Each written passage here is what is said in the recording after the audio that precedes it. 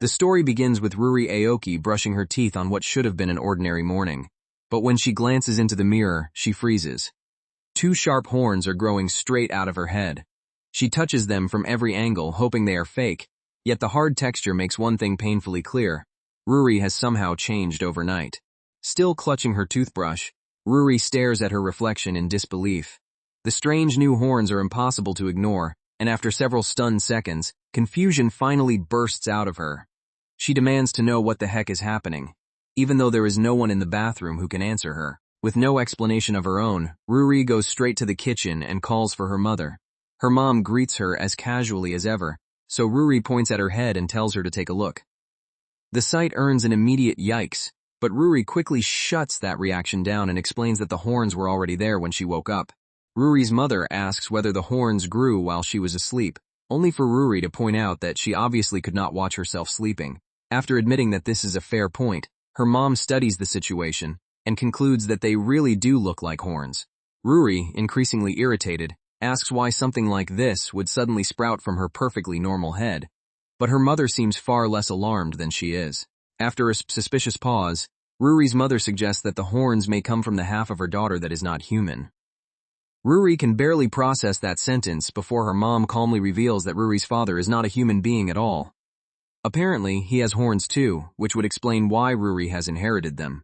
Then, as though she has not just overturned her daughter's entire understanding of herself, she sets down Ruri tries to follow the logic and asks whether the horns are simply genetic. Her mother admits that she never expected them to appear overnight, then casually calls them Ryu horns. That only creates another question, because Ruri has no idea what kind of horns those are. She takes a bite of toast while waiting for an answer, still hoping this bizarre conversation will somehow become reasonable. Her mother repeats the word Ryu, but Ruri thinks she is being asked to translate it into English and answers that it means dragon.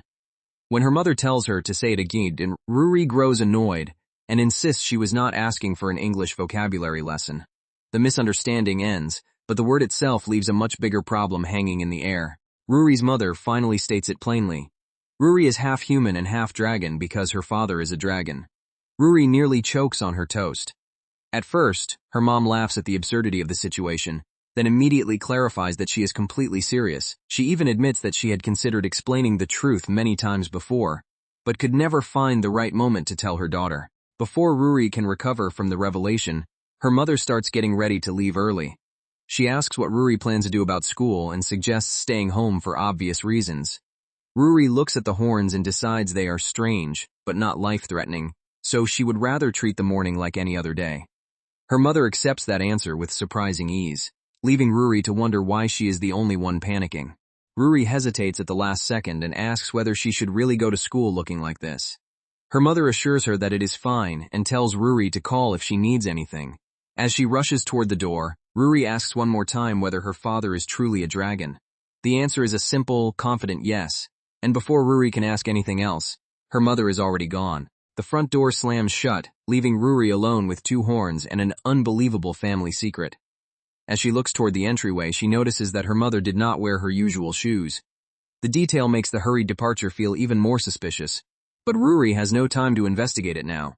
With the clock moving and her friend probably already waiting, Ruri decides that school is her only realistic option. She gets dressed, bag, and hurries toward the door. Even while putting on her shoes, she keeps touching the horns, as though one final check might make them disappear. Unfortunately, they are still firmly attached. Ruri finishes putting on her uniform while trying to imagine how everyone will react. There is no hat, hairstyle, or clever excuse capable of hiding two horns growing directly from her skull. She tells herself that people will notice, but she still needs to move quickly if she wants to arrive on time. Embarrassment will have to wait until after she reaches school. As Ruri steps outside, her thoughts spiral.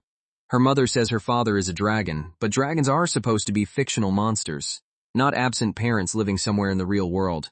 If that impossible story is true, then Ruri is no longer sure what she is either. The horns are not just a change in her appearance. They challenge everything she believed about her own identity. On the way to meet Yuka, Ruri notices a traditional carp streamers and wonders what kind of dragon her mother meant. The Japanese word Ryu makes her imagine something closer to the long legendary creatures of folklore, but she still cannot tell whether that is different from the dragons she knows from fantasy stories. Before she can think any further, She spots Yuka and calls out to her. Yuka immediately notices the horns and asks what happened.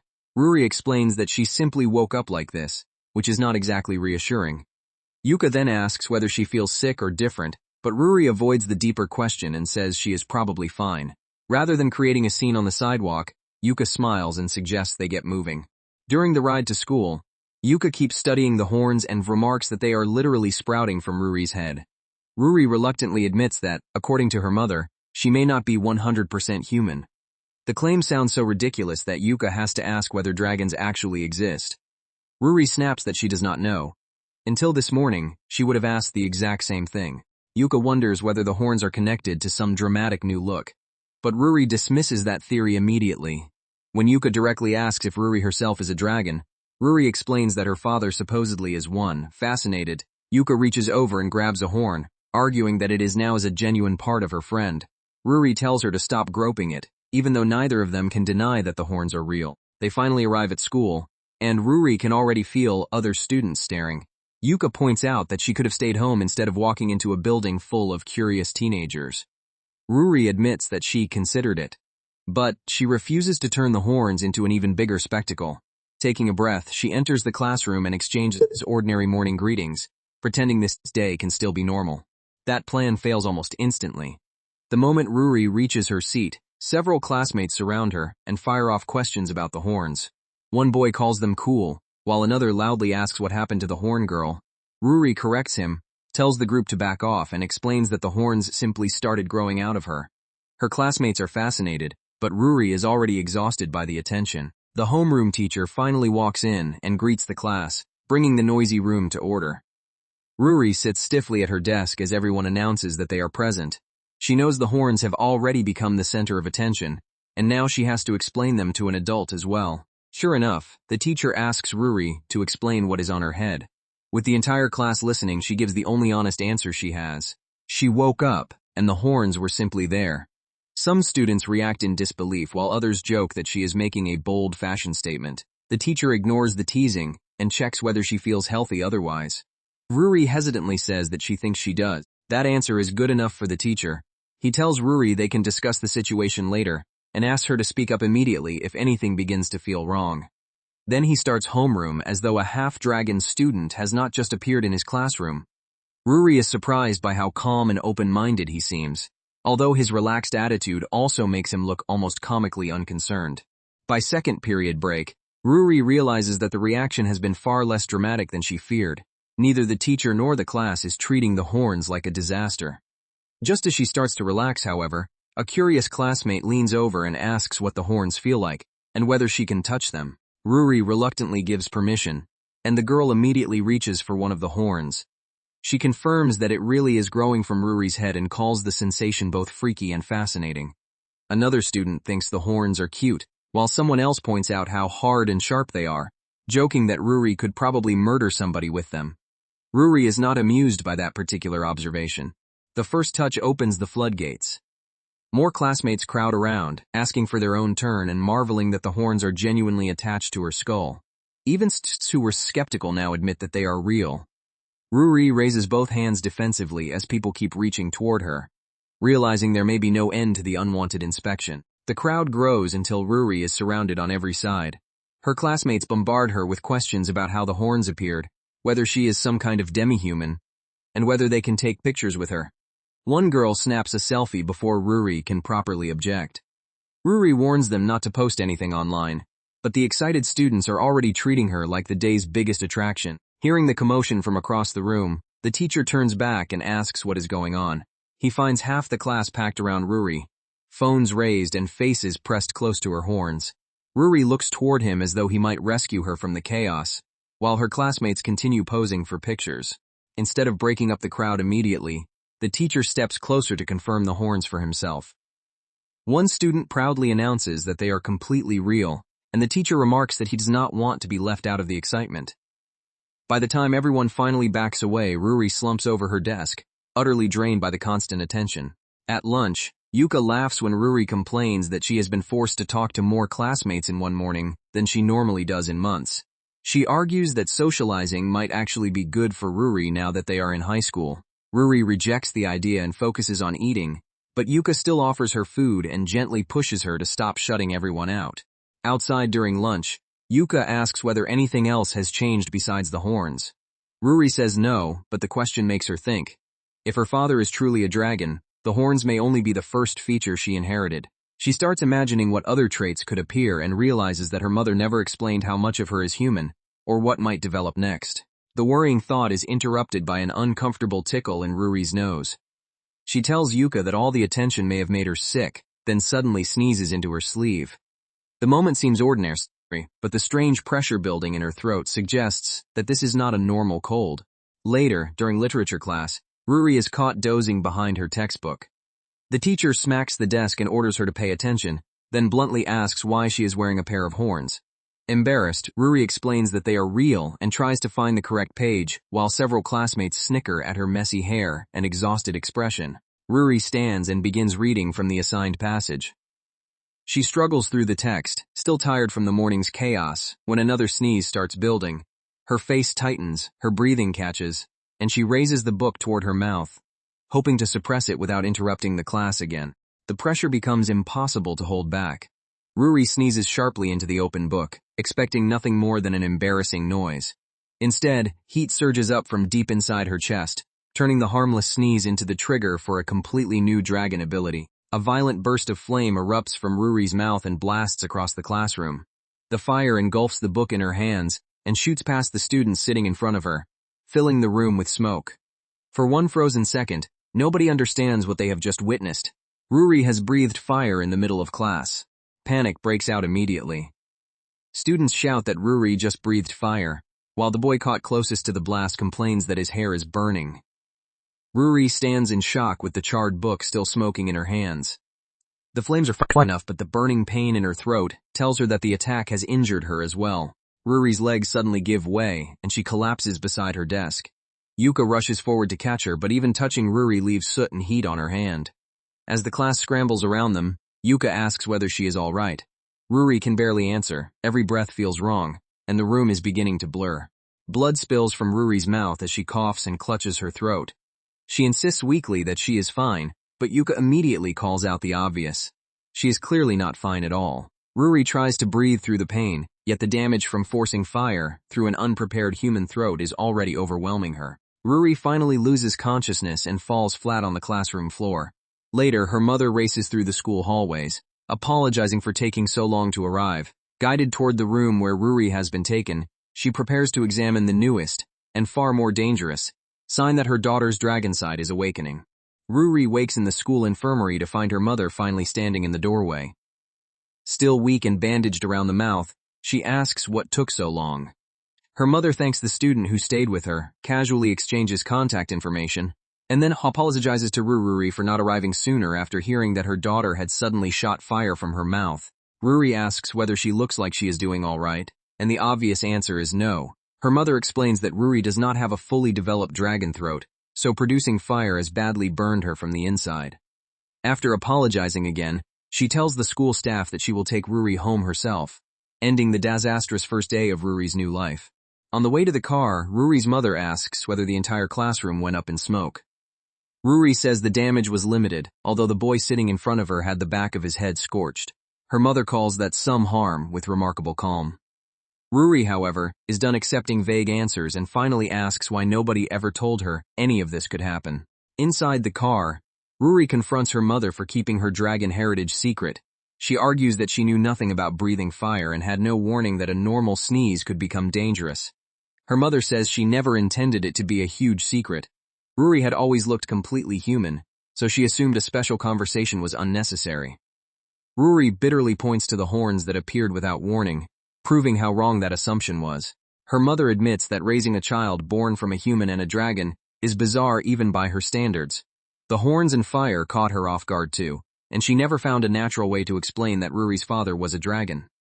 Ruri confesses that the revelation frightened her, not only because dragons should not exist, but because her entire identity changed in a single morning. Her mother apologizes for leaving her unprepared. Ruri explains that the real problem is not whether she likes her father. It is that the only person she has trusted all her life kept such a fundamental truth from her. The secret makes her feel strangely alone. Her mother gently pats her head and jokes that she sounds grown-up, which immediately ruins the emotional moment. Ruri tells her to get out of the car, while her mother laughs and thanks her for speaking honestly. Then Ruri's mother reveals why she left home in such a hurry. She met with Ruri's father that very day. Ruri jerks upright in shock, barely able to believe that her mother casually visited an actual dragon while she was at school. Her father apparently lives deep in the mountains, so the trip required sturdy shoes and an entire day away from work, explaining the unusual footwear Ruri noticed that morning. Her mother told him what was happening, and he proudly called Ruri his baby girl, delighted that his child was growing up. Ruri claims she could not care less about his reaction, though the news clearly leaves her curious. Ruri's mother promises that she now knows almost everything there is to know about dragons and will teach her daughter what to expect. Ruri points out that these lessons would have been much more useful before she burned her throat and terrified a classroom. Even so, she quietly accepts the promise. Being included at last matters more to her than she wants to admit. A message from Yuka finally breaks the tension. She reports that the classroom survived, and even sends proof that the other students, including the boy caught in the blast, are fine. The attached picture shows several classmates posing with fake horns in solidarity. Ruri stares at the ridiculous image, then laughs with relief, realizing that the disaster has not made everyone afraid of her. Her mother teases that the whole incident had nothing to do with the horns, and asks whether Ruri plans to tell people that her father is a dragon, or a Ryu.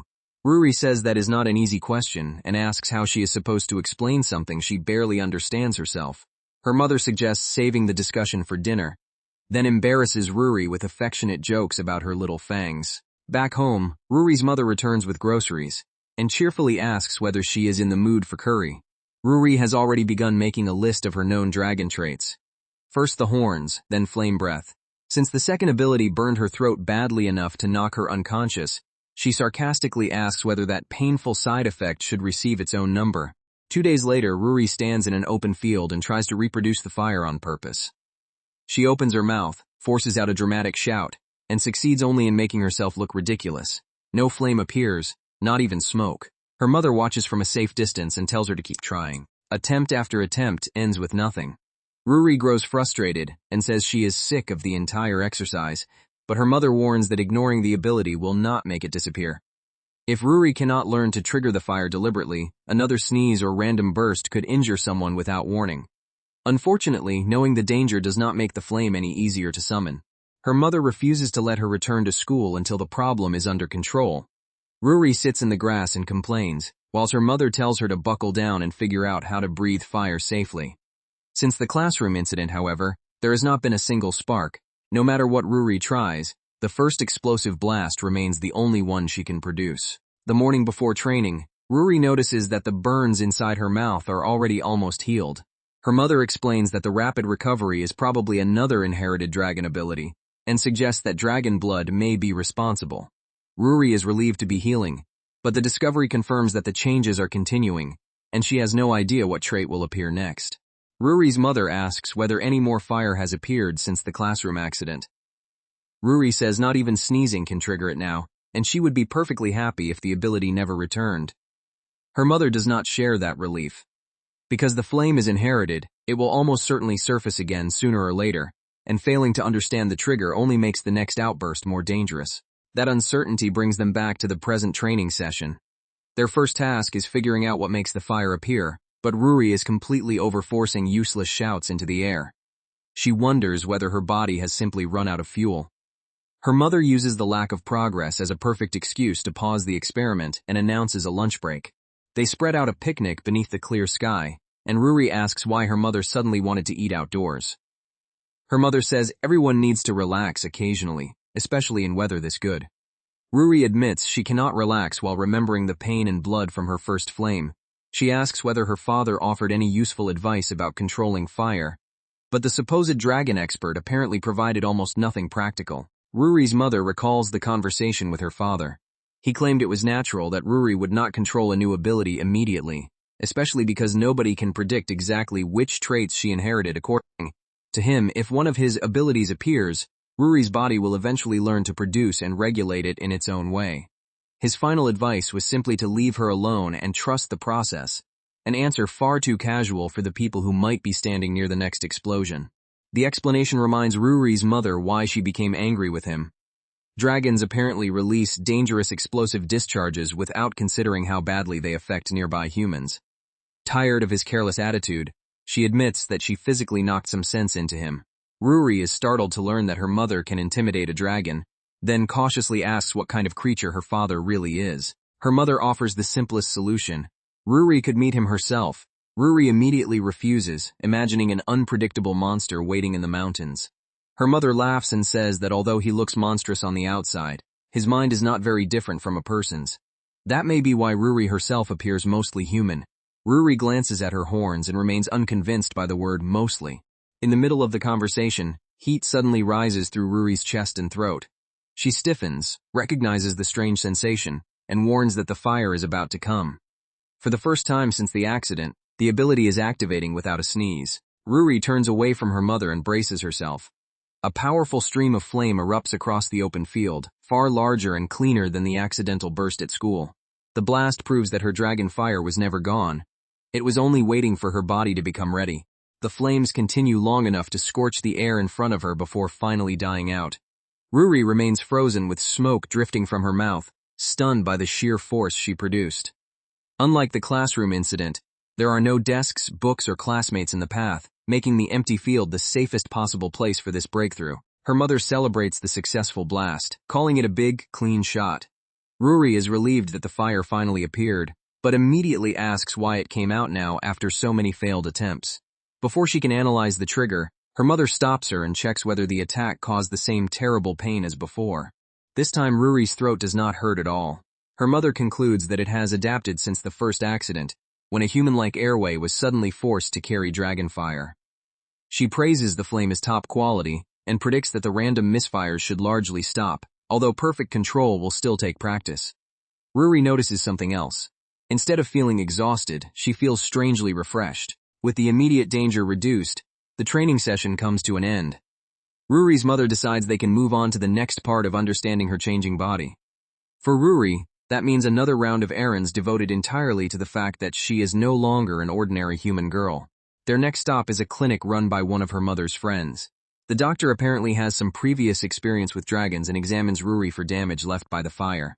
From now on, Ruri will return regularly so the clinic can track new traits, unusual symptoms, or anything else her human and dragon body decides to produce. After the clinic, they visit Ruri's grandmother and explain everything that has happened. Grandma notices the horns before Ruri can properly greet her, while Ruri's mother arrives carrying a melon as though this were a normal family visit. The meeting quickly becomes a rare chance for Ruri to watch her normally fearless mother receive a stern lecture for hiding such important information. Grandma admires the horns and jokes that Ruri should skewer anyone who causes trouble. Ruri learns that the extended family already knew about her father and is prepared to support her if necessary. The day of appointments drives home how much her life will change now that her dragon side is active. Even so, the family conversation soon returns to something ordinary. What to make with the leftover curry. On the way home, Ruri finally asks what she is supposed to do from now on. She wants to know whether she can truly return to school and behave as though nothing happened. Her mother says that because Ruri can now produce fire without destroying her throat, the largest immediate danger is under control. If she chooses to go back, there is no reason the flame alone should stop her. Her mother also makes it clear that Ruri does not have to return before she feels ready. Pretending everything is normal may be difficult, and staying home would be understandable if she is genuinely afraid. While shopping for frozen treats, Ruri thinks it over and decides that she will go back as long as the school allows her. Her mother rewards the decision by letting her choose an extra dessert. At the supermarket, they unexpectedly run into one of Ruri's classmates. The girl immediately asks about the burn and says everyone has been worried because Ruri has missed school. Her sincere relief makes Ruri realize that the class has not simply forgotten her. Before the conversation ends, Ruri notices that her mother has quietly disappeared down another aisle, leaving her to handle the social encounter alone. The classmate cheerfully tells Ruri that she will see her at school. That simple expectation settles the decision more firmly than any lecture could. Ruri admits that she is going back, and her mother, reappearing at exactly the right time, tells her to pick a second treat as promised. The next chapter of Ruri's school life begins with a quiet transition. The danger of the first fire has passed, but returning means facing every rumor, question, and curious stare that grew during her absence. On the morning of her return, Ruri slowly changes into her uniform. Her mother says that dressing for school will at least put her in the right frame of mind. Ruri does not look convinced, but she keeps getting ready, treating each button and piece of clothing like another step toward the classroom she has been avoiding. Her mother reminds her that she was the one who changed her mind and promised to return soon. 3 days have passed, and the burns are now completely healed. Ruri is surprised that such serious injuries vanish so quickly, while her mother celebrates the recovery as one clear advantage of having a dragon's body. They assume the rapid healing is another inherited trait. Her mother explains that even major wounds can close far faster in dragons than in humans, although the exact limits remain unknown. Ruri is not eager to test those limits. She is told to think about the decision over breakfast, but before she can settle down, another complication is already on the way. At the breakfast table, Ruri's mother announces that Yuka is coming to the house. The news catches Ruri off guard, because she is still mentally preparing to leave, and now her friend is about to witness the full extent of her hesitation. Her mother casually admits that she told Yuka how much Ruri had been whining and moping about school. Ruri is furious at the betrayal, but her mother warns that if she keeps deciding to stay home, more worried classmates may start appearing at the door. The thought of an endless parade of visitors is enough to make school seem slightly less intimidating. Yuka arrives and calls for Ruri from the entrance. Ruri immediately hides and whispers that she is not there, while her mother openly tells Yuka that Ruri will meet her downstairs after finishing breakfast. Trapped by the obvious lie, Ruri can do nothing but hurry through the rest of her meal and face the friend who came to collect her. Her mother gives one final reassurance. Getting up and leaving the house is the hardest part, and Ruri has no obligation to force herself through more than she can handle. Ruri briefly considers staying home again, then rejects the escape. Yuka made the effort to come for her, so Ruri decides she is going. Ruri steps outside with her school bag, while her mother wishes her luck and tells her to have a good day. The farewell is cheerful, but Ruri answers quietly. She has survived horns, fire, and medical examinations. Now she must survive walking back into a classroom that has spent days inventing explanations for her. At the foot of the building, Ruri finds Yuka waiting. For a moment she can only say her friend's name, relieved and embarrassed at the same time. Yuka's presence makes the return feel less like entering hostile territory alone. Yuka immediately checks Ruri's temperature and remarks that she feels warm. Ruri reminds her that they already met briefly at the supermarket, but Yuka points out that it has been a full week since she last saw Ruri in uniform. She teases Ruri about her bedhead, then marvels that even the burn scars have almost disappeared. Ruri can only credit another mysterious dragon power. As they walk, Ruri anxiously asks what has been happening at school. After breathing fire and coughing blood in front of everyone, she assumes the class must be terrified of her. She even questions whether a girl who is only half human should return at all. Yuka says the opposite. Coming back sooner is better, because everyone has been constantly asking about her, and the unanswered rumors are getting worse. Yuka lists the leading theories. Some students think Ruri is a bioorganic weapon. Others imagine a flesh-eating demon or even a subterranean mole person. The stories are ridiculous, but they reveal that the class is more intrigued than frightened. Yuka warns that every extra day of absence gives those rumors more time to mutate. Ruri groans that the situation is awful.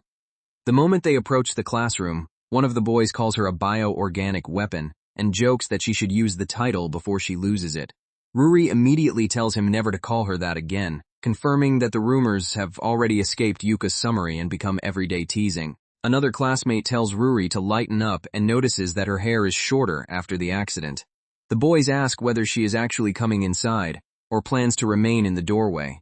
Their casual tone is annoying, but it also shows that they are not treating her like a monster. The speculation continues as she enters. One student scolds another for asking a girl whether she is a weapon, then proposes an equally absurd theory that Ruri is a time traveler from the future. Someone else votes for a mad science experiment gone wrong. Ruri listens in disbelief, wondering what kind of creature her classmates think she is. The boy whose hair was scorched shows off his new haircut. Ruri apologizes again, but he says he was not seriously burned and has already moved on.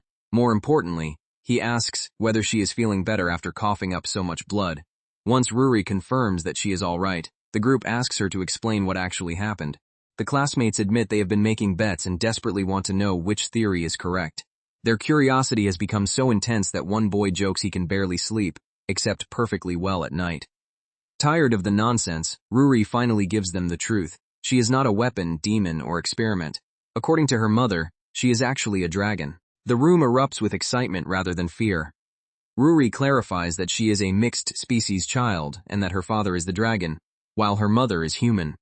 The class finds the answer even cooler than the rumors and immediately wonders what being half-dragon truly means. Someone even remarks that Ruri's mother must be an extraordinary woman to have had a child with one. Their homeroom teacher arrives and welcomes Ruri back. Before taking her seat, she quietly asks whether it is really acceptable for her to attend school. The question is no longer about embarrassment. Ruri genuinely worries that her uncontrolled abilities could make her a danger to everyone around her. The teacher reveals that Ruri's mother had already explained her background before the school year began. Ruri is shocked that another adult knew the truth while she did not. He tells her that society already includes many people who differ from the average, and breathing a little fire is not a reason to exclude someone.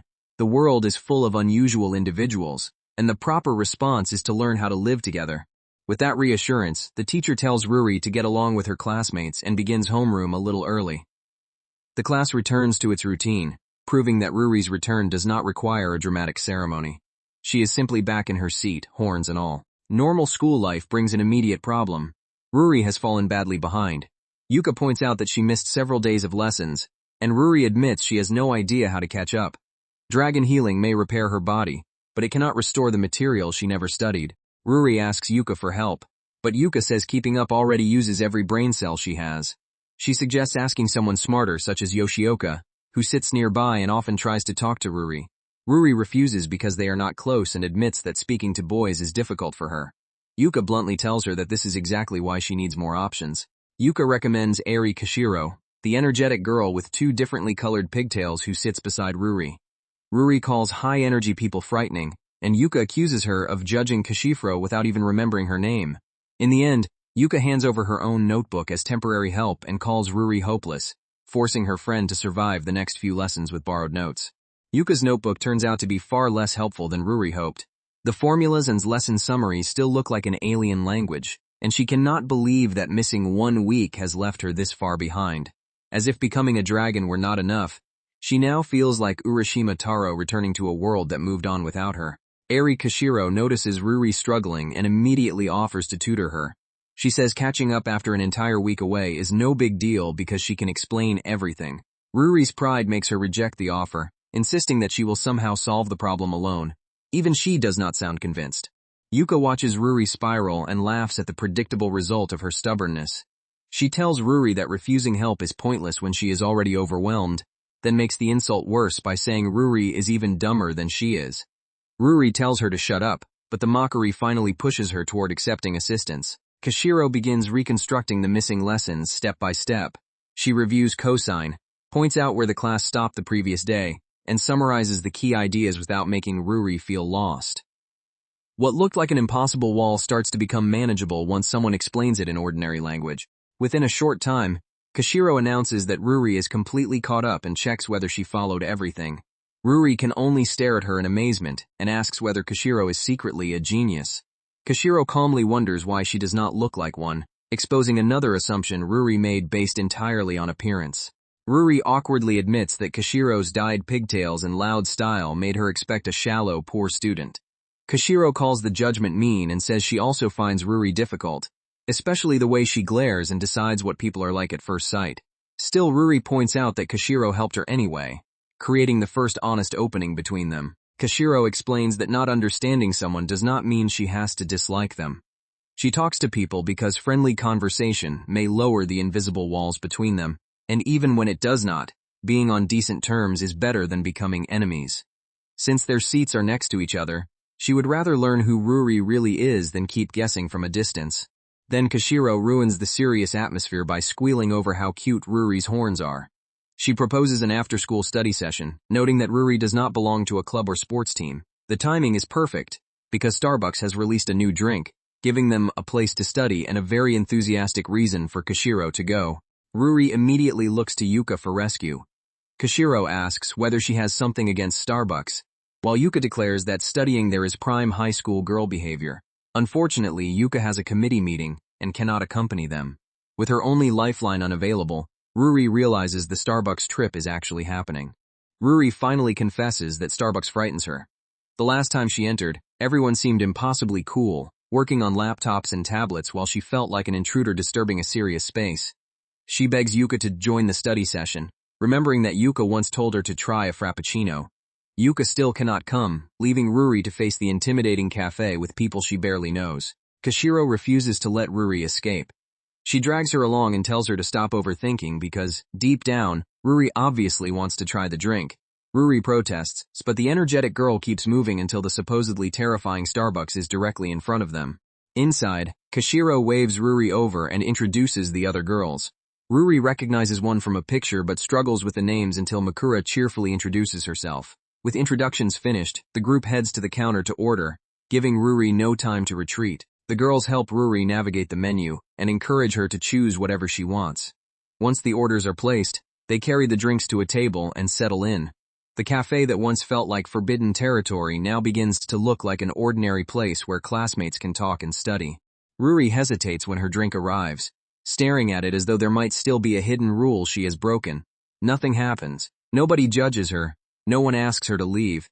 And the frightening Starbucks experience exists mostly inside her own head. Holding the colorful drink among her new classmates, Ruri finally feels like a real high school girl. The moment is small, but it matters. She has entered a place that intimidated her, it's ordered successfully, and joined a group without hiding behind Yuka.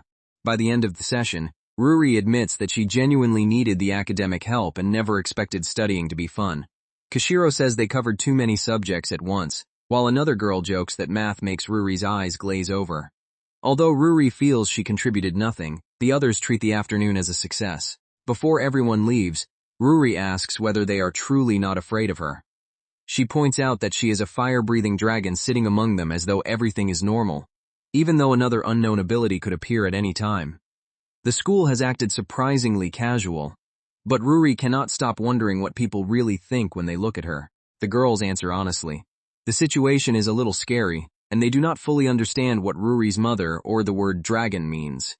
Her horns and fire are undeniably strange. Their uncertainty, however, is not the same as rejecting her, and they are willing to admit the fear rather than pretend it does not exist. They explain that after the classroom accident, Ruri's mother came to speak to everyone.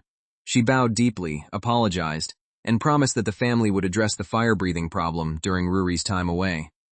Knowing that responsible adults were taking the danger seriously, made the class feel there was little reason to panic.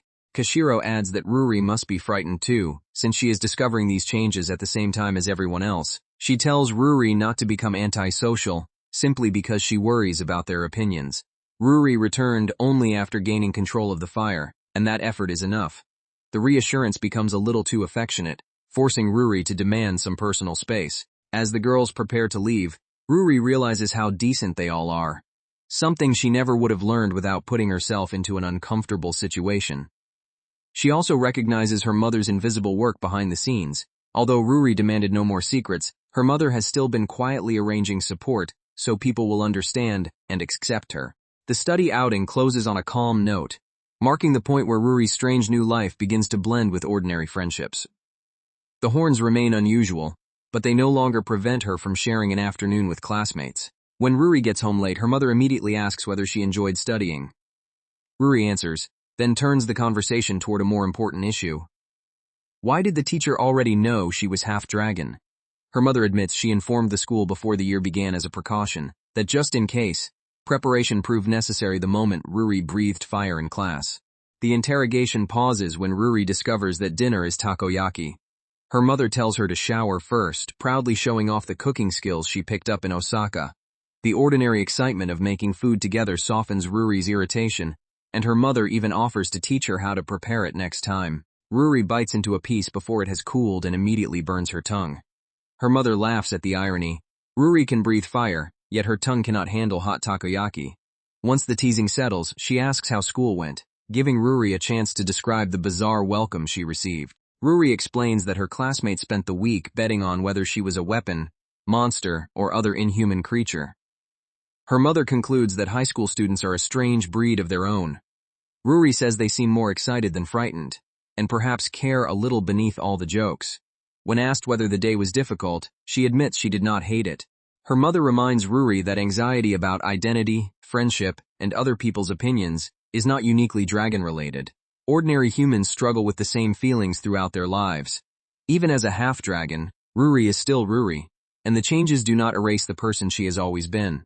The simple reassurance reaches her more deeply than another technical explanation would. After dinner, Ruri's mother announces that work exhausted her and demands a gaming session. She orders Ruri to move the table, bring out the cushions, and join her for cooperative Mario on the Wii. Ruri complains about being treated like a servant, but agrees when she learns her mother has never beaten the game. Their co-op attempt quickly becomes competitive chaos. Her mother complains about the graphics, accuses Ruri of stealing a mushroom, and threatens her if she is thrown into a pit. Moments later, she dies anyway and blames her daughter killer for the loss. Ruri laughs, and the evening returns completely to normal family life. The chapter ends with the two of them absorbed in the game. For a while, there are no medical tests, dangerous powers, or questions about dragons. Only a mother and daughter arguing over a controller. Later, Ruri asks about the traits she may still inherit from her father. Neither of them knows what will appear next, but her mother promises to watch for signs. If they recognize an ability early enough, they may be able to prepare her body and prevent another uncontrolled accident. Whatever emerges, they will figure it out together. Ruri admits that no matter how dragon-like she becomes, she wants to keep attending school. Her mother immediately points out how different that sounds from the girl who recently tried every excuse to stay home. Ruri has no answer, but the change shows how quickly her classmates have become important to her. On a rainy morning, Ruri's mother reminds her not to lose the umbrella and warns that forgetting it will leave her stuck with an embarrassing katana-patterned replacement next time. Ruri says she would rather die, then heads out while her mother cheerfully wishes her a good day. The rainy season has fully arrived. Yuka complains that changes in air pressure give her headaches and asks whether Ruri feels anything similar. Ruri says she has never noticed weather-related symptoms and checks on Yuka instead, who has already taken painkillers. For once, the dragon girl is the one feeling perfectly normal. Yuka notices that Ruri has replaced her blazer with a sweater vest, the first real change she has made to her uniform in high school. Ruri says the blazer felt heavy and the lighter outfit is more comfortable. Yuka calls the vest a stereotypical high school girl look, earning an immediate request to stop making the moment weird. Yuka asks about the Starbucks study session. Ruri admits it was fun and says she even added the girls as contacts. Yuka asks to join next time, but Ruri reminds her that she refused the first invitation. As Yuka sulks, nearby students whisper about Ruri's horns, fire, and appearance, revealing that curiosity about the dragon girl is spreading beyond her immediate class. When Ruri reaches the classroom, students greet her with a mixture of ordinary hellos and excited recognition. Someone starts to call her the dragon, and she quickly shuts down the nickname. She may have accepted her heritage, but she does not want it replacing her actual name. The class begins asking what a dragon even is, and whether such creatures truly exist. They admit that they became so caught up in the guessing game that they accepted the answer without examining it. Ruri learns that her mother deliberately told them to wait for Ruri herself to reveal the truth, which is exactly what started the rumors. When they ask what dragons look like and where they live, Ruri has to admit that she has never met one, including her own father. Some classmates are shocked and demand to know why, but another reminds them that families come in many forms. Ruri is as ignorant about dragons as they are, which makes her extraordinary identity feel strangely incomplete. One of the boys awkwardly asks whether he can touch a horn. He frames the request as part apology for the teasing and part gratitude that Ruri checked on him after burning his hair. Ruri decides it is no big deal and grants permission. The boy braces himself as though he is approaching a dangerous weapon. He is amazed by the horn's cold, steel-like hardness and declares it deadly. Kashiro immediately wants a turn, followed by several other classmates.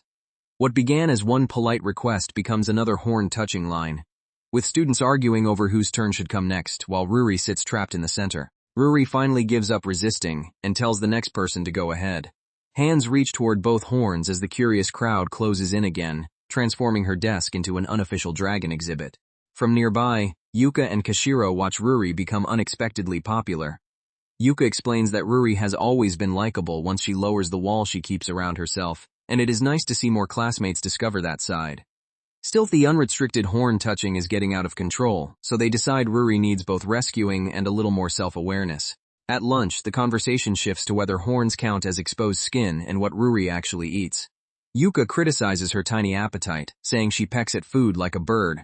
Ruri responds with the same flat irritation she uses whenever her friends turn an ordinary meal into another analysis of her body. Kashiro joins Ruri and Yuka for lunch and brings Akari Maeda with her. Kashiro says, the more the merrier, introduces them, and then briefly leaves to speak with other friends. That departure leaves Ruri alone with a girl whose guarded attitude immediately makes the atmosphere uncomfortable. Maeda keeps her distance, and Ruri wonders whether she is frightened by the fire breathing. Kashiro later apologizes for the awkwardness, although Ruri admits that fear would be understandable after what happened. The exchange suggests Maeda's problem may be more personal than simple terror, but nobody explains it yet. Kashiro asks how the fire training is going. Ruri says there have been no more accidental bursts, and that daily practice has taught her the basic sensation. She still cannot force the flame whenever she wants, but when it naturally builds, she can control the release without blood or injury. The mechanics remain mysterious, yet the immediate danger is much lower. Kashiro adds Yuka as a contact and laughs at the kanji-based joke in her username, which Ruri apparently invented. The conversation turns serious when someone reflects on how strange it is to share a classroom with a non-human organism. Fear is understandable, but Yuka firmly reminds them that Ruri is also half human, and still their classmate. Kashiro proposes turning their curiosity into actual dragon research. If they study Ruri's abilities, they might discover the rules behind the fire and make daily life easier before another trait appears. To Kashiro, the project is also incredibly exciting. Ruri is less enthusiastic about becoming a research subject, but the idea plants an important seed. The rainy weather causes everyone's hair to misbehave, yet Ruri's hair reacts more violently than anyone else's. Strands lift and spread around her head as though charged, prompting jokes about her new style. One student realizes the effect looks less like humidity and more like static electricity, possibly the first warning of another dragon ability. Ruri's hair continues floating around her head as the static charge grows. The class laughs at the strange sight, but the effect does not fade like ordinary frizz. Something inside her body is actively producing electricity. The realization hits Ruri all at once. Horns were the first trait and flame breath was the second. This uncontrollable electrostatic discharge must be her third dragon ability. She can only stare at the sparks in horror, as another part of her father's biology awakens without warning. A classmate points out that something is visibly leaking from Ruri's body.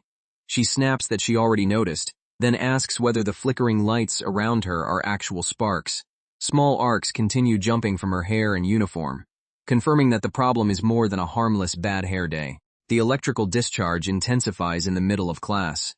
Students call for the teacher while tiny shocks crackle around Ruri, making her stutter and lose control of her movements.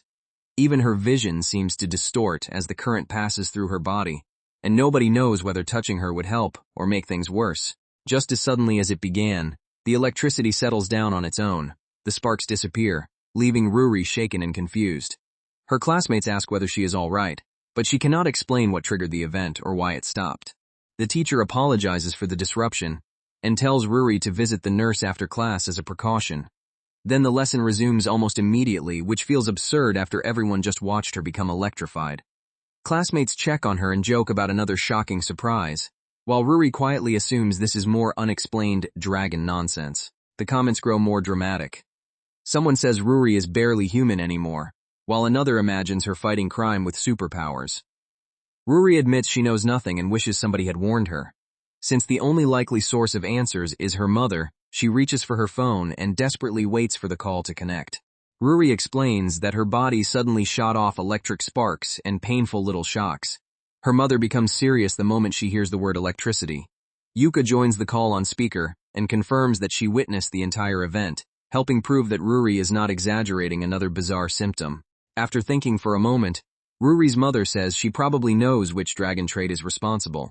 The discharge should not be harmful by itself, but that reassurance is based on her best educated guess. Busy at work, she promises a full explanation at home and tells Ruri to avoid triggering it again. She also offers to pick her up if the uncertainty becomes too frightening. Ruri refuses to make her mother leave work and agrees to call if anything else happens. Before hanging up, her mother jokingly entrusts Ruri to Yuka and gives Yuka permission to run if the sparks return. The classmates immediately ask for details, but Ruri can only say that her mother has an idea and will explain later. Once the excitement fades, the emotional weight catches up with Ruri. Every new trait seems to carry her farther from ordinary humanity, and she asks whether Yuka still wants to be friends with someone changing this much. Yuka calls the question silly and reminds her that a half-dragon life was never going to be simple. She is still Ruri's friend, and unlike Ruri, she remains a completely mortal human. Ruri gratefully calls her a goddess. For the remainder of the day, the school keeps Ruri under observation and excuses her from serious work.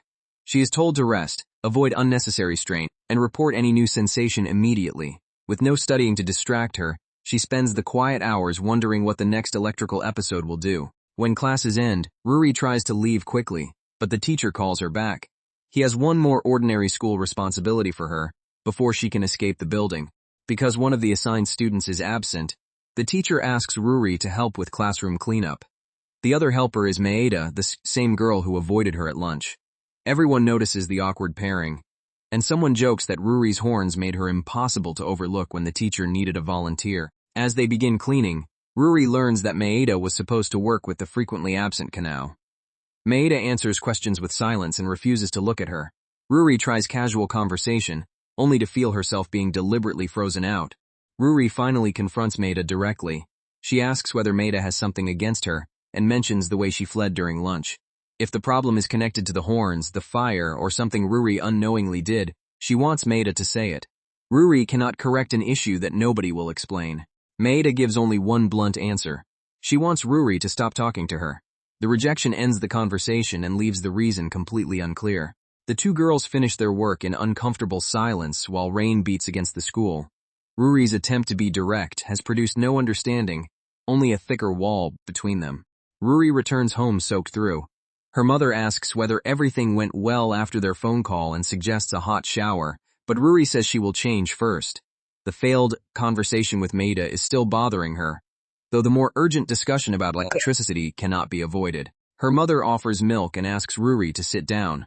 Once they are settled, she names the new power. Dragons can call lightning.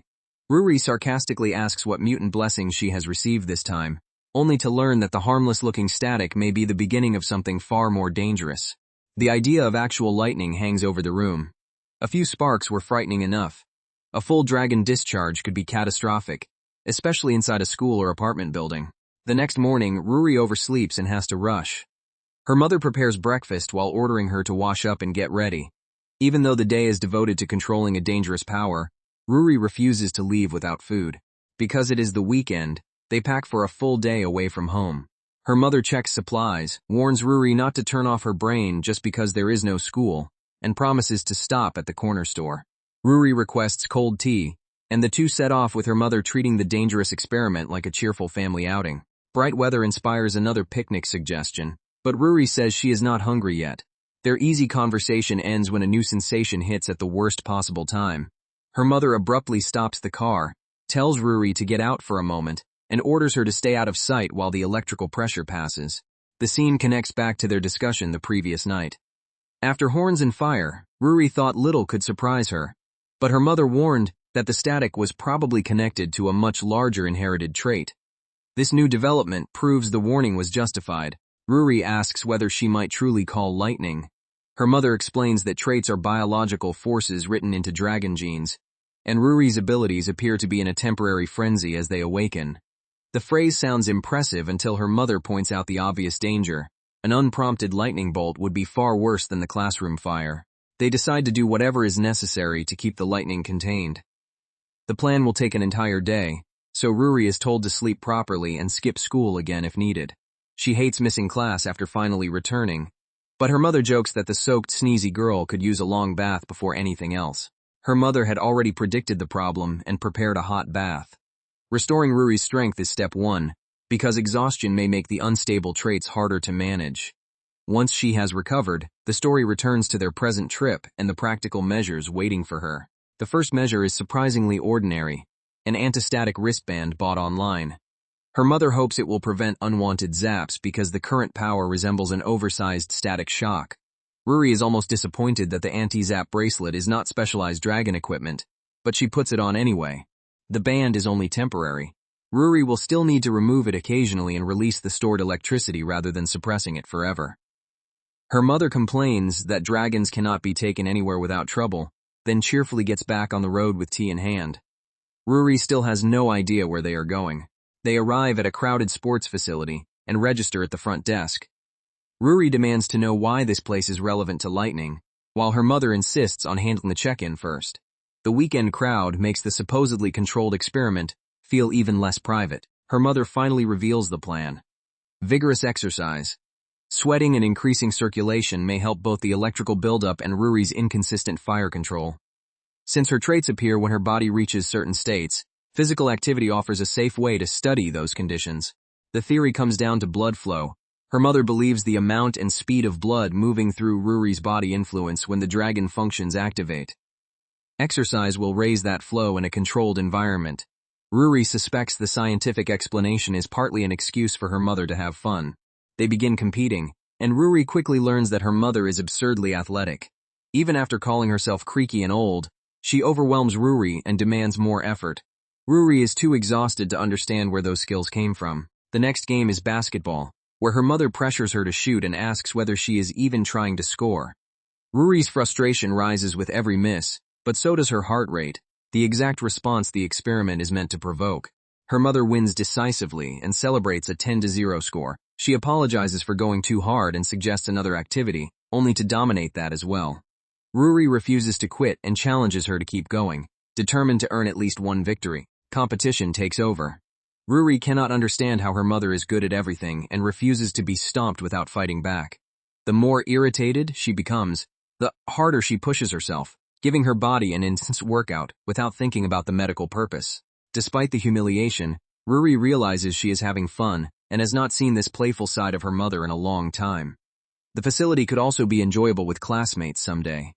Hanging out here with her mother may feel slightly childish, but Ruri decides to trust the plan and enjoy it. Their final challenge brings them to a climbing area. Ruri stares upward at the wall and immediately understands that the day is not finished with her yet. Ruri freezes on the climb and refuses to open her eyes. Her mother calls advice from nearby, telling her that seeing the holds would help, but Ruri is too frightened to move. She asks how a supposed expert plans to rescue her while clinging desperately to the wall. With patient guidance, Ruri begins moving again. Each careful grip and step forces her to control her breathing, balance, and fear, while her tired muscles strain to keep her from falling. She eventually completes the challenge and returns to the ground, exhausted but safe. The long day has pushed every part of her body harder than she expected. During a break, Ruri asks whether her mother has ever actually seen a dragon call lightning. The power still feels impossible in real life, especially compared with the harmless static she experienced at school. Her mother admits that she witnessed it once during a serious fight with Ruri's father. In that battle, Ruri's father answered with a genuine thunderclap. He later explained that dragons fly through thunderclouds, building electricity inside their bodies during their movements. Calling lightning is partly a way to release that stored charge. The story gives Ruri a biological explanation, though it also confirms that her parents' disagreements can become frighteningly destructive.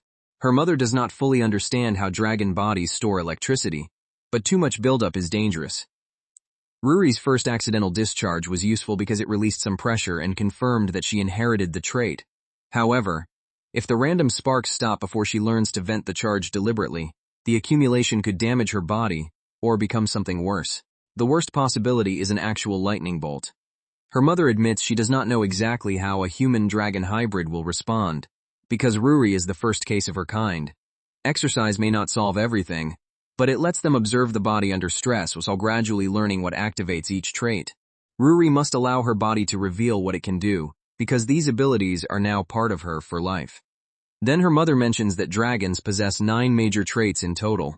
Ruri is horrified by the number, although her mother clarifies that she has not personally witnessed everyone and cannot know which Ruri inherited. Ruri panics at the thought of dealing with 9 bizarre powers and asks whether she will even survive. Her mother confirms that electricity and fire are among the known traits and promises a complete explanation later. If normal human life ever becomes impossible, Ruri could live with her father as a dragon, but the suggestion only makes her more determined to remain where she is. Ruri says she likes their current life, despite all its difficulties. She refuses to abandon everything for a biological father she has never met. Her mother says the choice is Ruri's and laughs proudly at her stubborn answer. Ruri promises to work as hard as necessary to live as normally as possible, because human life is the only life she knows. Just when Ruri thinks the sports experiment is over, her mother leads her toward one more activity. She says they have not observed any obvious change yet, and becomes excited when another opportunity appears. Ruri, already exhausted, can only ask what she is being dragged into now. The training session moves to the table tennis courts, where Ruri faces her mother across the table. It looks like a harmless game at first, but Umi clearly intends to use it as another way to test Ruri's balance, reactions, and control without putting her horns, or anyone nearby, in danger. Ruri opens by swinging with all her strength and completely misses the point of the exercise. Her mother stops her and demonstrates the proper motion. Lean forward, rotate from the hips, and guide the paddle upward instead of smashing the ball. The goal is not brute force, but smoothly bouncing the shot back. Once Ruri copies the movement, the return suddenly feels much easier.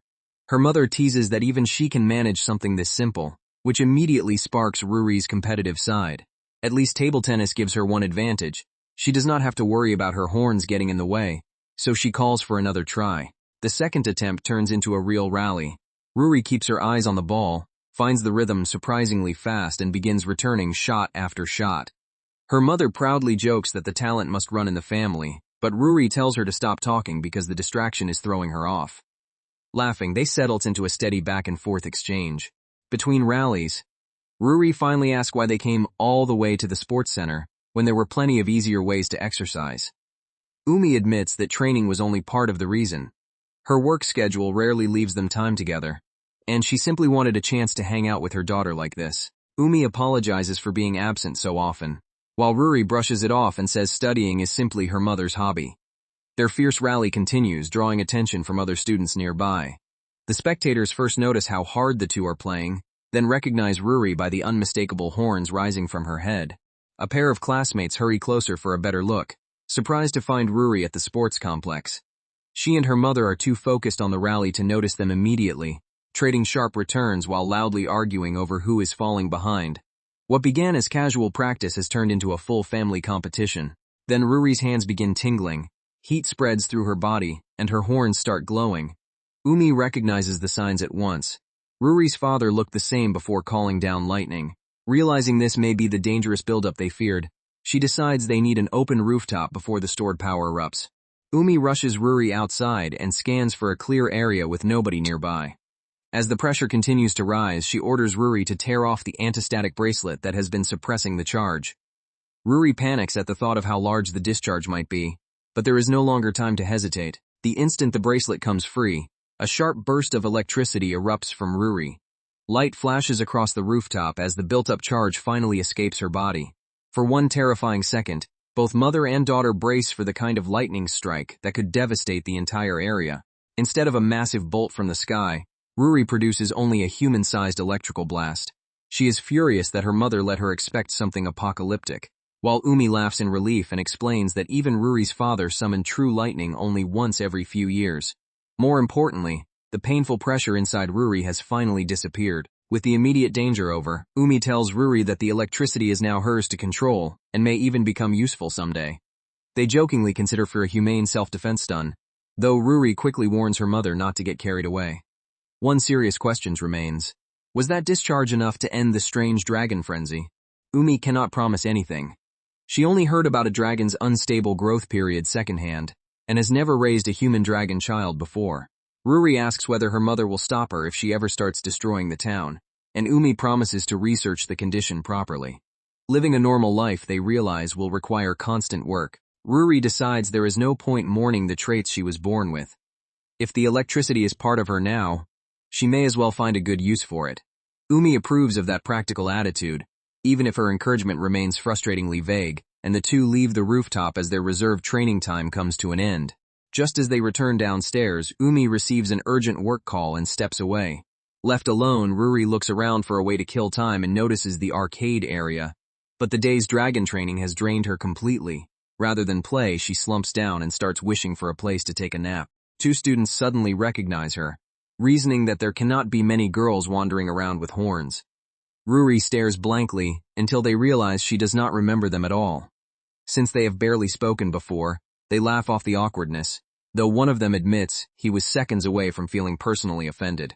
The classmates introduce themselves as Yoru Kurosawa and Hinata Tazaki from Ruri's class. They have wanted to talk to her and enthusiastically invite her to join them, only to remember she came with her mother. Umi overhears the exchange and immediately sends Ruri off, insisting she should have fun with people her own age. Ruri is exhausted and not nearly as enthusiastic as her new companions, but her mother refuses to let her hide beside her. When Ruri admits that hours of exercise have wrecked her lower back, Yoru and Hinata adjust their plan and suggest something less demanding downstairs. Their idea of relaxing, however, soon proves questionable. The group heads into the bowling alley, where bright lanes and crashing pins replace the quiet table tennis room. Ruri takes a ball and prepares to try another sport, hoping this one will involve enough breaks for her battered body to survive the rest of the afternoon. Her first attempts are disastrous. Ball after ball slides directly into the gutter, and her classmates loudly celebrate the streak, as though it were an impressive record. Ruri can only stare down the lane, while their exaggerated praise makes every miss feel even more ridiculous. During the next round, the others ask why Ruri came to the sports center. She explains that she was training with her mother, prompting jokes about becoming the greatest dragon alive. Ruri dryly admits that this is more or less true. Despite their teasing, the casual conversation begins making her feel included rather than examined. Yoru immediately asks whether he can ride on Ruri's back once she learns to fly. Hinata calls the request idiotic, but Ruri plays along and promises free flights someday. In return, she asks them to invite her the next time they hang out. They happily agree, then point out that she has barely knocked down 6 pins all afternoon. Ruri raises the stakes. If she can throw a strike on her next attempt, they have to treat it as her official ticket into the group.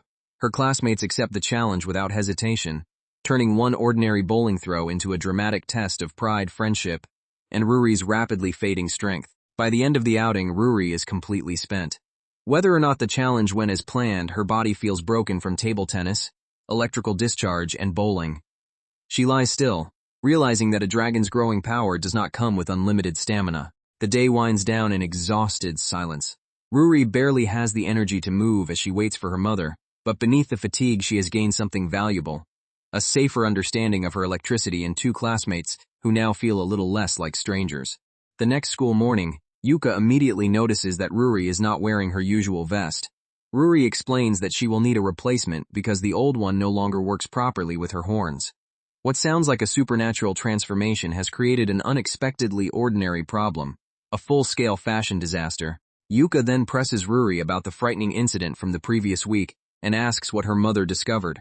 Ruri gives a vague answer and tries to dodge the conversation, but Yuka knows her too well to be fooled.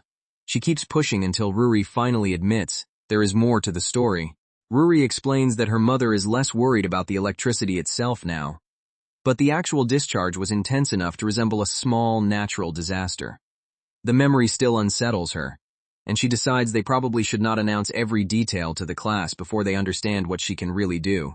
There is still no guarantee Ruri will ever summon a true lightning bolt, and the uncertainty leaves her with plenty to worry about. Yuka reassures her that she will probably figure things out before anything serious happens. Their conversation is interrupted when Eri Kashiro arrives with her usual cheerful morning greeting. Rain is falling outside, and Kashiro asks to share cover so she can stay dry while walking with them. The request is casual, but Ruri remains slightly guarded. Ever since her horns appeared, ordinary interactions have become harder to read, especially when she is already worrying about how other classmates see her. As they continue toward class, the conversation turns to Akari Maeda. Ruri admits she gets the feeling Maeda genuinely dislikes her, though she cannot identify what she did wrong. The uncertainty bothers her more than open hostility would, because she has no idea whether to apologize, keep her distance, or confront the issue. They reach the classroom and exchange greetings with the other students. Before Ruri can dwell on Maeda, homeroom begins and Mr. Takamoto moves through the morning announcements. The normal rhythm of school briefly pushes dragon powers and strained relationships into the background. Mr. Takamoto announces that the sports festival is approaching, followed closely by midterm exams. The schedule change immediately energizes the class, though Ruri is less excited. A large athletic event is already inconvenient for someone who hates sports, and her new horns make participation even more complicated. The teacher acknowledges that Ruri's horns could become dangerous during crowded events. Rather than excluding her completely, the staff has been searching for a role that will let her take part without risking an accident. Ruri realizes that the school has been planning around her transformation, even when nobody mentions it directly. To show what else they are dealing with, Ruri carefully demonstrates the small electrical discharge she can now release. Sparks jump from her as the class watches in shock, her hair reacting to the static. The display is controlled, but it makes clear that her body, is still developing abilities faster than anyone expected. Her classmates immediately bombard her with questions about control and the science behind the power. Ruri repeats her mother's explanation. A special organ appears to store static electricity until the pressure becomes painful. She can release it intentionally now, but the process is uncomfortable and far from perfectly understood. Ruri compares the buildup to something toxic that must be expelled before it causes harm. The class responds with childish jokes, wondering whether touching her would produce a shock and comparing the release to embarrassing bodily functions. Ruri regrets explaining anything, though the teasing also makes the frightening ability feel strangely ordinary. When someone asks what useful purpose such a trait could possibly have, Ruri tells them to go ask an actual dragon. The bell saves her from further interrogation, but Mr. Takamoto stops her before she can leave. He wants a private conversation in the staff room about both her condition and the festival. Ruri follows the teacher away from the noisy classroom, already suspicious that this will lead to extra work. Mr. Takamoto has received information from her mother about the electrical episodes and wants to know how Ruri plans to handle disclosure, safety, and participation in upcoming school activities. Ruri admits she hoped to wait until the excitement around her horns died down before telling everyone more. Mr. Takamoto agrees that the decision should remain hers and promises not to reveal private details without permission. That reassurance helps, but his next question about the sports festival puts her back on guard. Ruri bluntly says she hates sports and would be perfectly happy avoiding the entire event. The teacher understands that direct competition may be difficult with her horns, but he does not want her to lose the experience altogether. Instead, he has another way for her to participate. Mr. Takamoto suggests that Ruri join the Sports Festival Action Committee. The role would keep her out of dangerous athletic events while still making her part of the festival. Ruri immediately recognizes the proposal for what it is, a clever attempt to turn her unusual circumstances into unpaid school labor. The teacher explains that the committee plans, prepares, and runs the entire festival, and it is currently short on members. Because Ruri is not tied to a club and has fewer event options, she appears to have plenty of free time. Each reason makes practical sense, which only makes the trap harder to escape. Ruri refuses at first, arguing that she does not want attention and has no intention of being thrown into the deep end of school organization. Mr. Takamoto keeps pressing, pointing out that she cannot simply remain detached from every activity because her body has changed. He reminds her that high school offers only 3 sports festivals, and that sitting this one out may become a lasting regret. Committee work would let her contribute without putting anyone in danger.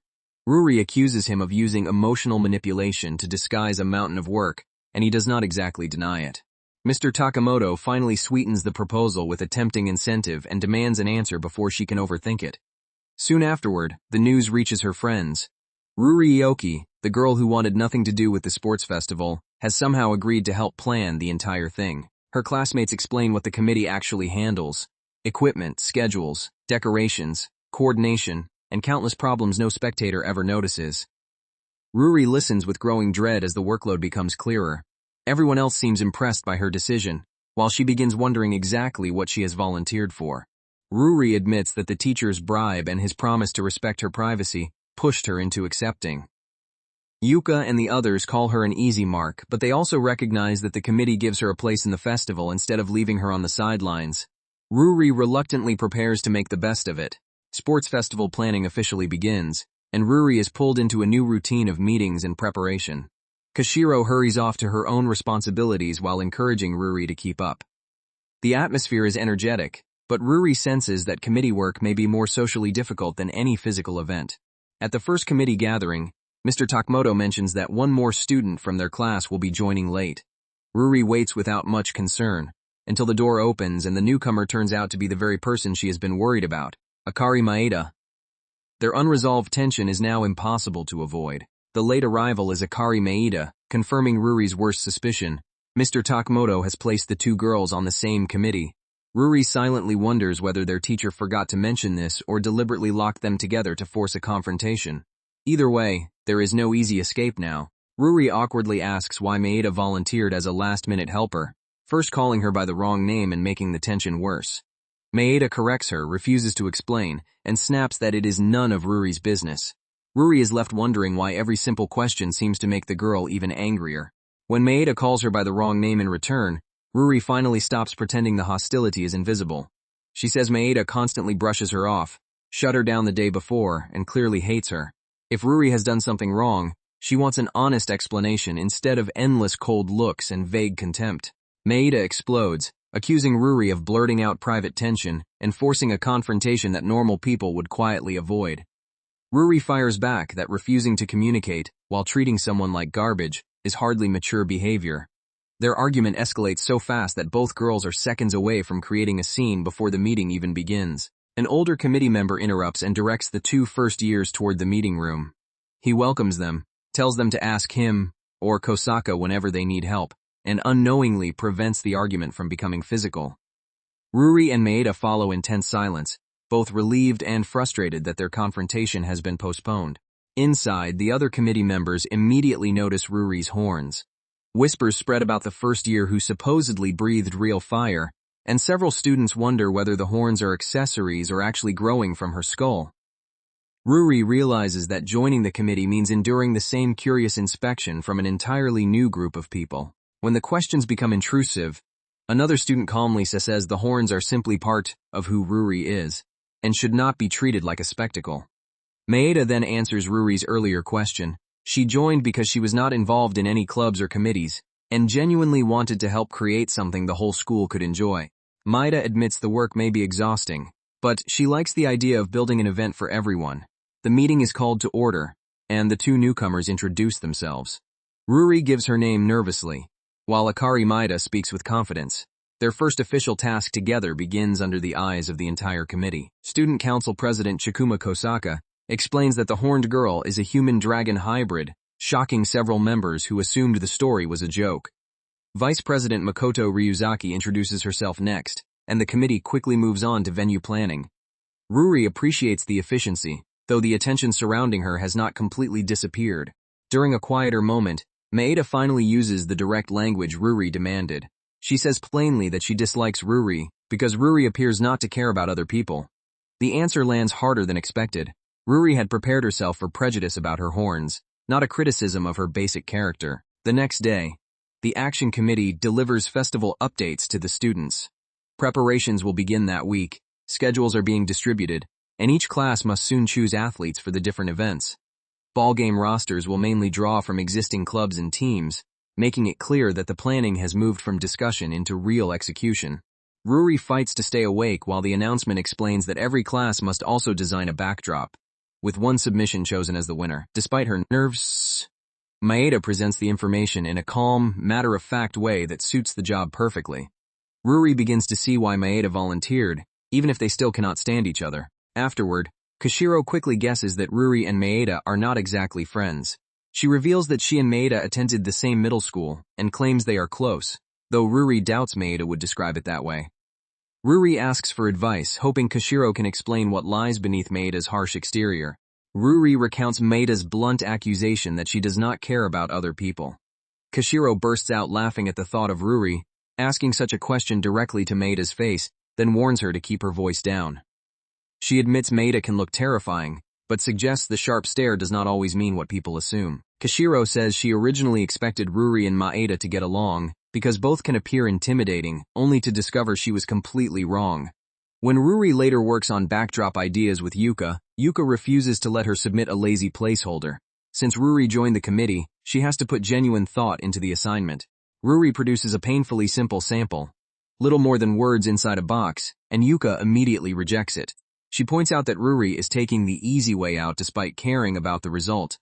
They examine older festival designs for inspiration, and Ruri begins to understand that there is no single correct answer, only effort and imagination. A talented classmate named Shiota quickly creates an impressive design, and everyone praises her artistic ability. Ruri is stunned by how naturally the girl draws, and asks to keep the sample for reference. She had never realized Shiota was this skilled, another reminder of how little she knows about many people in her own class. Ruri worries that copying past examples will make every design feel the same, but hopes one strong idea will spark everyone's creativity. She also asks how Yuka can casually talk to Shiota without being close friends. Yuka explains that classmates do not need to be best friends to make small talk. Simply knowing names and faces is enough. Inspired by the dragon theme, Ruri proposes carp climbing a waterfall and transforming into dragons. The symbolism fits effort and competition, though Yuka bluntly says Ruri needs art lessons. She urges Ruri to show the concept to Maeda and bring Shioda's design too, insisting committee partners cannot avoid working together forever. Ruri protests, but Yuka refuses to accept excuses and orders her to speak with Maeda during the next break. When the moment arrives, Ruri awkwardly raises the backdrop project and admits she has been thinking about it. Maeda's guarded response makes the conversation uncomfortable, but at least neither girl walks away. Maeda reveals that she has already drawn a large stack of possible designs. Ruri is amazed by both the volume and quality, while Maeda recognizes Shioda's distinctive work immediately and mentions that everyone knows she creates her own manga. Ruri is embarrassed that she knew none of this about a classmate sitting nearby. Maeda points out that Ruri truly does show almost no interest in other people. The remark stings, but Maeda then admits she has reconsidered her own behavior. Kashiro told her to reduce the bluntness, and she realizes that her earlier criticism, although honest, was delivered more harshly than necessary. Maeda gives Ruri a sincere apology. Ruri admits she did ask for the truth and presents her crude carp and dragon sketch, warning that she is not proud of it. Maeda immediately understands the concept and says the image of fish struggling upstream fits the sports festival surprisingly well. Their first productive exchange begins over an imperfect drawing. The backdrop discussion continues as the two compare concepts, visual motifs, and what the image should communicate.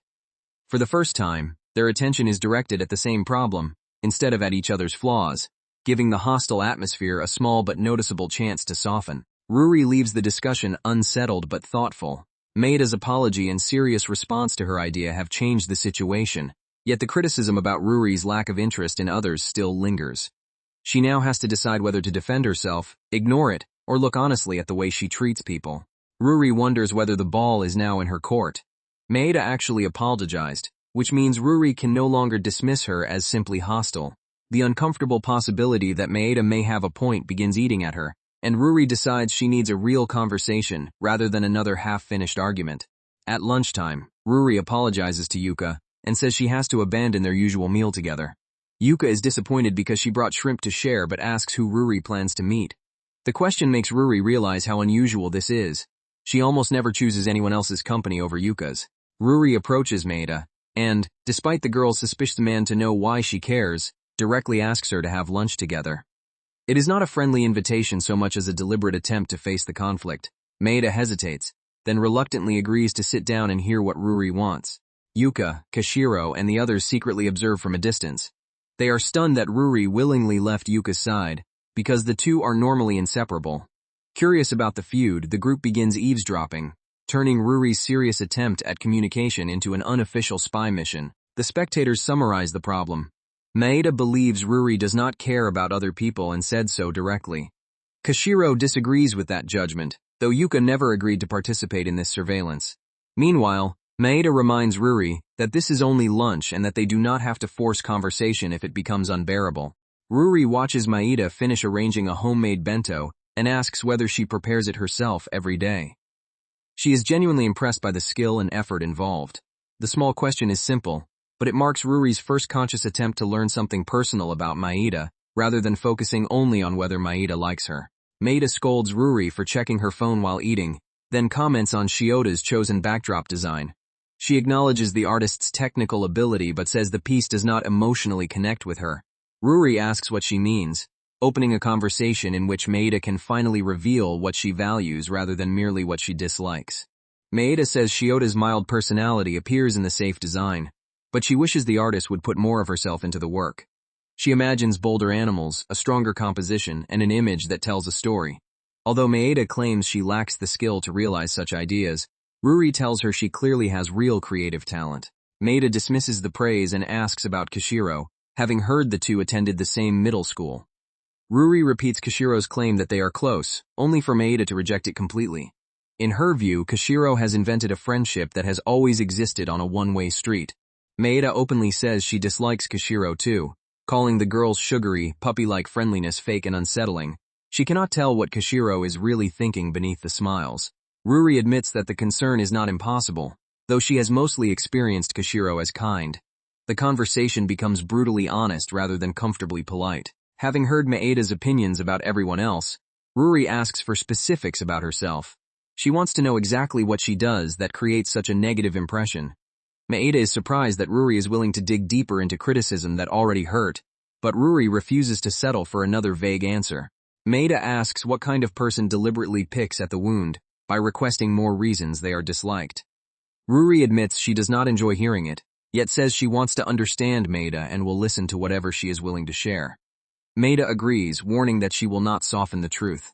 Maeda starts with Ruri's face. Her slit pupils and naturally severe eyebrows make her look as though she is glaring at anyone she does not know well.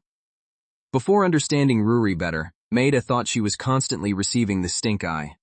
Ruri is stunned that her neutral expression may be frightening people without her realizing it. The criticism continues. Ruri rarely remembers names, has almost no sense of personal space, and has spent school attached to Yuka at the hip. Maeda finds their closed-off pair unsettling because they seem to live in a private world. Ruri cannot deny the name problem, though the rest feels far more personal.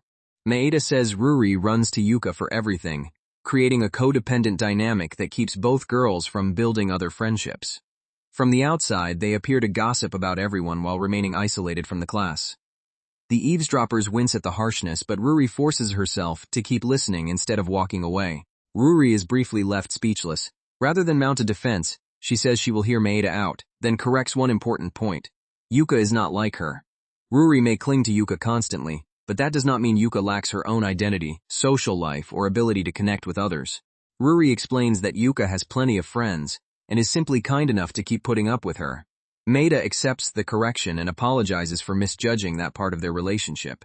She still calls Ruri uniquely strange, but Ruri senses the insult now carries less hostility than before. Maeda asks why Ruri insisted on making the issue into a full confrontation. Ruri answers that she wanted to understand the dislike, especially because committee work will keep forcing them together. She has seen that Maeda takes the festival seriously, so she intends to make a genuine effort instead of allowing personal tension to sabotage the job. Ruri proposes setting their dislike aside until the festival is over and asks Maeda to speak up whenever she causes another problem. Maeda agrees, downplaying the event as nothing more than a stupid school festival. After lunch, the eavesdroppers are amazed. They have rarely seen Ruri approach someone so directly or fight this hard to communicate. Yuka reveals that Ruri was actually the one who first reached out to her in middle school. Although Ruri acts uninterested in people, she cares intensely about how others see and treat her. Yuka believes the bolder version they just witnessed exists because Ruri is now surrounded by classmates who have helped her grow. Kashiro concedes that she may have judged the situation incorrectly and takes back part of what she said. Maeda still refuses to claim she likes Ruri, prompting Kashiro to tease her for not admitting Ruri is at least somewhat tolerable. The sharp conflict has not become friendship, but it has stopped being purely hostile. Real festival preparation begins with heavy equipment being carried onto the field. Ruri struggles under the weight while other students cheer on the dragon and warn her not to overdo it. The work is exhausting, but she refuses to abandon a task when everyone around her is contributing just as seriously. Every day brings the school closer to the festival. Equipment moves across campus, instructions fly in every direction, and the special energy of a major annual event fills the air. Ruri is impressed by how hard everyone works, yet she barely finishes one job before someone calls the horned girl over to handle another. The day's hauling is almost complete, but the committee still has a meeting before anyone can leave. Ruri realizes she may not reach a separate appointment on time. When others ask whether she has somewhere important to be, she admits that assembling everything will take longer than expected and begins looking for extra help. Ruri explains that Kashiro and several classmates plan to help her catch up on the schoolwork she missed. She has already warned them she may be late, but the committee members wish she had spoken sooner. Determined to finish quickly, everyone agrees to push through the remaining tasks so she can still make the study session. Knowing Ruri is in a hurry, the committee members put their backs into the remaining work. Maeda quietly joins the effort rather than complaining, and the entire group moves faster. Ruri is grateful, though she still feels guilty that everyone is changing pace because of a personal appointment she nearly forgot to mention. The field becomes a blur of students carrying frames, stacking supplies, and calling directions across the grounds. Ruri keeps moving despite her exhaustion, taking whatever task is placed in front of her. The shared labor turns the committee from a collection of strangers into something that begins to resemble a team. At last, the older members announce that the day's preparations are finished and thank every group for staying late. Ruri checks the time and realizes she still has the committee meeting itself ahead of her. Her friends call to see whether she will make it, and she has to admit the delay is worse than expected. Ruri apologizes over the phone and warns that it is already getting dark. She tells the others not to remain simply for her sake, especially when she cannot promise exactly when she will arrive. They refuse to let her retreat behind politeness and ask whether she honestly intends to come. Kishiro takes control of the call, firmly telling Ruri that they will wait no matter how late she is. The others have already informed their parents, and Kishiro's older sister can drive everyone home if necessary. Their insistence surprises Ruri, who did not even know Kishiro had an older sister. The girls explain that they have to seize opportunities like this before school becomes even busier. Ruri missed an entire week, and catching up will only become harder if they delay. They promise not to be angry if she truly cannot make it, but their support makes Ruri want to try even more. Kishiro cheers that they are only high school girls once, and should make the most of it. Someone sends Ruri the fastest route, saving her precious time. When Ruri keeps apologizing, Maeda tells her to stop saying the opposite of what she means. If she is grateful, she should simply say, "Thank you." The committee finally ends its meeting after reviewing every remaining item. Ruri is drained but immediately gathers her things. The others tell her they will continue the planning tomorrow, freeing her at last to race toward the study session that everyone has stubbornly kept alive for her. Ruri runs as fast as she can, repeating that her friends promised to wait. The darkening streets and passing minutes make every delay feel enormous. Her body is exhausted from festival work, but the thought of people staying late solely to help her pushes her forward. On the way, Ruri wonders why they would sacrifice their own evening for her, when they can barely study much more at this hour. She thinks about Maeda too and concludes that, beneath the hostility, Maeda really is a considerate person. Ruri silently promises to thank her properly the next time they meet. At the station, Ruri discovers a train delay and feels her terrible luck strike again. She searches desperately for an alternate route, as the meeting threatens to collapse at the finish line. When Kishiro calls, Ruri has to admit the train will make her even later than expected. Kishiro calmly repeats that they are waiting. Relieved, Ruri estimates she can arrive in about 30 minutes, perhaps less. The reassurance eases her guilt, but not the pressure. She has a full week's worth of lessons to recover, and every page reminds her how far behind she has fallen. Ruri reflects that she did not merely miss assignments. She was absent from the physical classroom for an entire week, which now feels like a year. By the time she finally arrives, she is breathless and overwhelmed. Her apology barely leaves her mouth before the others greet her, as though they never doubted she would come. The group welcomes Ruri warmly, and asks whether she is hungry, even offering to buy her food. She declines because she ate a large lunch, but the casual kindness nearly overwhelms her more than the studying. Nobody scolds her for being late. They are simply glad she made it. The second session of Kishiro's after-school study squad officially begins at a fast food restaurant. Notes, textbooks, drinks, and snacks cover the table as the girls prepare to attack the mountain of missed material. Ruri settles in, determined to justify all the time everyone has given her. Hours later, Ruri wakes to discover that the entire table looks half dead from exhaustion. Someone gives the group a sugar boost and tells them to rise and shine. Ruri then notices that objects are stuck on her horns, meaning her classmates turned her nap into an opportunity for harmless mischief. The objects are erasers, deliberately impaled on the sharp horn tips. One girl claims she started doing it for safety, then admits it became funny. Everyone teases Ruri for drooling in her sleep and suggests leaving the erasers in place. Before asking how she feels about serving on her first school committee, Miyashita continues tutoring, with relentless seriousness, earning the nickname Professor. She admits there is too much material to cover in one night, yet refuses to slow down for Ruri's sake. Yuka is unusually harsh about Ruri's slow progress, while the others wonder whether the exhausted dragon girl can handle even one more problem. For a moment, the group pauses in collective fatigue. Ruri stares at the notes while her friends stretch, groan, and gather what little focus remains. The ridiculous erasers on her horns and the pile of homework capture the strange balance of her new life. Extraordinary body, painfully ordinary schoolwork. When Ruri wakes again, someone points out that they made plenty of progress before she fell asleep. The conversation then shifts from academics to her transformation. Her friends want to know whether dragonhood has brought any genuine advantages to balance all the danger, discomfort, and attention. The girls call Ruri special and even jokingly treat her like an idol, insisting unique powers must have an upside. Ruri is unconvinced. She has no enemies to fight, no heroic mission, and no practical reason to breathe fire or release electricity.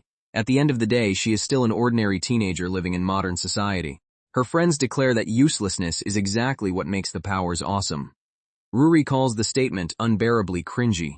but admits the dragon incident helped her meet people she might never have known otherwise.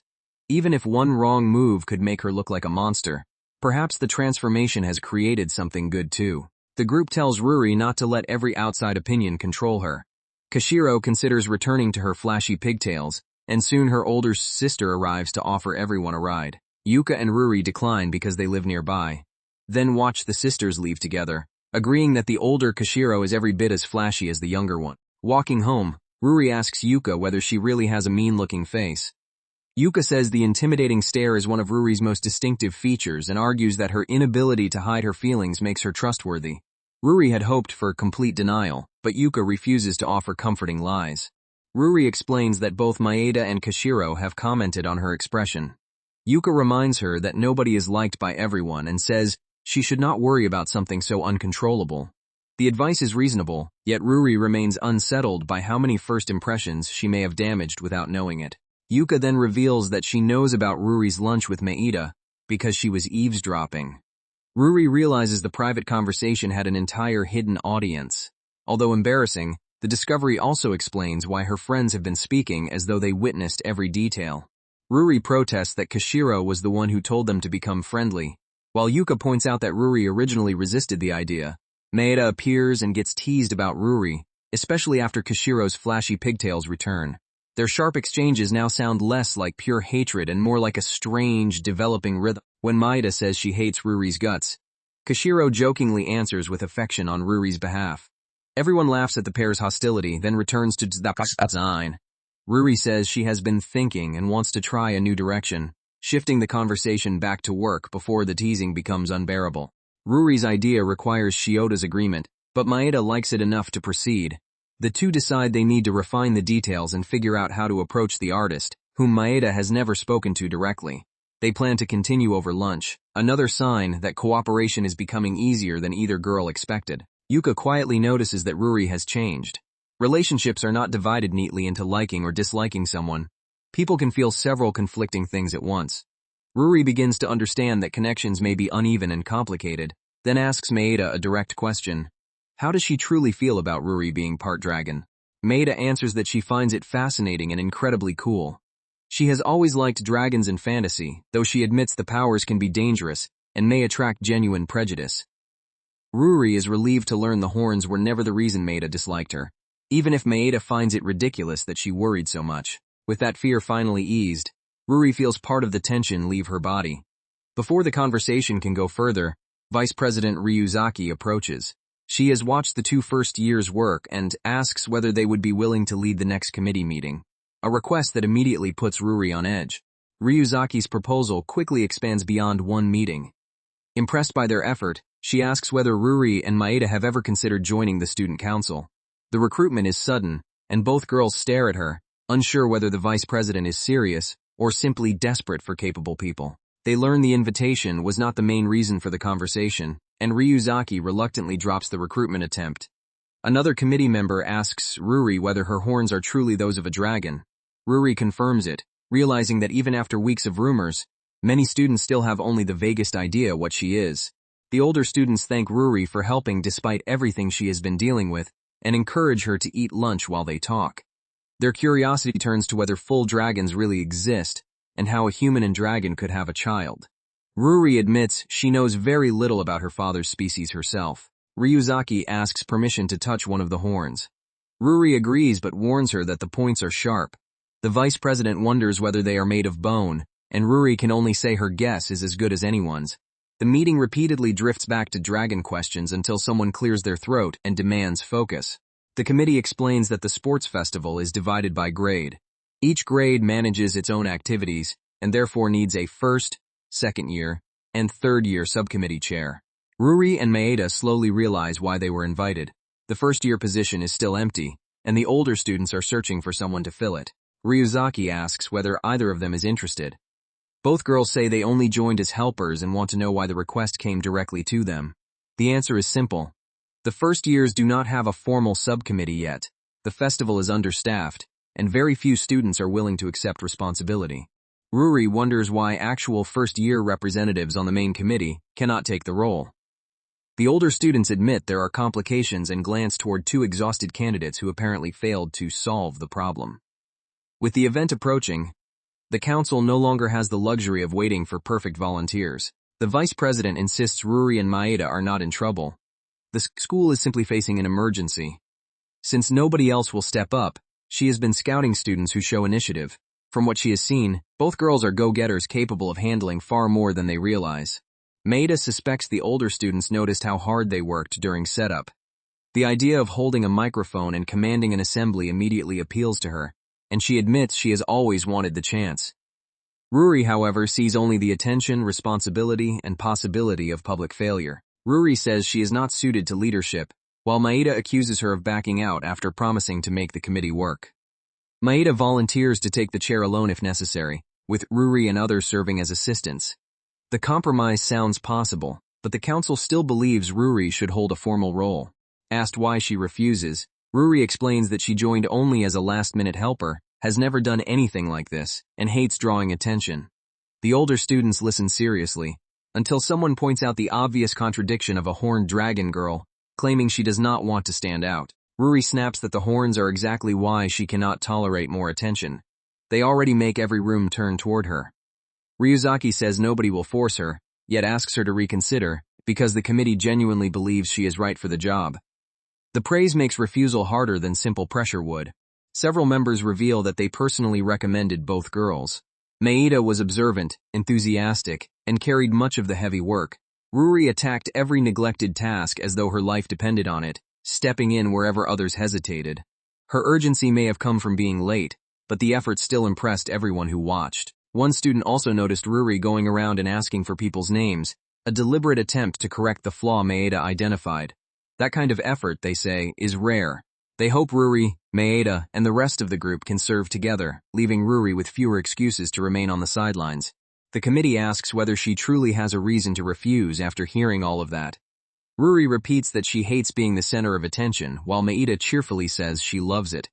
She invites Ruri to draw attention alongside her, arguing that a big, flashy festival is precisely the place to stop hiding. Ruri finally gives a conditional answer. She will try, but if she fails or becomes overwhelmed, she wants everyone to throw her a lifeline. The request is honest rather than defiant, showing that she is not rejecting responsibility. She is afraid of being left alone with it. The committee promises that everyone will give the job their best effort together. Ruri accepts, and the relieved members celebrate the decision. The very next day, the new first-year leaders stand before an assembly, forced to turn their private agreement into a public declaration.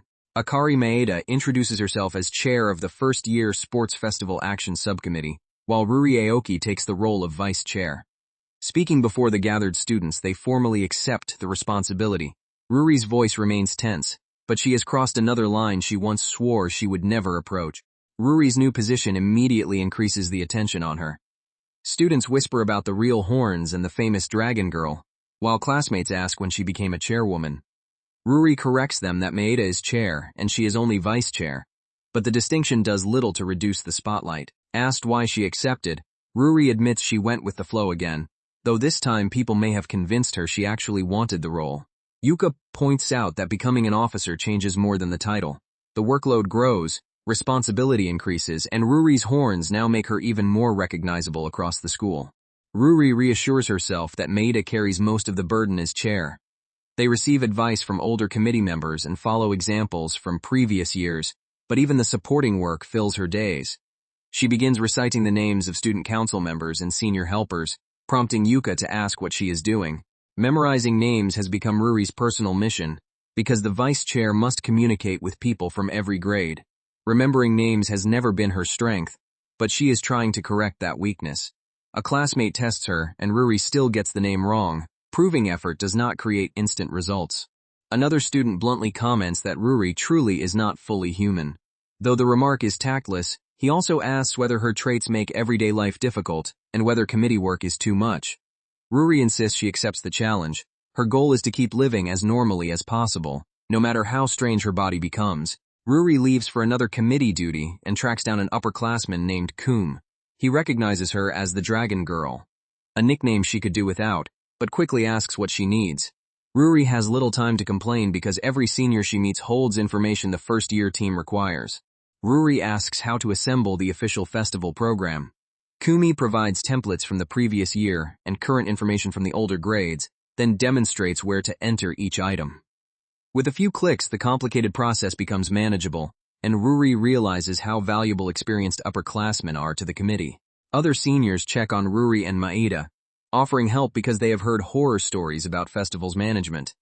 The conversation derails when one boy becomes far too curious about how a dragon and human produced a child. Maeda immediately scolds him for the invasive question, while Ruri is left wishing everyone would remember basic boundaries. The curious upperclassman asks Ruri to share details later, but Maeda tells her not to encourage him. Then the vice president reveals another reason Ruri was chosen for leadership. Beyond her work ethic, the role offers a way for the entire school to meet the person behind the rumors. By standing before students and handling committee business, Ruri can reintroduce herself instead of remaining a vague, frightening presence with horns. She suspects Mr. Takamoto helped engineer this plan, and the vice president admits he did, but says she agreed. Ruri's first real assignment is therefore to let people know who she is. Ruri understands that people will ask endless questions, so she needs accurate explanations. The problem is that she remains almost as uninformed as everyone else. Her mother probably knows far more, but Ruri has avoided digging into dragon history. Before asking others to understand her, she now has to understand herself. The committee promises to back Ruri up, especially because some members accepted their roles specifically to help her. They move to the next practical task, ordering festival shirts. When Ruri asks an upperclassman to explain the process, he first demands to know whether their design is even finished. Once again, Ruri's horns attract a crowd. Students ask whether she is truly half dragon and what powers she possesses. When she admits she can breathe fire, everyone begs for a demonstration. Ruri nearly agrees to produce a tiny puff, tempted to satisfy their curiosity despite the obvious risk. Maeda stops the performance immediately, reminding Ruri that she is not a sideshow. Business comes first. The upperclassman then explains the complicated shirt ordering process, which becomes easy once the steps are known. Ruri thanks him and leaves with the information, while disappointed spectators complain that Maeda ruined their fun. Ruri records the ordering procedure so future first years can repeat it. The class shirt uses Maeda's powerful design, and the backdrops are also entering production. As Ruri reviews the progress, someone notices that her eyes are beginning to glow, an ominous sign that another dragon trait is surfacing. The strange glow intensifies before Ruri can answer whether she feels all right. Her body lurches, and nausea overwhelms her without warning. The ordinary committee conversation stops instantly as everyone realizes this is not simple exhaustion. Ruri collapses after vomiting an unfamiliar substance. Her hands shake too badly to use her phone, so she asks someone to contact her mother through the messaging app. Other students rush for Mr. Takamoto, while Ruri wonders what new crisis her body has created this time. Ruri fears the substance might hurt anyone who touches it and worries that another uncontrollable dragon ability has appeared. Mr. Takamoto arrives, examines the mess, and gives an immediate diagnosis with unsettling certainty. It is venom. Ruri wakes later in the nurse's office to her mother's voice. Still disoriented, she tries to understand how long she has been unconscious and why several people are gathered around her. The word venom hangs over the room, making this latest development feel far more dangerous than a fever or ordinary illness.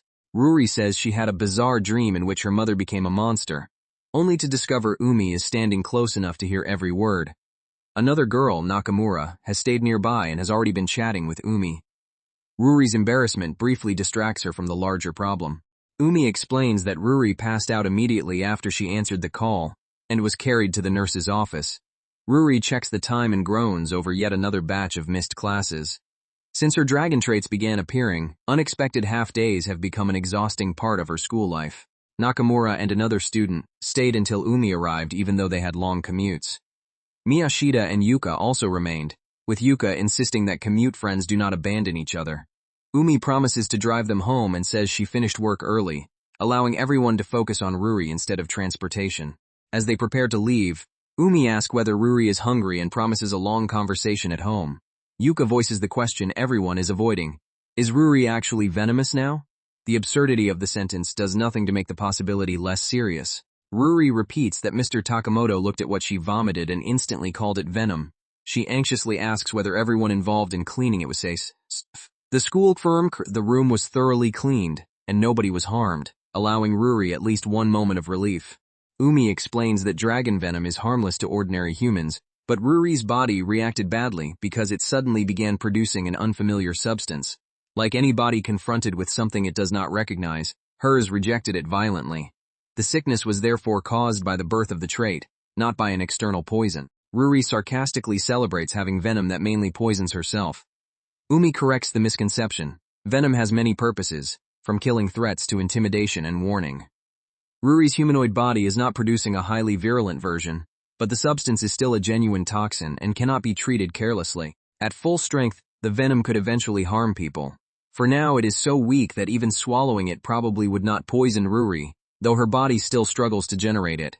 The possibility of future danger weighs on her. Another trait has arrived without offering a safe or obvious purpose. When Ruri asks what kind of venom her father possesses, Umi describes something closer to dark magic. It can cause hallucinations, psychological disruption, and effects resembling brainwashing, though it never worked on Umi. Ruri calls such power wasted, while also insisting that something so strange barely sounds like venom at all. Umi becomes serious.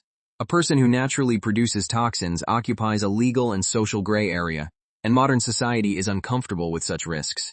Ruri may receive temporary understanding, but the issue cannot be hidden forever. The adults will handle the fallout while Ruri proves through ordinary life that dragons are not inherently dangerous. For now, Umi gives one simple rule. Do not let anyone touch Ruri's bodily fluids. Ruri agrees, then starts wondering how Mr. Takamoto identified venom from a pile of vomit. The idea that he smelled or inspected it closely is mortifying, but the speed of his answer suggests he already knew what to expect. Ruri confronts Mr. Takamoto and says he appears to know far more about her than he admits. He tries to sound casual, but she points out that nobody identifies venomous vomit at a glance without prior knowledge. This time she refuses to let him deflect the question. Mr. Takamoto admits he has information, Ruri does not. The hospital has been analyzing the blood drawn during her weekly examinations, and a recent result revealed a non-human substance before the visible symptoms appeared. Even knowing about the tests, Ruri did not realize her teacher received the reports. The hospital believes the substance resembles toad venom, and may be intended for self-defense. Doctors expect more adjustment symptoms during the next 2 weeks, so they asked Mr. Takamoto to watch her closely.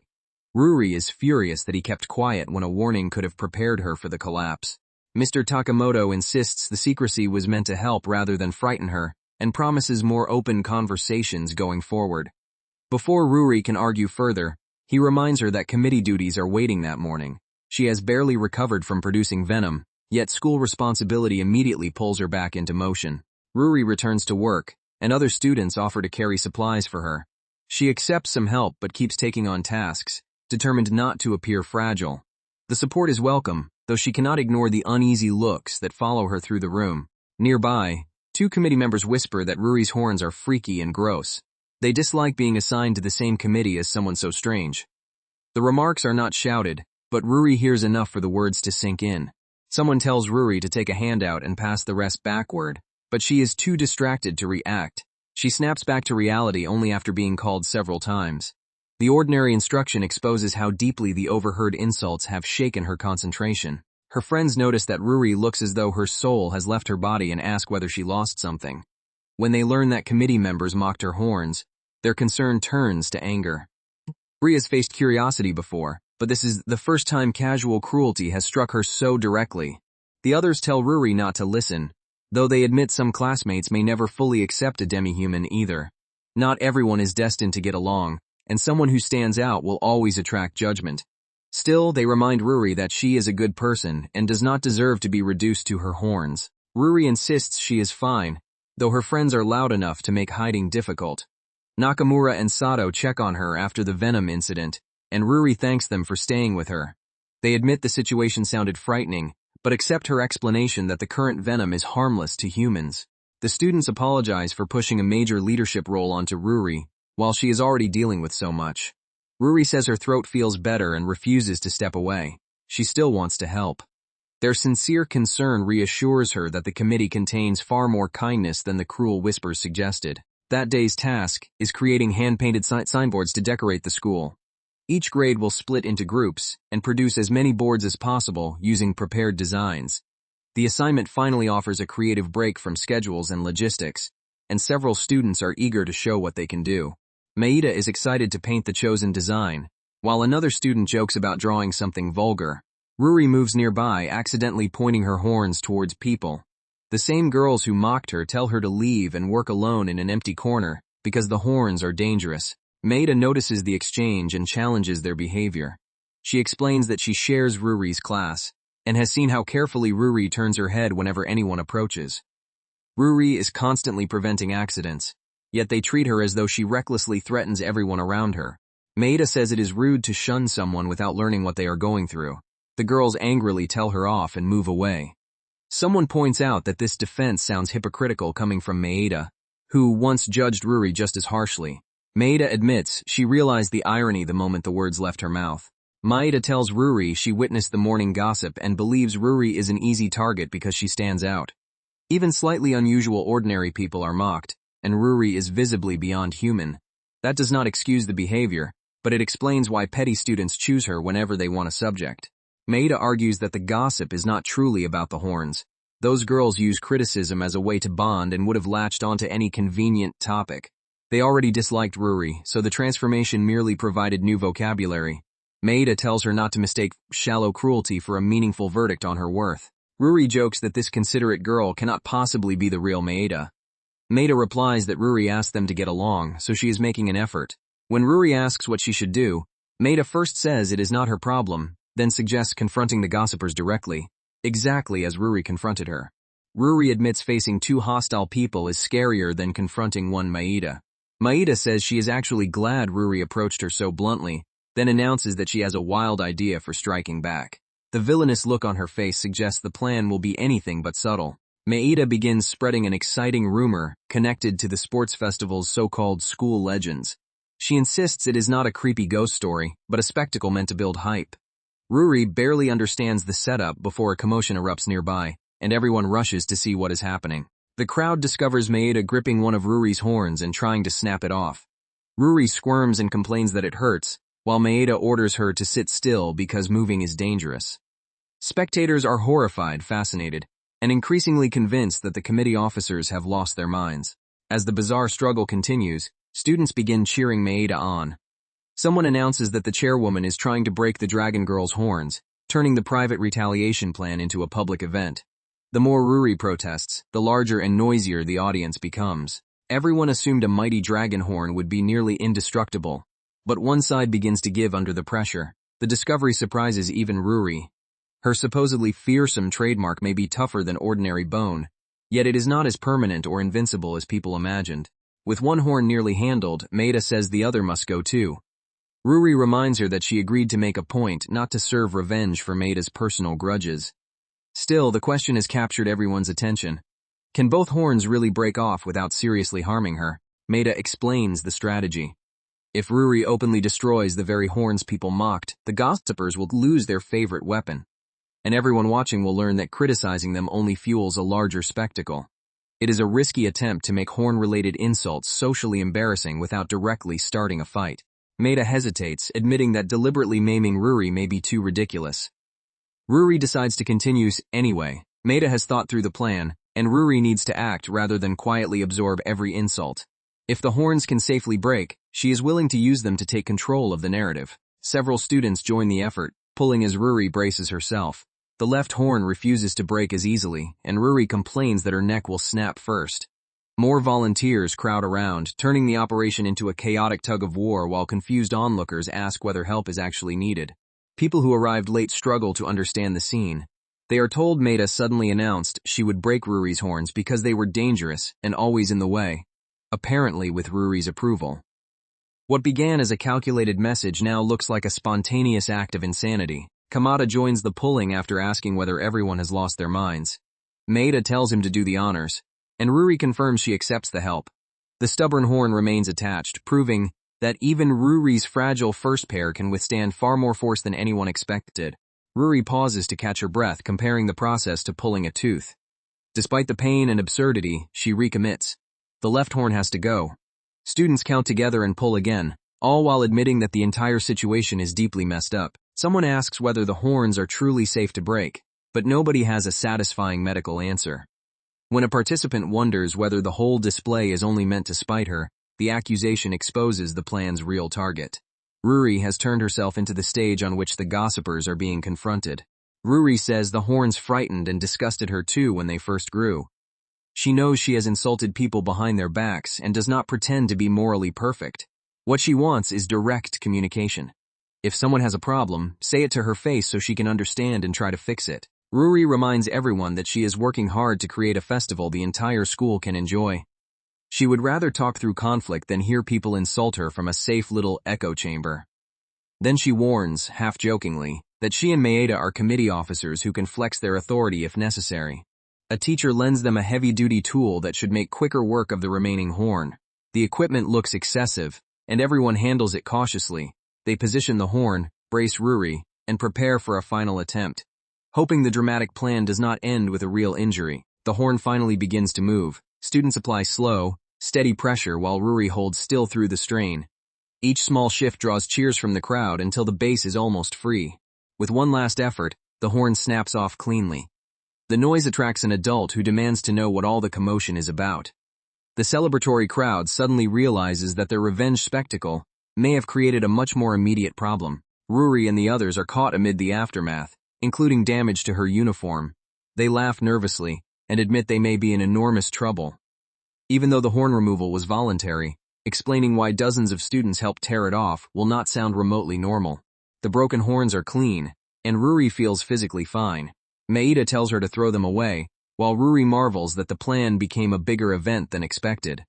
Her body will be sore from the struggle, but the gossipers' awkward expressions made the exhausting performance worthwhile. Ruri and Maeda celebrate how well the scheme worked. The targeted girls looked deeply uncomfortable, and almost nobody realized the horns were already close to falling out. Ruri feels a little guilty about manipulating the scene, yet she also enjoys finally controlling how people talk about her. A flashback reveals that Ruri and Maeda cleared the plan with Umi first. Umi said new horns would grow overnight, and that breaking the old pair was originally part of the expected development. She only warned everyone not to hurt themselves, and hoped the replacement horns might be shorter, rounder, and cuter. Ruri says the incident delivered revenge she had been waiting for, though she wonders whether she was too harsh. Umi asks whether the gossipers were friends, and Ruri says they never got along. She also admits their words were not fabricated. They simply voiced feelings she happened to overhear. Umi says nobody in the situation is entirely a villain. The gossipers were petty, but Ruri also has flaws, and minor revenge is not the end of the world when everyone ultimately rallied around her. Humans carry their own emotional venom, Umi jokes, even without dragon biology. Umi examines the clean breaks and notes that the horns felt unusually weak for something supposedly stronger than human bone. They were probably Ruri's equivalent of baby teeth. The next pair should be sturdier, and future removals, if necessary, will happen safely at home rather than before an audience. Ruri asks whether she can simply keep the horns from growing forever. Umi refuses, suppressing them briefly as possible, but blocking natural growth long-term could harm Ruri's development. The next pair needs to emerge so her changing body can find the form it is meant to have. Umi warns that forcing the horns to remain absent could create a new internal imbalance and trigger more uncontrolled dragon traits. They will figure out the future gradually instead of fighting every change. The following morning, Ruri leaves home beneath gloomy clouds, still hornless for the moment. When Ruri enters class, everyone immediately notices the empty space above her head. The reaction is so dramatic that she has to announce that the horns are gone before the questions overwhelm her. Ruri explains that the horns were getting in the way, so she broke them off and expects them to grow back. Her classmates mourn the loss as though the class mascot has been ruined. Ruri learns that the horns had developed a fan base. Unlike Yuka's famously low-key reaction when they first appeared, Ruri suddenly feels sick again, not in her stomach, but with the strange weakness linked to venom production. Her body is still adjusting, and she may remain unwell until the process stabilizes. The venom does not harm humans, yet generating it seems to strain the dragon half of her body. Her friends praise her attitude when she says she can only play the hand she was dealt. Ruri embraces the challenge with forced confidence. Dragonhood keeps growing stranger, but she refuses to let every new symptom dictate the direction of her life. A typhoon is forecast to strike on the exact day of the sports festival. Postponement is nearly impossible because the academic calendar is packed with other events, exams, and later festivals. After weeks of preparation, the committee faces the possibility that everything will be canceled by weather. Maeda is devastated that she may lose her chance to command the microphone. The committee must bring decorations and smaller equipment indoors, fold every tent, and protect what can be saved before the storm arrives. Their exciting final preparations abruptly become emergency damage control. Ruri tries to act indifferent, saying she was never deeply invested in school events or exercise. Her friends do not believe her after watching how hard she worked. Someone then asks whether a dragon can do something about the weather.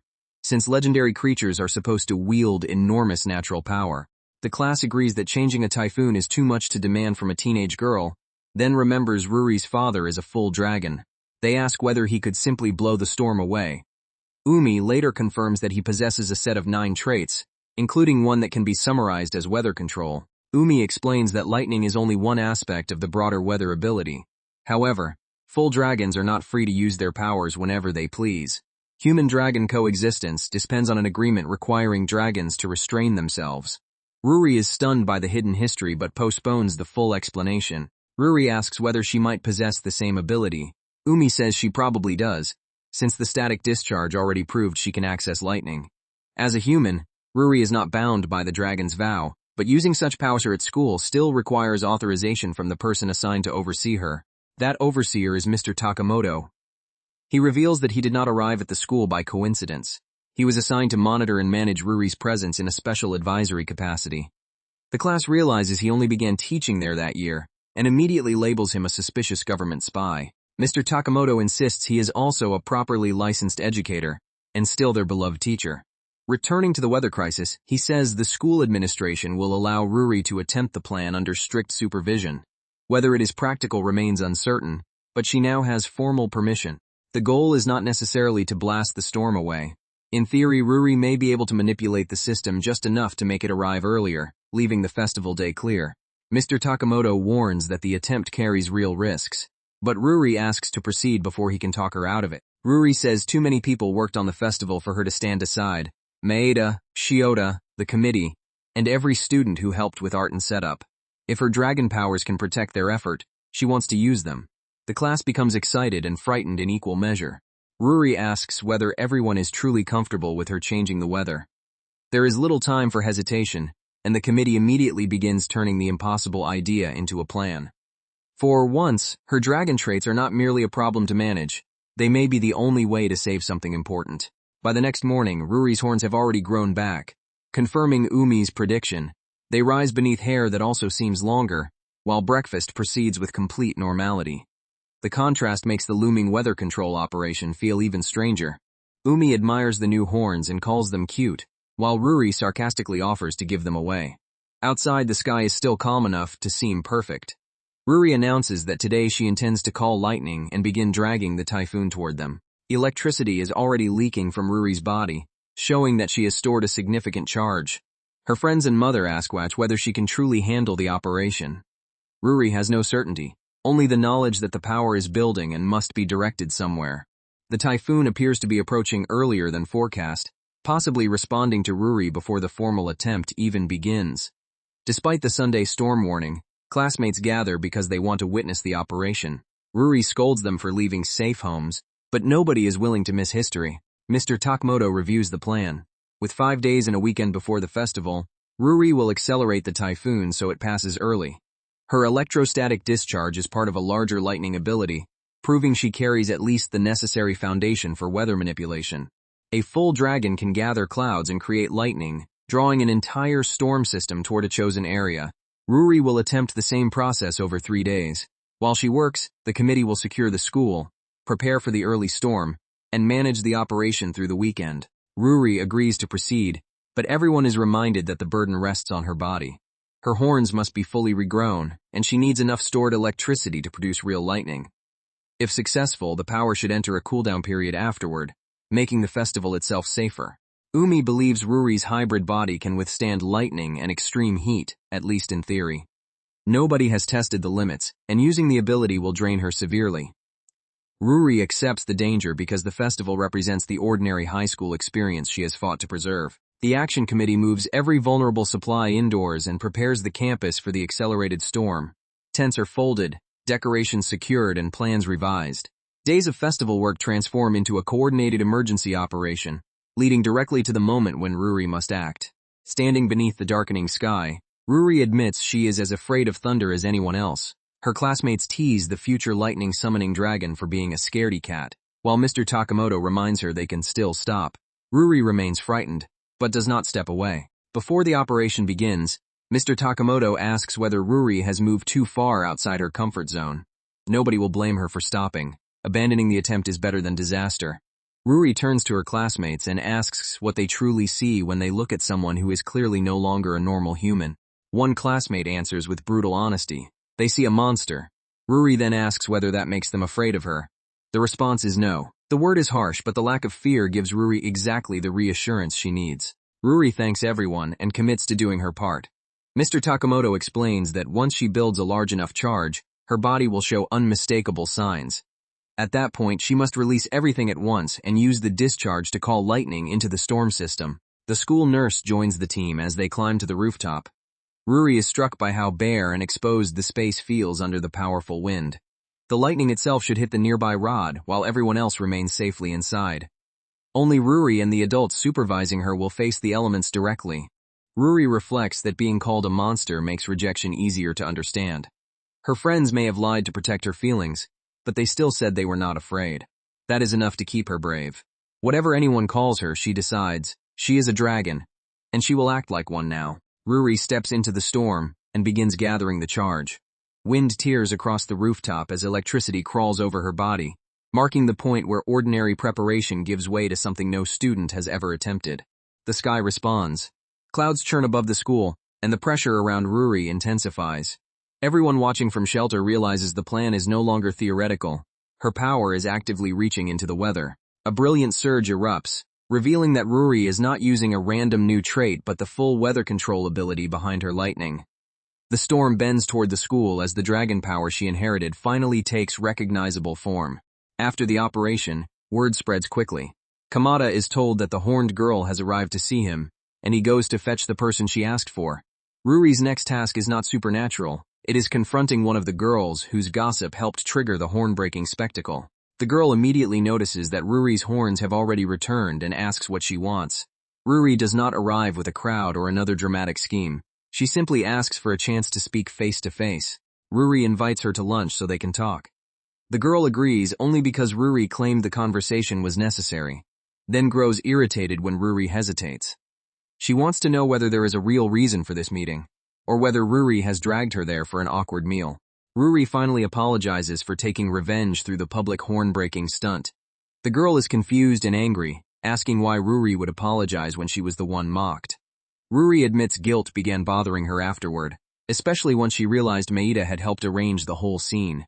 The girl says she never expected Ruri to clap back so dramatically, and questions the point of breaking the horns if Ruri would apologize later. Ruri explains that the horns themselves did not matter. She wanted to express how the gossip made her feel, and she used help to create a situation where her words could not be ignored. Ruri says the spectacle forced the other girl to listen, but the conversation is still incomplete. She has not heard the criticism directly. If the girl has something to say, Ruri wants it spoken honestly to her face rather than whispered behind her back. Ruri invites every possible insult. Monster, freak, cryptid, gross, annoying. While the other girl insists she was never quite that vicious, she finally admits that she did call Ruri gross and offers a reluctant apology for it. The girl explains that she expects people to gossip about her too, so she protects herself by doing the same first. Ruri understands the instinct and says the apology is unnecessary, but the girl recognizes that being overheard clearly hurt her. Then she asks the question beneath the insult. Does Ruri genuinely seem gross? Ruri asks whether the problem is the horns, her appearance, or her entire existence. The girl says Ruri was frightening when she was a total mystery. As she learns more about Ruri, the fear and disgust decrease. Understanding does not make Ruri ordinary, but it makes her less threatening. Ruri immediately announces a full lesson. She will explain what she is and demonstrate everything she can do, rather than remain an unknown creature in other people's imagination. She intends to show the complete, complicated package herself. The story moves to the day before the sports festival. The whole school joins the final preparation push, and Ruri's class receives its newly printed shirts. After weeks of planning, designs, arguments, and weather manipulation, the event is finally close enough to touch. Students beg to wear the class shirts immediately and show them off around campus. Mr. Takamoto gives in, warning them not to get the fabric dirty before the festival. The design earns instant praise, giving Maeda and everyone involved in the art a visible reward for their work. Committee members reveal another surprise: cardboard horns worn as exclusive staff gear. Classmates who already have the shirts become jealous and demand to know where the horn accessories came from. Ruri watches her once-feared feature transform into festival merchandise. The entire committee wears the handmade horns instead of ordinary armbands. Someone suggested them because Ruri's horns had become a symbol of the event's preparation and survival. Non-members are refused copies because the accessories are limited-run gear, making the ridiculous design unexpectedly desirable. Ruri laughs at how bad some classmates look in cardboard horns, and calls the sight gross. The students immediately throw her own old insults back at her, joking that they are all freaky, creepy, and disgusting together. Kamada becomes the final target, wondering whose side anyone is on. The school fills with last-minute movement as decorations rise, equipment is checked, and committee members race between tasks. The horn accessories appear everywhere, turning Ruri's unusual body into a playful shared theme rather than an isolated spectacle. By the end of the final preparation day, the campus is ready. Ruri pauses amid the finished work, feeling the weight of everything the students created together, and the anticipation of seeing whether the festival will live up to the effort. Festival morning arrives in a brief quiet moment before the crowd gathers. Ruri prepares herself. Unaware that another change has occurred in the horns everyone has come to recognize. Her friends stare and Ruri panics that the horns look extremely strange. They agree that she always looks unusual, which does nothing to help. Ruri insists the problem is new, not simply her normal dragon appearance. The horns have changed shape entirely. Ruri feels physically fine but wants to know what happened and whether she needs to do anything. Her friends tell her to ask Mr. Takamoto, since monitoring unexpected dragon developments is supposedly the secret agent's entire job. Ruri formally addresses him as Mr. Monitor Agent Takamoto-sensei, and reports the sudden transformation. He says they need a better title, then identifies the condition without alarm. Ruri has entered what dragons call a limit form. Mr. Takamoto explains that a dragon's physical form can shift in response to emotion and health. Excitement may cause the horns to grow and morph into an enhanced state. The change is temporary and offers no practical human benefit. It simply means Ruri is in exceptionally high spirits. Ruri translates the explanation into plain language. She is doing great. There is no hidden danger or deep biological message. She is simply so excited about the sports festival that her body has visibly announced it to everyone. Her classmates find the explanation ridiculous but admire the fierce new horns.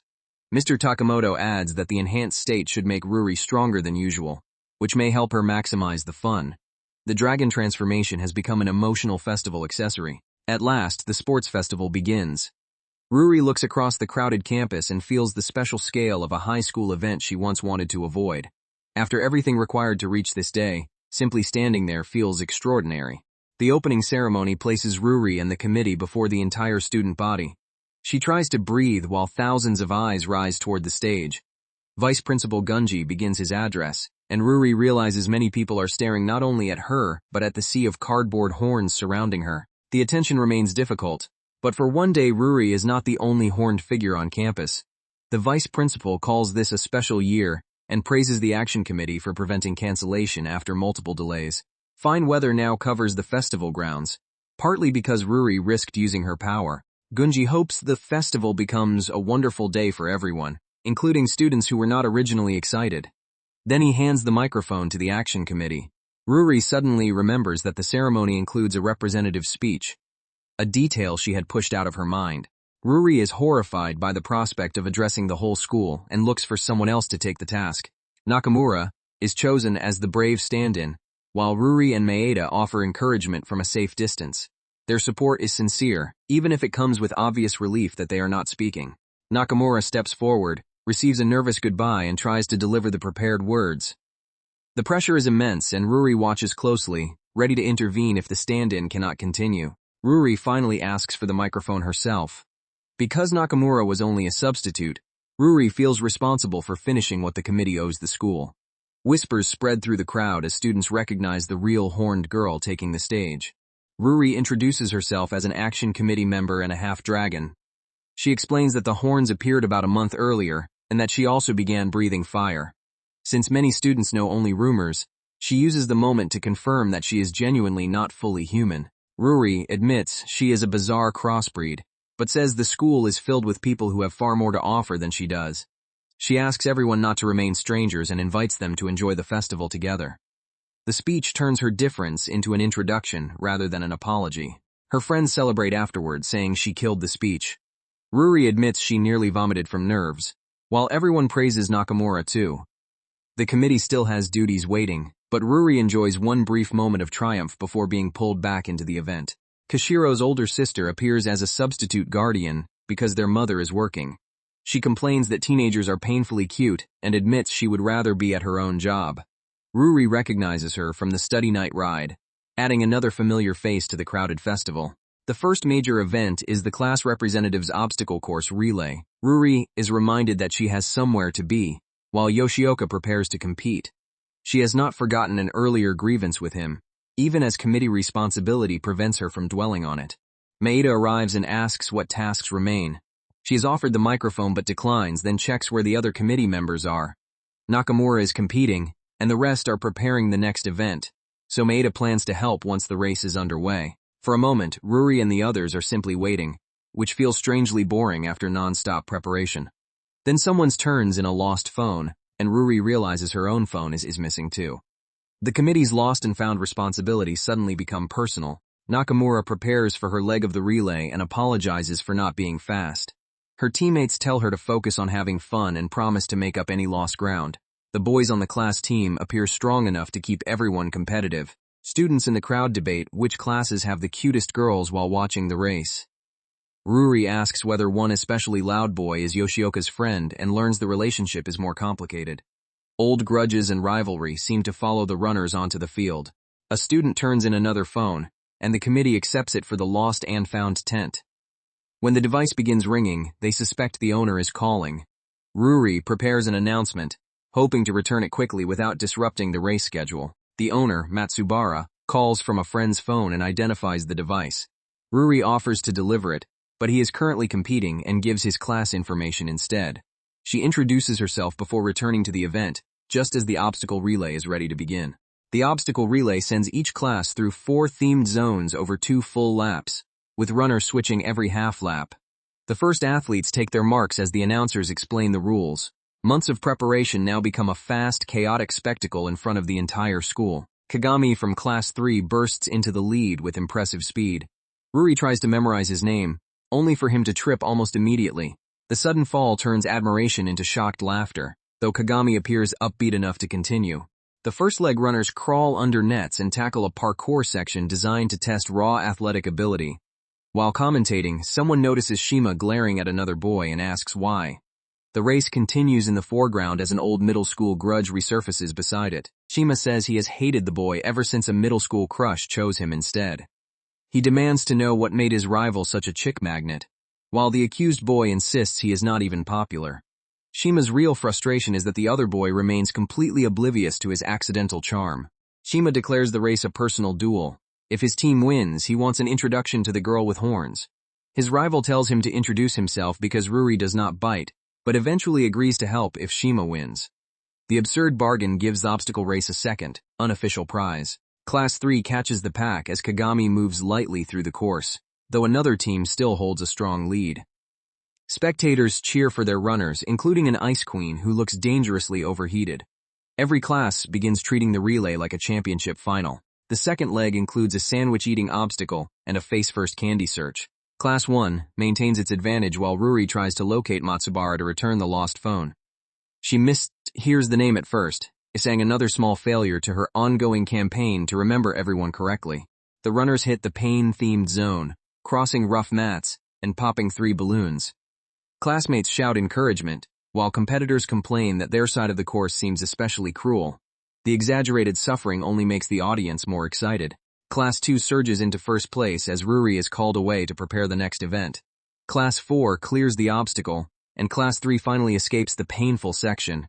Though Yoshioka's team has fallen behind again, Ruri leaves the race knowing committee work cannot pause for personal cheering. The runners push through the transition toward the final zone, while the field buzzes with confused shouts and encouragement. Ruri works behind the scenes, moving equipment into position as the competition grows tighter. Yoshioka refuses to give up, drawing on his track experience despite exhaustion. His classmates remind everyone that he is a trained runner, and he grits his teeth, determined not to let the team remain at the back. The crowd urges Yoshioka to bring the race home as the announcers reveal the final obstacle. They call it the most ridiculous challenge yet, guaranteeing that speed alone will not decide the winner. Ruri finally finds Matsubara and returns his phone. He is deeply grateful, and immediately uses it to answer his mother, admitting he forgot his lunch. The mundane call happens in the middle of the Screaming Festival, after which Ruri rushes back to committee work. Yoshioka drags a heavy tire and begins passing competitors. The announcers marvel at his strength, calling him a muscle monster as Class 3 charges back into contention. His desperation is transforming a mediocre position into a possible comeback. Class 3 clears the tire section, while the remaining teams advance at their own pace. The announcers warn that powerful legs will not guarantee success in the final challenge. What comes next is designed to make every serious athlete look ridiculous. The competitors must ride tiny tricycles, and the faster they pedal, the more absurd they appear.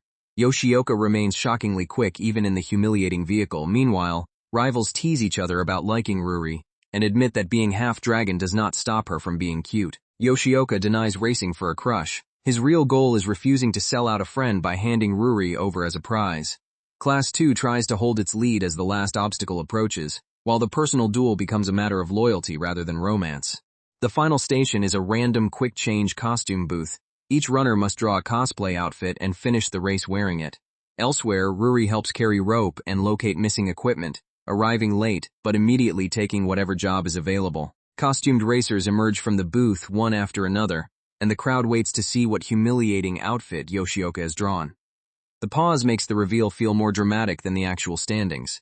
Yoshioka appears in a full bridal dress, earning cheers for the burliest bride. He runs surprisingly fast despite the skirt, while another competitor draws a miniskirt maid costume and panics that everyone will see too much. The relay becomes pure comedy. A runner falls and exposes his underwear, but the laughter stops when Yoshioka suddenly freezes at the sight of blood. His rival demands to know why he has stopped during their duel. The intense race pauses around a strangely personal moment. Shima insists the duel matters because all he wants is for a girl to like him. He shouts that this dream is worth putting everything on the line, even while the others laugh. Beneath the ridiculous costumes, the frustration is sincere. Yoshioka tells Shima that failing to be a ladies' man does not mean he has no appeal. He is fun and worth knowing, even if not everyone sees it. Yoshioka also reveals that he is no Casanova. The girl he once truly liked chose Shima instead. Shima is stunned by the revelation. Yoshioka then says Ruri is his friend, so he still cannot let Shima win the bargain. Class 3 ultimately takes 5th place, and the teammates celebrate anyway. The race mattered less than the strange reconciliation that occurred inside it. Committee work continues as students move an enormous rope into place. Ruri lifts a section that others can barely handle, making the weight seem effortless. Spectators warn her to be careful, while realizing her enhanced dragon state has given her very real strength. The next event is class versus class tug-of-war. Class 3 fields a lineup of powerful students, including a bearded-looking competitor, whose appearance inspires confused historical jokes. The rope is set, teams brace, and the field prepares for a direct test of strength. Class 3 crushes the tug-of-war competition and claims its second victory. The festival immediately shifts to a ball basket event, where Ruri's class begins pulling ahead. Ruri moves between committee duties, while classmates cheer every successful throw. Mitsuki cannot miss as balls rain into the basket. At the committee tent, Ruri checks whether lost items have been submitted and helps a student searching for an accessory pouch. On the field, Class 3 snatches another victory at the last moment. Ruri spots the missing pouch and shouts to its owner, returning it just before another event begins. The student's grateful reaction reinforces something Ruri is discovering throughout the festival. Small acts of reliability can matter as much as spectacular dragon powers. A classmate jokes that finding lost property is hardly heroic, but another points out how good it feels when people can count on you. Ruri quietly agrees. The vice chair role has turned her into someone students actively seek for help. During a break, students discuss an old manga about a hero descended from a dragon who protects the world in human form. They compare Ruri to the character and recite his dramatic finishing move. Ruri's enhanced horns finally return to normal, showing that the excitement-driven limit form has faded. Some students still question whether Ruri is truly a dragon because the horns are their main evidence. They demand fire or an Omni Draco blast, arguing that her ordinary teen lifestyle wastes her non-human heritage. Others remind them that she already altered a storm, which is far more convincing than a flashy pose. At lunch, Maeda reveals homemade curry carried in a thermos, prepared from scratch down to the spice blend. Yoshioka treasures bread he won in the race. While classmates ask why Ruri is not eating with them, they assume committee members are still busy and do not want to slow her down. A group from another class asks permission to borrow Ruri and eat with her. Her friends agree as long as they do not keep her too long. The invitation is another sign that students now see her as approachable enough to seek out voluntarily. The new group admits they have been dying to speak with the horned girl and immediately offers food. Ruri joins because she was bored, though she rejects a croquette and becomes the target of rapid questions about what dragons eat and what she personally likes. Ruri finally says she dislikes being addressed only as dragon or horn girl. The label may be convenient, but strangers using it to her face feels like calling a blonde person blondie. The students apologize, introduce themselves as Ringo Mizu and Koma Shinozaki, and agree to call her Ruri. They ask what full dragons are like, and whether her condition is only a mutation. Others defend Ruri, and remind the group she asked not to be reduced to a nickname.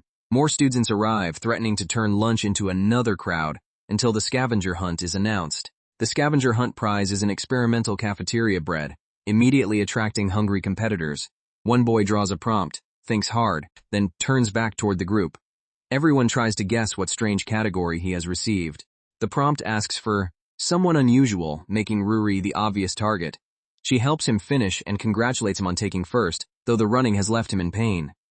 The category confirms that her difference is now treated as a playful fact, rather than a forbidden subject. More competitors rush toward Ruri with prompts such as someone who stands out and someone with horns.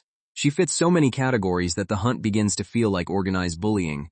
Ruri tries to redirect one runner toward Kashiro, but the horn-specific prompt leaves no alternative. Ruri is hunted down yet again and questions whether the prompt box was intentionally designed around her. The repeated attention is exhausting, even though every request is harmless and wrapped in festival excitement. The experimental bread prize proves disappointing, and the group moves on to dessert. Friends tease each other about eating, weight, and the strange food they collected. Ruri finally relaxes when the scavenger hunt rush ends, only to see another culinary request approaching. Students ask Ruri to roast marshmallows and revive dried-out food with her fire. Maida's picks Tigtails and other classmates' lunch preferences become part of the chatter. What began as a single joke quickly turns Ruri into a portable festival grill. Ruri produces a controlled flame, stunning nearby students who had only heard rumors.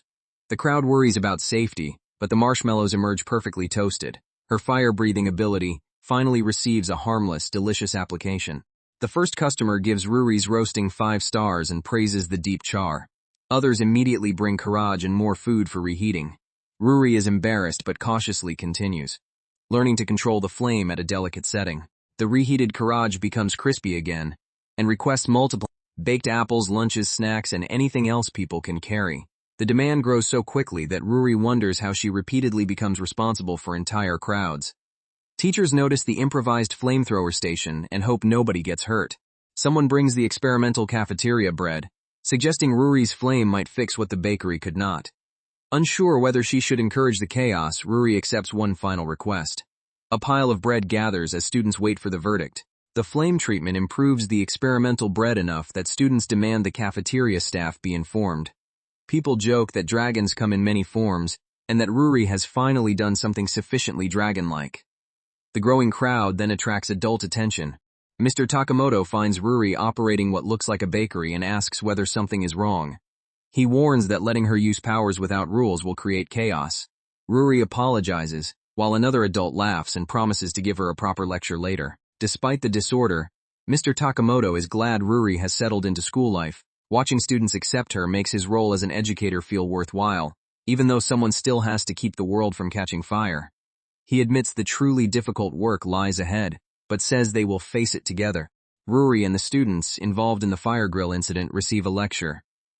Mr. Takemoto warns that an uncontrolled flame could be deadly and threatens suspension if Ruri uses her powers without permission again.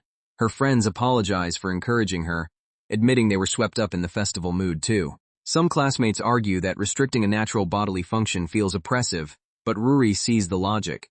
She must follow the same basic social rules as everyone else, even when her body is different.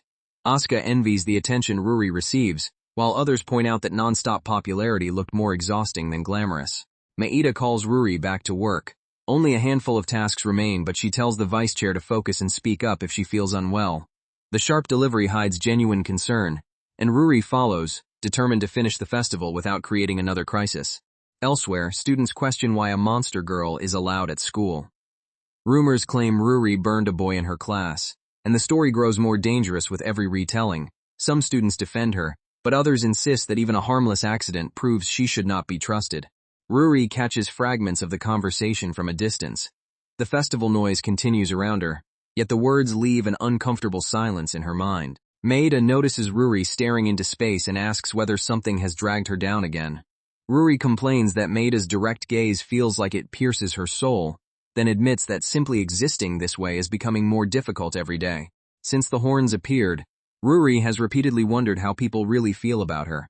She tries not to dwell on it and expected open fear, but most classmates instead act carefully considerate.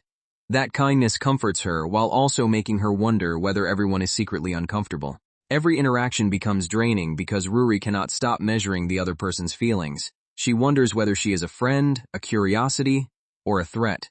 Being called scary might be easier than sensing vague disgust, because at least fear is something she understands how to confront. Kashiro overhears and asks Ruri to explain what she means.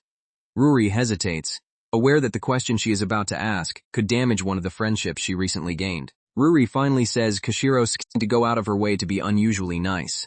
She asks whether that special treatment exists only because Ruri is part dragon.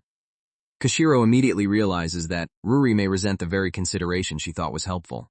Kashiro says she watched Ruri cough up blood, so of course the transformation changed how she thinks about her. Ruri says she does not want to be handled with kid gloves and already hates herself for misusing fire. Then she asks whether Kashiro spends time with her only because she is not fully human. The phrasing is so harsh that everyone struggles to answer. Ruri demands honesty, and Kashiro admits the dragon factor did play a role. Angry and hurt, Ruri asks whether that means they should stop hanging out entirely. Kashiro apologizes if the answer hurts, but admits she still does not always know how to deal with Ruri. Ruri interprets the uncertainty as proof that her existence makes people walk on eggshells, and says she would rather receive no attention than constant careful treatment. News of the argument spreads among friends. They note that Ruri has recently spent time with Kashiro's group, Mishita, Makura, and the girl with two colored pigtails. Before anyone can decide how to intervene, a new disturbance begins elsewhere on the field. Students look toward the commotion and ask what has happened now. The festival's momentum falters as attention shifts away from the events. Nobody can immediately explain the situation.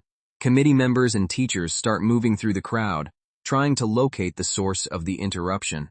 The confusion deepens while the field is placed on hold.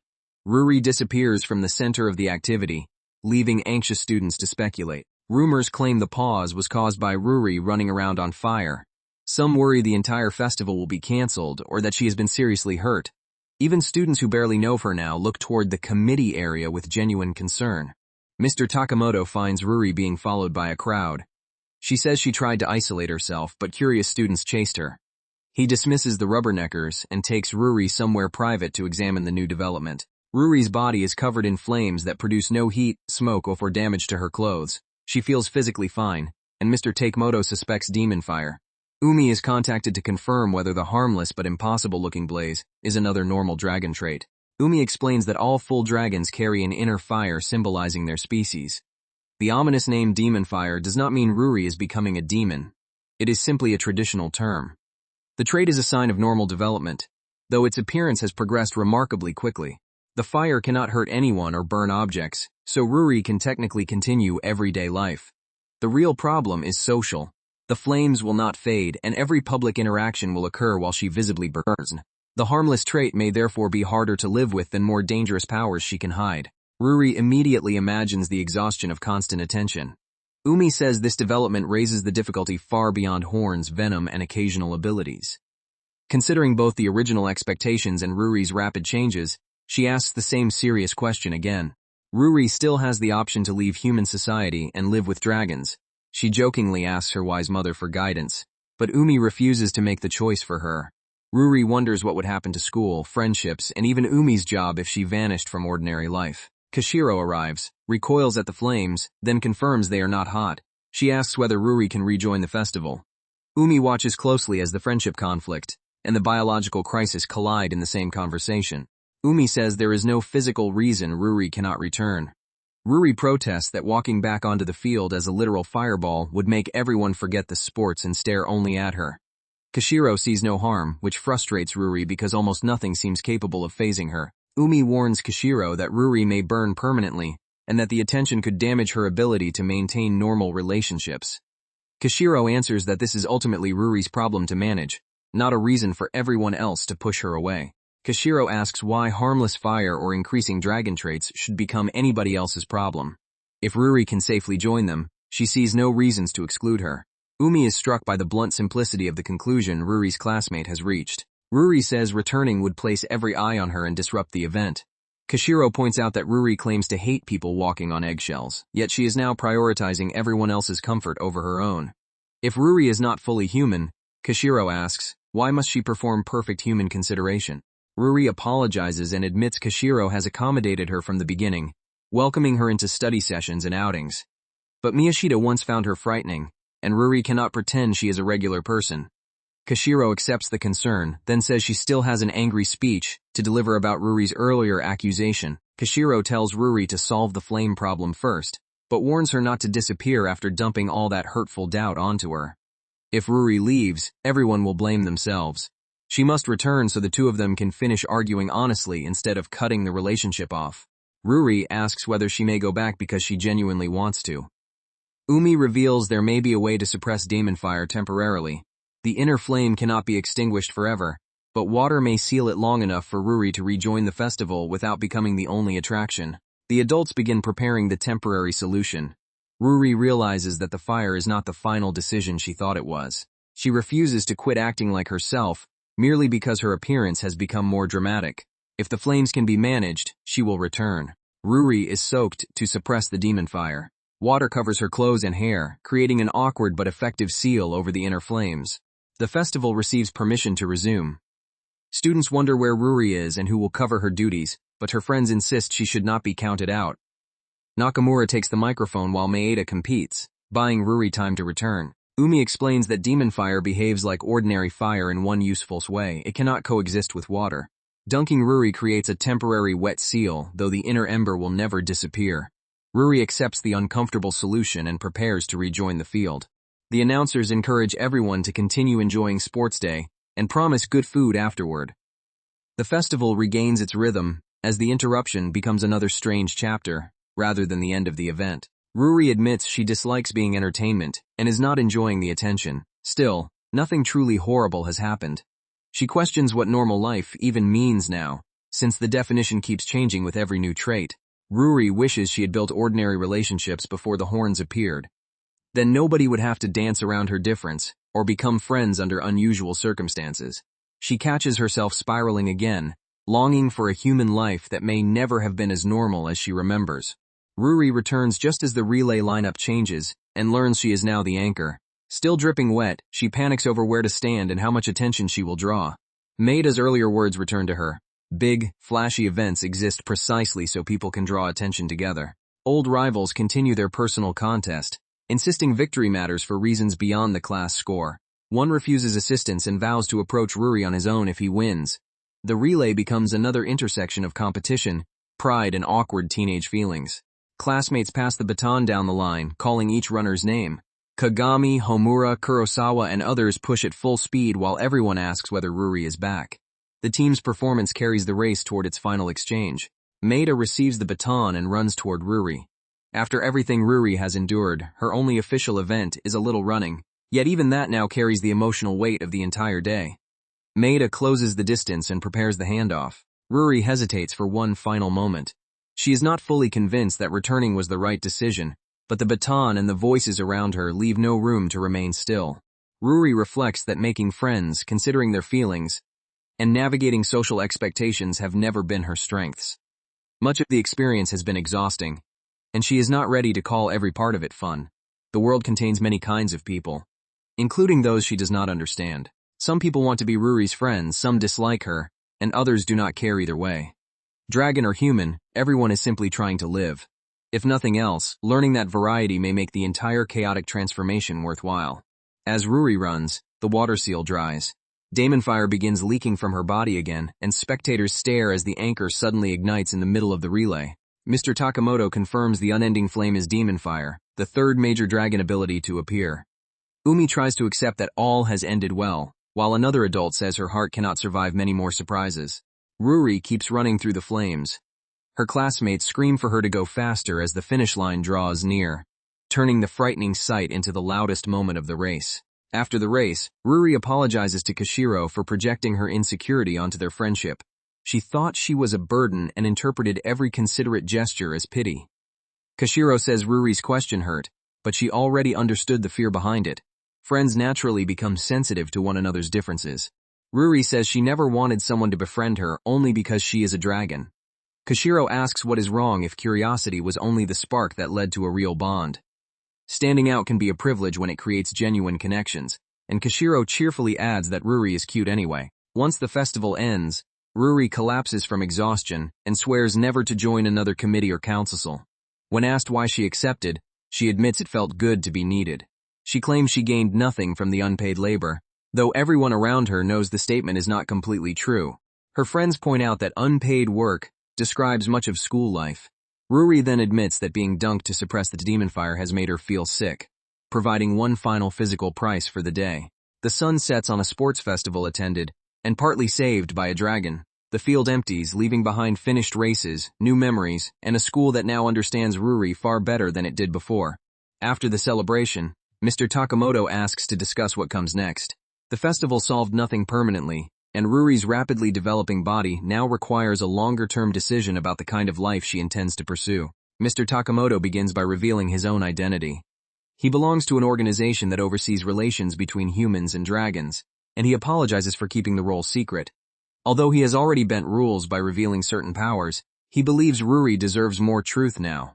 Ruri learns that the organization maintains a formal relationship with dragonkind, not friendship but a non-aggression pact.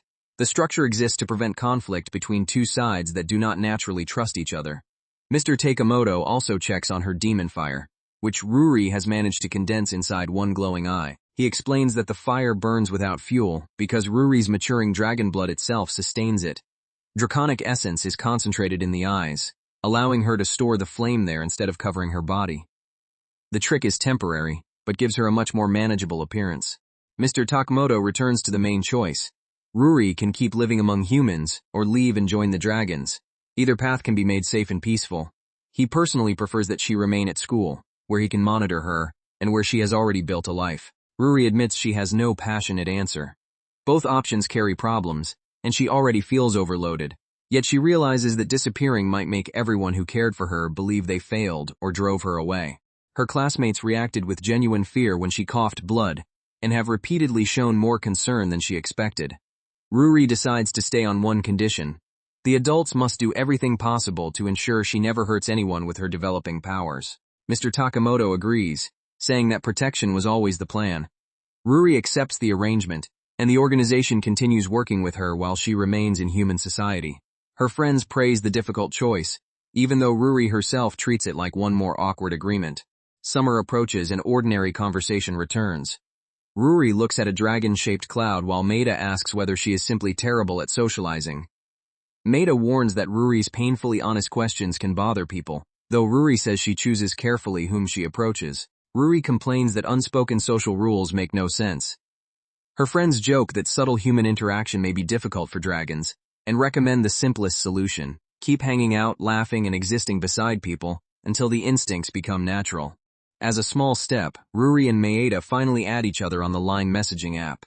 The action is ordinary, but it formally extends their complicated connection beyond committee work and school hours. Academically, Ruri is still recovering from repeated absences. Midterms were brutal, and she even submitted one answer sheet almost blank after giving up.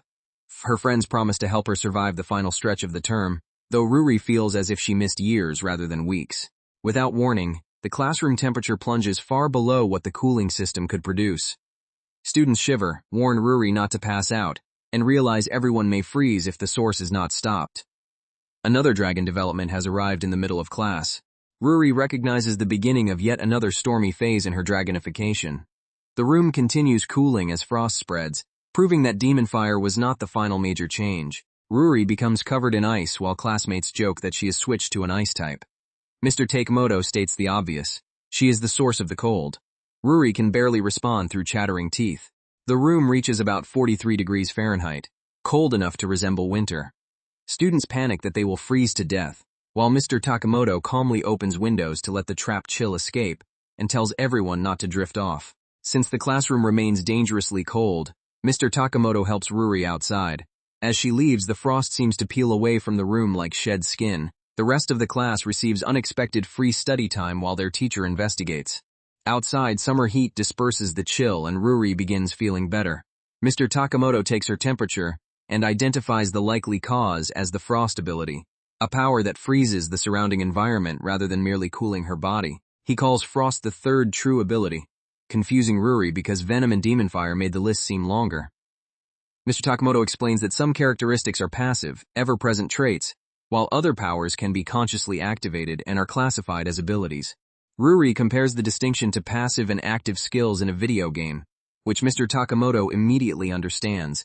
Abilities tend to hit harder and can be summoned intentionally once mastered. Ruri's problem is that every lesson begins only after the power has already disrupted school. Even dragons did not expect Ruri to inherit so many traits so strongly, which explains why warnings keep arriving late. Mr. Takamoto promises that his organization has knowledge and strategies ready and asks Ruri to let him help. He will reveal more information as her situation develops. He admits the organization is not free to disclose everything, but swears he will not hide anything dangerous. Ruri accepts the limitation. Their immediate task is learning to control the frost just as she learned to manage fire, electricity, and demon fire. Mr. Takamoto decides the class needs broader context. He shelves math for the day and announces a lesson about dragons, turning Ruri's latest insurgency into an educational opportunity for everyone. The students celebrate the fantasy lecture. Mr. Takamoto begins with the frost phenomenon they just experienced and apologizes for delaying this explanation. Ruri's classmates are eager to learn what has been happening around them for weeks. Dragons establish territories and alter the surrounding environment to suit their needs. Many prefer cold regions and can create frozen wastelands overnight, though Ruri's father apparently enjoys Japanese summers. The class is fascinated and immediately asks where he lives. The subject of territory makes Ruri wonder what kind of place her father controls. Mr. Takamoto says she should not worry yet. The adults are keeping the situation at bay while she focuses on her own development. He reviews every trait and ability Ruri has displayed and shares limited information about living dragons. The lecture feels like entering a fantasy world, except Ruri's hands remain painfully frostbitten. Her body will keep generating ice until the latest surge naturally calms. Ruri cannot warm herself because she continuously pulls heat from nearby objects. Everyday tasks become ridiculous. Even a restroom stall freezes shut when she touches it, trapping her behind an ice door. Her friends come to the rescue, forcing the frozen door open and finding Ruri embarrassed inside. The incident proves that harmless powers can still make ordinary life almost impossible. Ruri accidentally creates iced tea. She cannot even drink immediately and complains that dragon life is terrible. Friends offer to carry things, so she stops freezing every surface. They admit that turning the surrounding world into ice is impressive, but completely impractical. Ruri decides to lean into the nonsense and make it fun. She briefly considers charging money for cooling services, only to be told that may not be legal. Instead, she spends the day helping classmates chill drinks and plays the role of a human ice dispenser. Between the cold radiating from Ruri and buckets of ice placed around the room, the class stays comfortable without air conditioning. Everyone enjoys the free cooling while Ruri finds the entire arrangement deeply humiliating. Friends check whether the deep chill has faded. Ruri says it should settle on its own but admits the sudden onset was unusual. There is no rest between dragon developments, and nobody knows how long this one will last. Ruri wonders whether she can do more than slightly adjust the cold. Everyone remains nervous because she lacks full control, and her body temperature has dropped to a dangerous level. Mr. Takemoto proposes a quick solution: deliberately exhaust the ability rather than wait. The brute force method is to unleash the frost at full power until the available energy runs out. The attempt may also teach Ruri the muscle memory needed for control. She worries that such an explosion could get her suspended, and even the adults admit they've been pressing their luck. Mr. Takamoto gathers heat packs and distributes them to keep the class warm. Ruri accepts that managing dangerous supernatural powers is simply her life now. She thanks everyone for helping and prepares to find a safe place for the full release. Ruri asks whether there is somewhere she can go completely Ice Age. Mr. Takamoto suggests the unused school pool. He has already considered emergency spaces, and Ruri is thrilled by the chance to use the power without holding back. The pool's water flow and drainage are shut down, and the administration grants permission. Mr. Takamoto tells Ruri not to worry about damage or cleanup. Her only job is to control the ability. If the plan fails, they will rethink the approach afterward. A crowd of classmates gathers with blankets and heat packs, some claiming they are there for support, and others admitting they only want to watch. One asks to record the attempt. Ruri warns that the room may become dangerously cold, but the audience refuses to leave. Mr. Takamoto treats the pool as an improvised training chamber. An underground facility would be ideal for a dragon, but the empty school pool is the best environment available. Ruri asks how she will know whether she is truly controlling the power. Mr. Takamoto tells her to focus on creating actual ice rather than merely cold air. Frost is the real ability. The chill is only a side effect. Quality and deliberate formation matter more than raw temperature. The cold appears strongest in Ruri's horns and hands, just as electricity previously traveled through those areas. Mr. Takemoto identifies them as likely channels and orders her to freeze all the water in the pool. The impossible scale will force her either to master the power or exhaust it completely. Ruri concentrates for 10 long minutes, but the pool resists freezing. Her hands grow numb, the room becomes unbearable, and spectators beg for hot drinks. Despite the pain, her friends continue cheering and tell her she can finish. Mr. Takamoto refuses to accept failure. Ruri admits she may still fear unleashing the full extent of powers that make her less human. She has spent so much effort restraining herself that deliberate release feels unnatural and dangerous. Ruri finally commits. Frost surges outward across the pool as she stops measuring every fraction of power. The water begins responding to the full force of the dragon ability. The result leaves everyone speechless. Ruri has not merely chilled the water, she has frozen an enormous section of the pool solid. Her classmates celebrate the dramatic displays and ask whether she has finally found an on and off switch for the power. Ruri can only stare at the ice, equally amazed that her body was capable of producing so much cold. As the frozen pool begins releasing mist into the summer air, Ruri realizes her sense of temperature has become unreliable. What feels comfortable to her is painfully cold to everyone else. She tests finer control by forming tiny ice cubes in her palm, and the neat little shapes immediately inspire her classmates to imagine far less practical uses for dragon frost. A short while later, Ruri gathers everyone around for a demonstration. Now that she can release the cold without freezing an entire pool, she wants to prove that the ability is not limited to destructive bursts. The class watches closely as she concentrates the frost into one small point between her hands. Instead of another dangerous wall of ice, Ruri creates a tiny frozen hedgehog. The detailed sculpture sits harmlessly in her palm, turning a terrifying dragon ability into something unexpectedly adorable. Her classmates crowd closer, delighted by the absurd contrast between the scale of her power and the cute object she chose to make. The others joke that Ruri's almighty dragon power has finally reached its true purpose, making hedgehogs out of ice. Ruri pretends to be offended, but she is quietly relieved. Frost may be her second dragon trait, yet seeing everyone laugh rather than panic makes the new ability feel less like a curse and more like another part of everyday life. Another change soon becomes impossible to ignore. Ruri's hair has grown unusually long in a very short time, likely because her dragon metabolism is accelerating more than just healing. A classmate asks whether she plans to trim it, forcing Ruri to confront a problem she has been avoiding since the horns appeared. Ruri does not want to visit a salon and endure strangers staring at her horns, but asking her mother is not much better because Umi is terrible with scissors. The recent frost training has also left Ruri's hair dry and rough. What should be a simple haircut has become another awkward consequence of living in a body that no longer follows normal human rules. Hinata Tazaki unexpectedly offers to trim Ruri's bangs. Ruri surprises her by remembering her name, a small sign of how much more attention she now pays to the people around her. Tazaki confidently says bangs are her specialty, so Ruri hesitantly agrees to trust a classmate with the scissors. Tazaki works with the precision of someone who has practiced for years. She admires the thickness of Ruri's hair, explains how the cold has damaged its texture, and recommends using hair oil to protect it. Ruri expected an improvised classroom haircut, but the calm advice makes the whole experience feel almost professional. When the trimming is finished, the difference is dramatic. Ruri's face looks softer, and the neatly shaped bangs give her a more traditionally feminine appearance than she is used to seeing in the mirror. Her friends immediately praise the transformation, while Ruri struggles to accept that such a small change can make her feel so exposed. Tazaki reveals that she hopes to become a cosmetologist, and even gives Ruri the contact information for a salon connected to her training.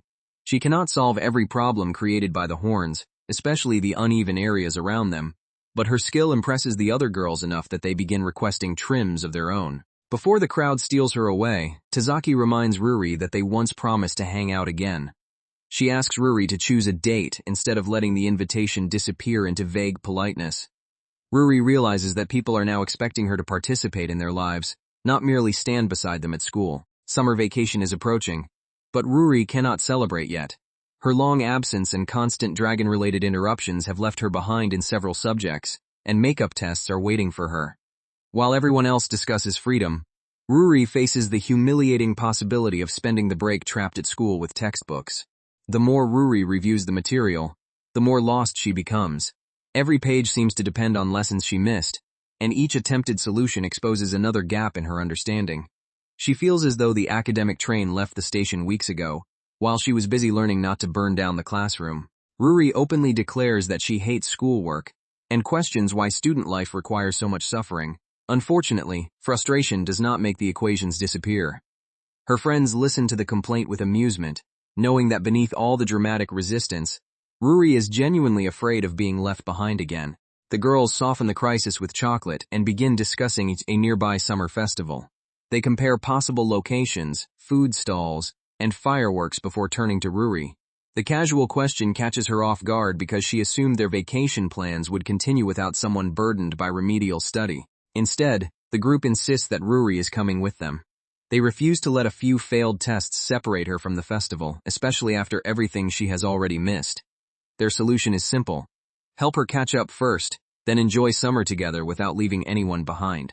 They arrange a study session sleepover for the following Saturday. One intense day of tutoring should give Ruri enough momentum to survive the makeup tests and protect the rest of her vacation. To the others, it sounds efficient and fun.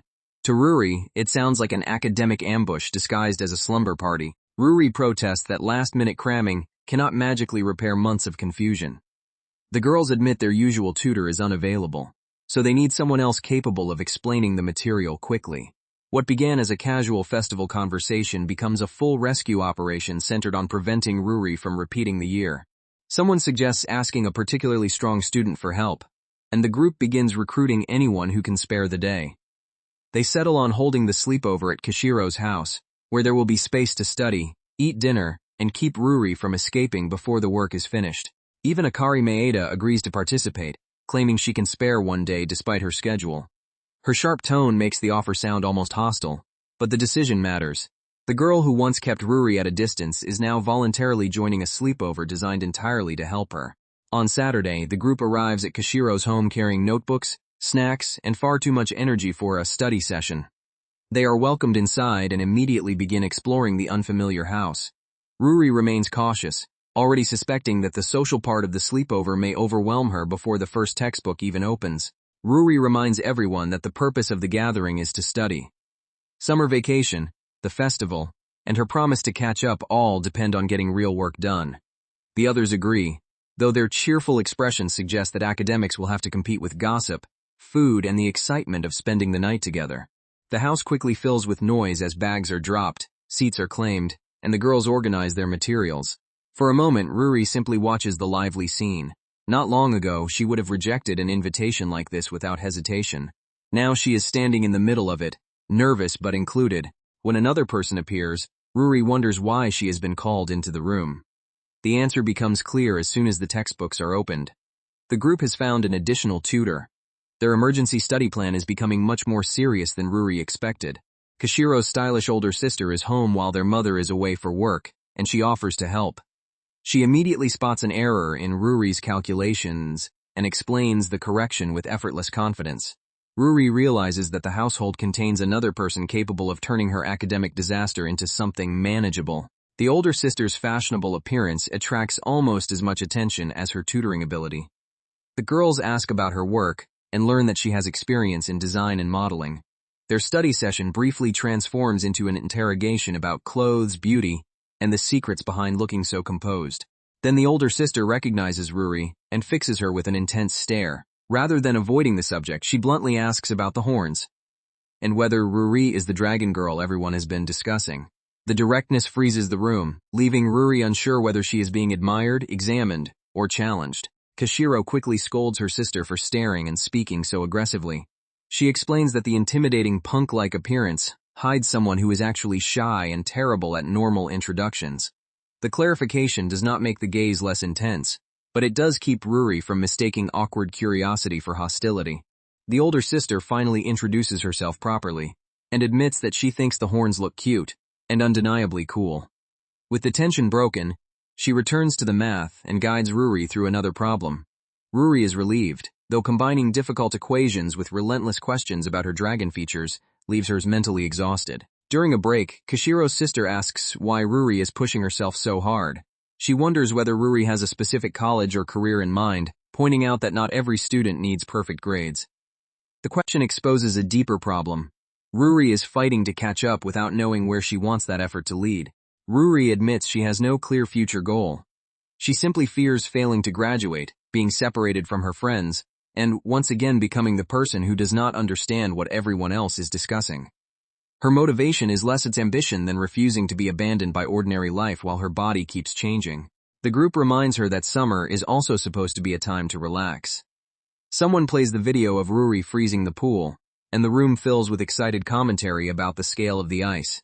The dramatic footage turns her recent struggle into entertainment, giving everyone a needed break from the textbooks. While watching the recording, one of the girls notices something unusual. For a moment, Ruri's eye appears to glow and its shape seems less human. The discovery quiets the room. What looked like a successful demonstration may have revealed another transformation taking place beneath the surface. They ask whether any part of her body feels strange, but Ruri cannot identify a new symptom. The group decides to stop studying for a while and let her rest rather than push through another possible dragon. Even during a harmless sleepover, her biology can suddenly shift the mood from playful to serious. The tension eventually eases, and the household returns to preparing food.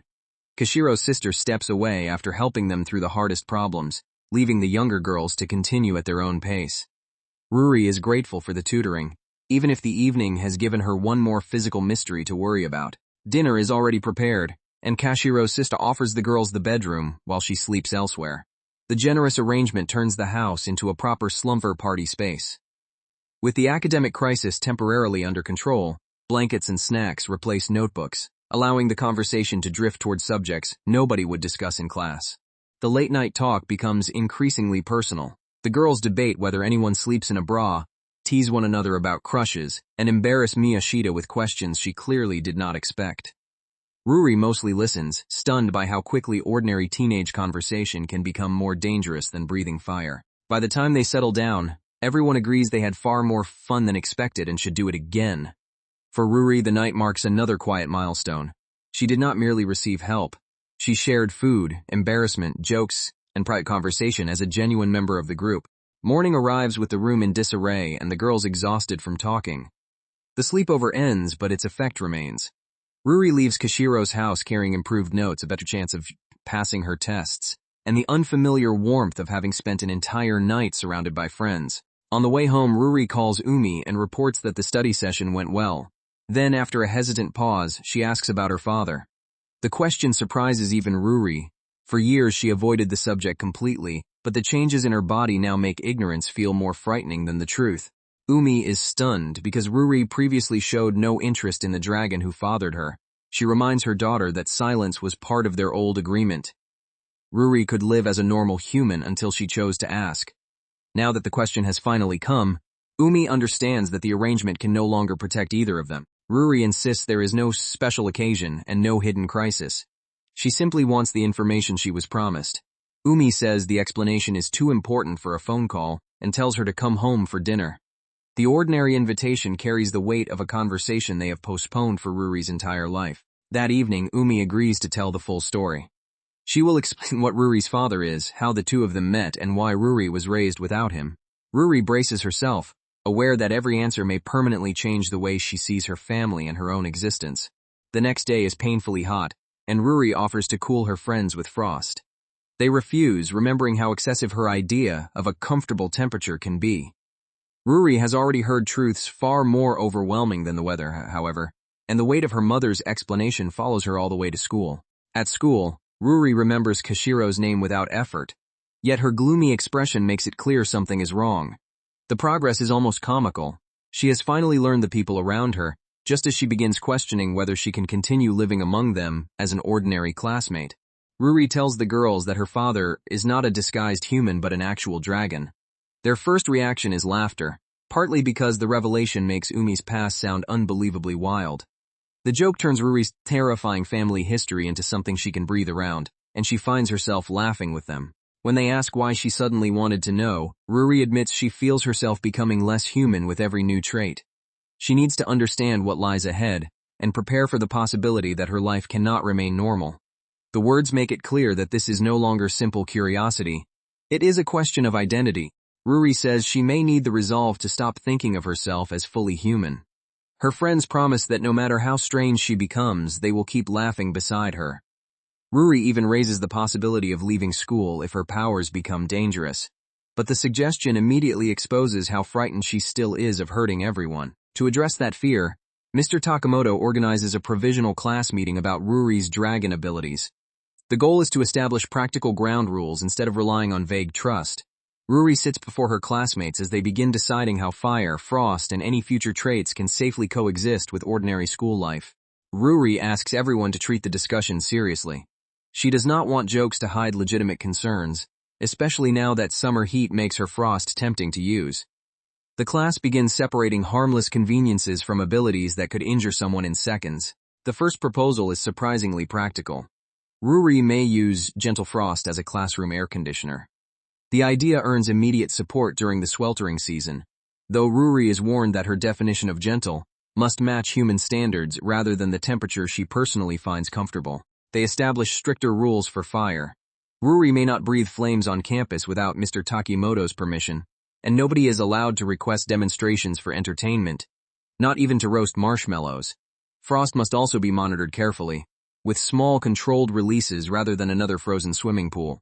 The school formally recognizes that Ruri cannot be treated as an entirely ordinary student, yet it refuses to reduce her to a dangerous specimen. She is expected to follow safety procedures and continue her studies at the same time. The message is clear. Unusual biology does not cancel her place in the classroom, because the people closest to Ruri will face the consequences of her purse first. The class needs honest information about dragons.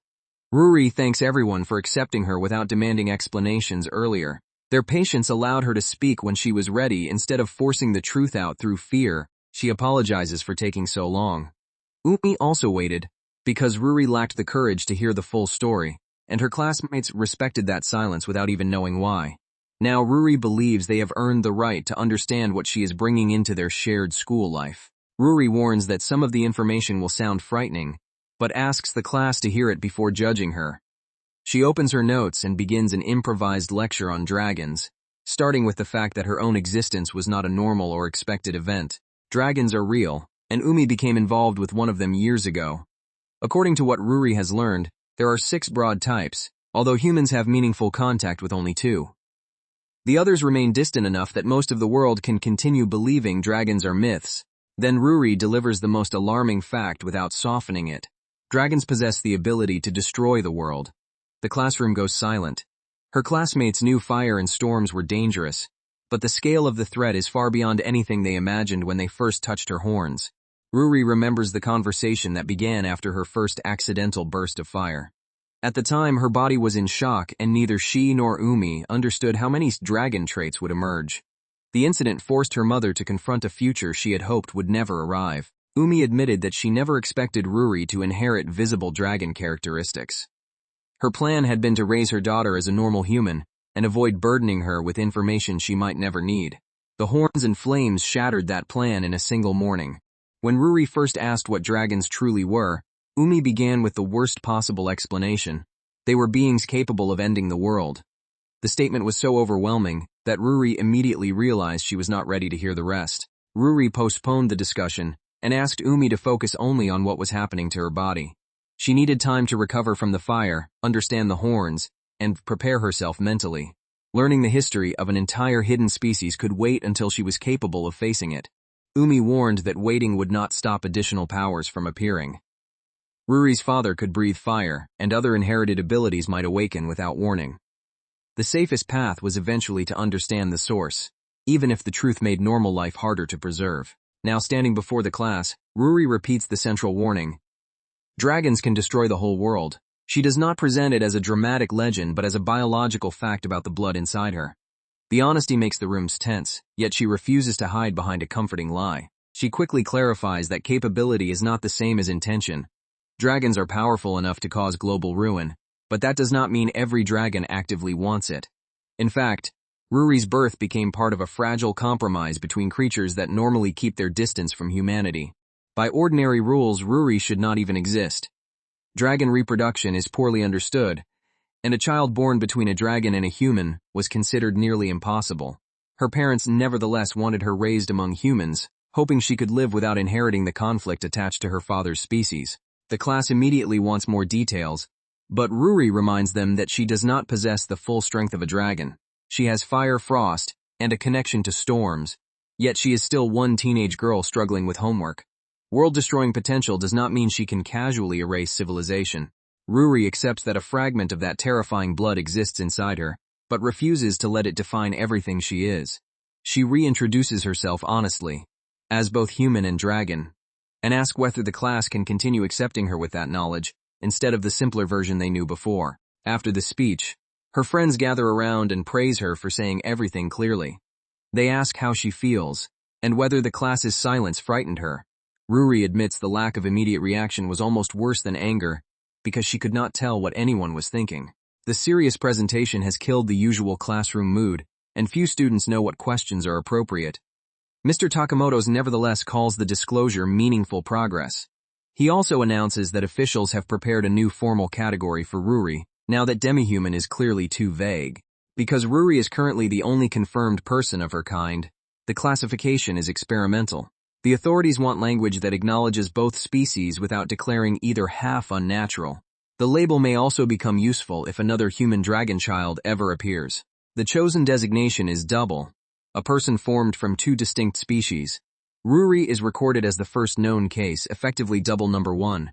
The bureaucratic wording sounds strange, but it is less dehumanizing than being treated as a monster or an unidentified specimen. Ruri decides she can live with the name. Double does not erase her humanity or deny the dragon traits. It simply describes the coexistence of both.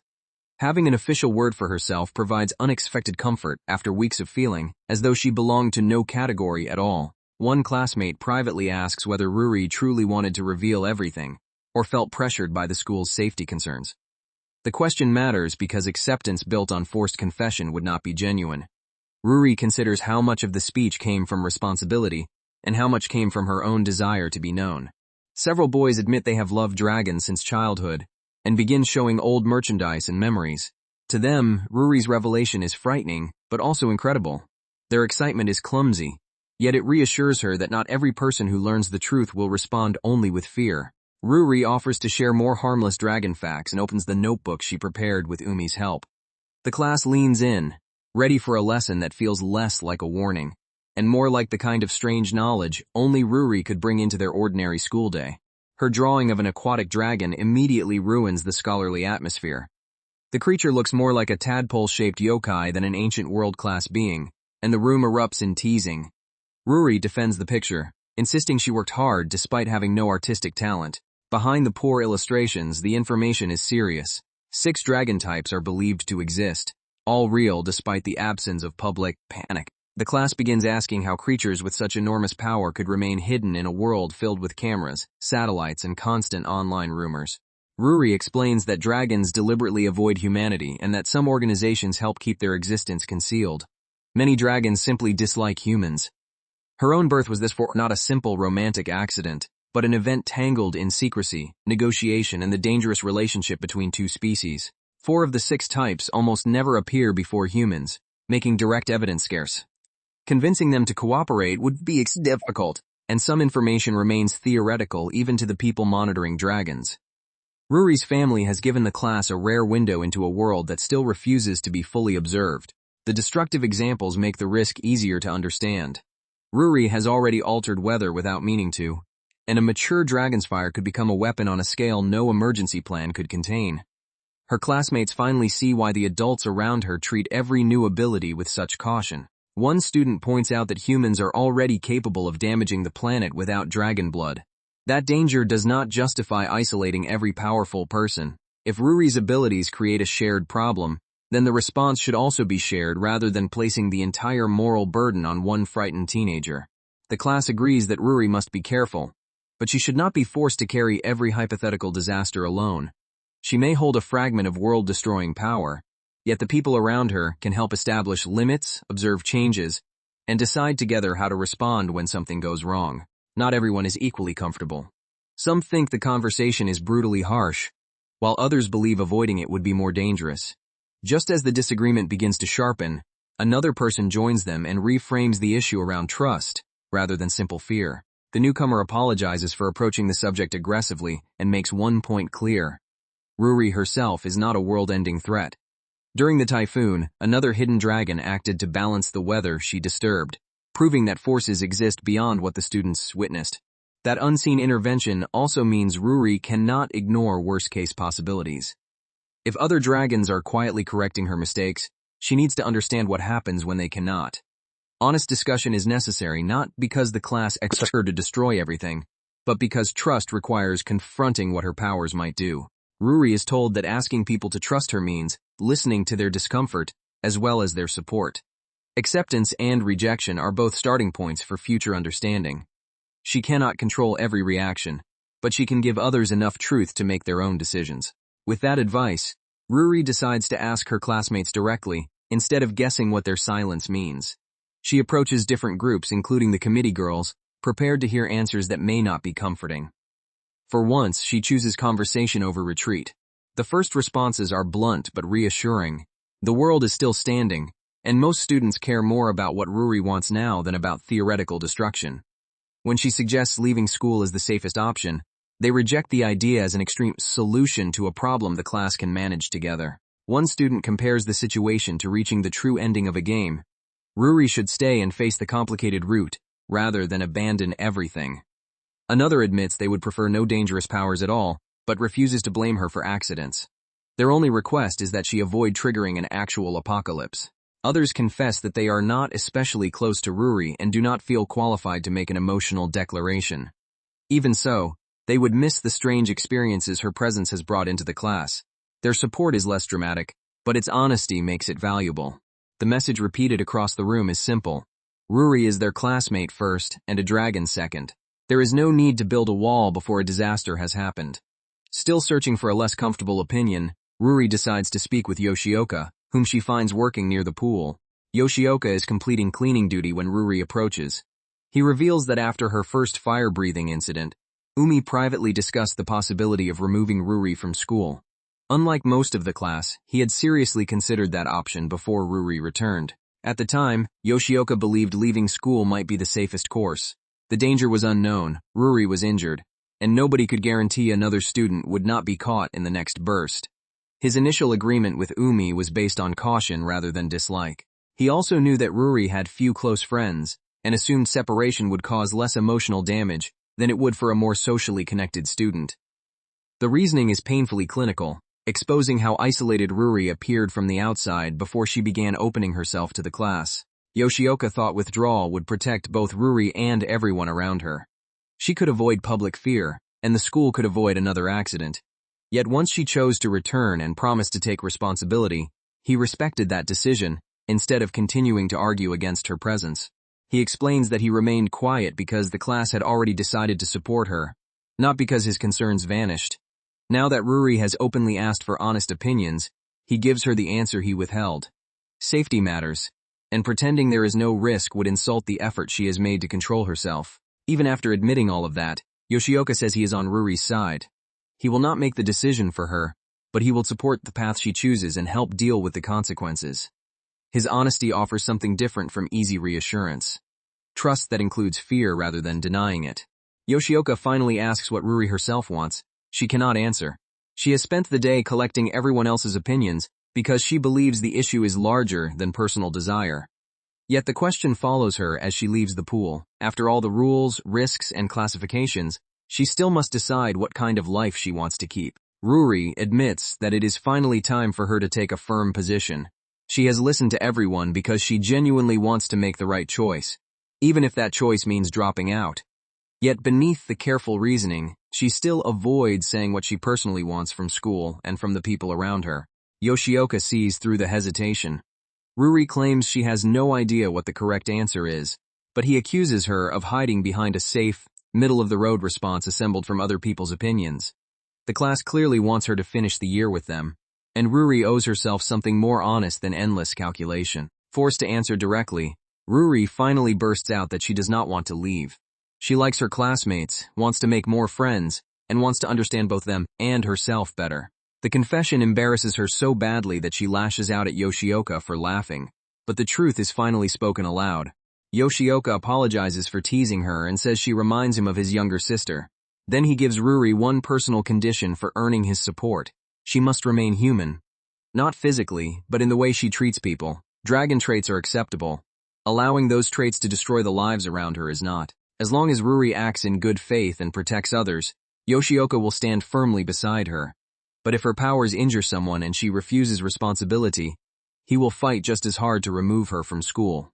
Ruri accepts the condition without resentment because it is exactly the kind of honest accountability she asked to hear. Their serious exchange ends with Yoshioka promising to help however he can, while another classmate jokes that boys will always love dragons. The conversation moves on, but someone immediately begins analyzing whether Yoshioka's harsh concern might hide romantic interest in Ruri. He denies it, annoyed that every meaningful interaction is being reduced to romance. Yoshioka explains why he spoke so severely. If Ruri's fireball had badly burned him, the consequences for her would have been enormous. He sometimes felt responsible simply because being on the receiving end of the accident could have placed Ruri in an impossible position. Everyone is relieved the incident never reached that point. Ruri later compares the reactions she received. Kashiro was supportive without being brutal. Miyashita demanded proof that Ruri was serious, and Maeda became an unexpectedly fierce defender. Makura said almost nothing, while Yuka gave the most loyal answer of all. If Ruri left school, she would follow. After speaking with people individually, Ruri presents the class's conclusion.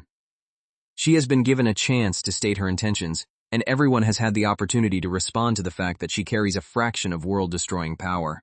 Even now, the phrase sounds so outrageous that some students can barely treat it as reality. Mr. Takamoto invites final objections.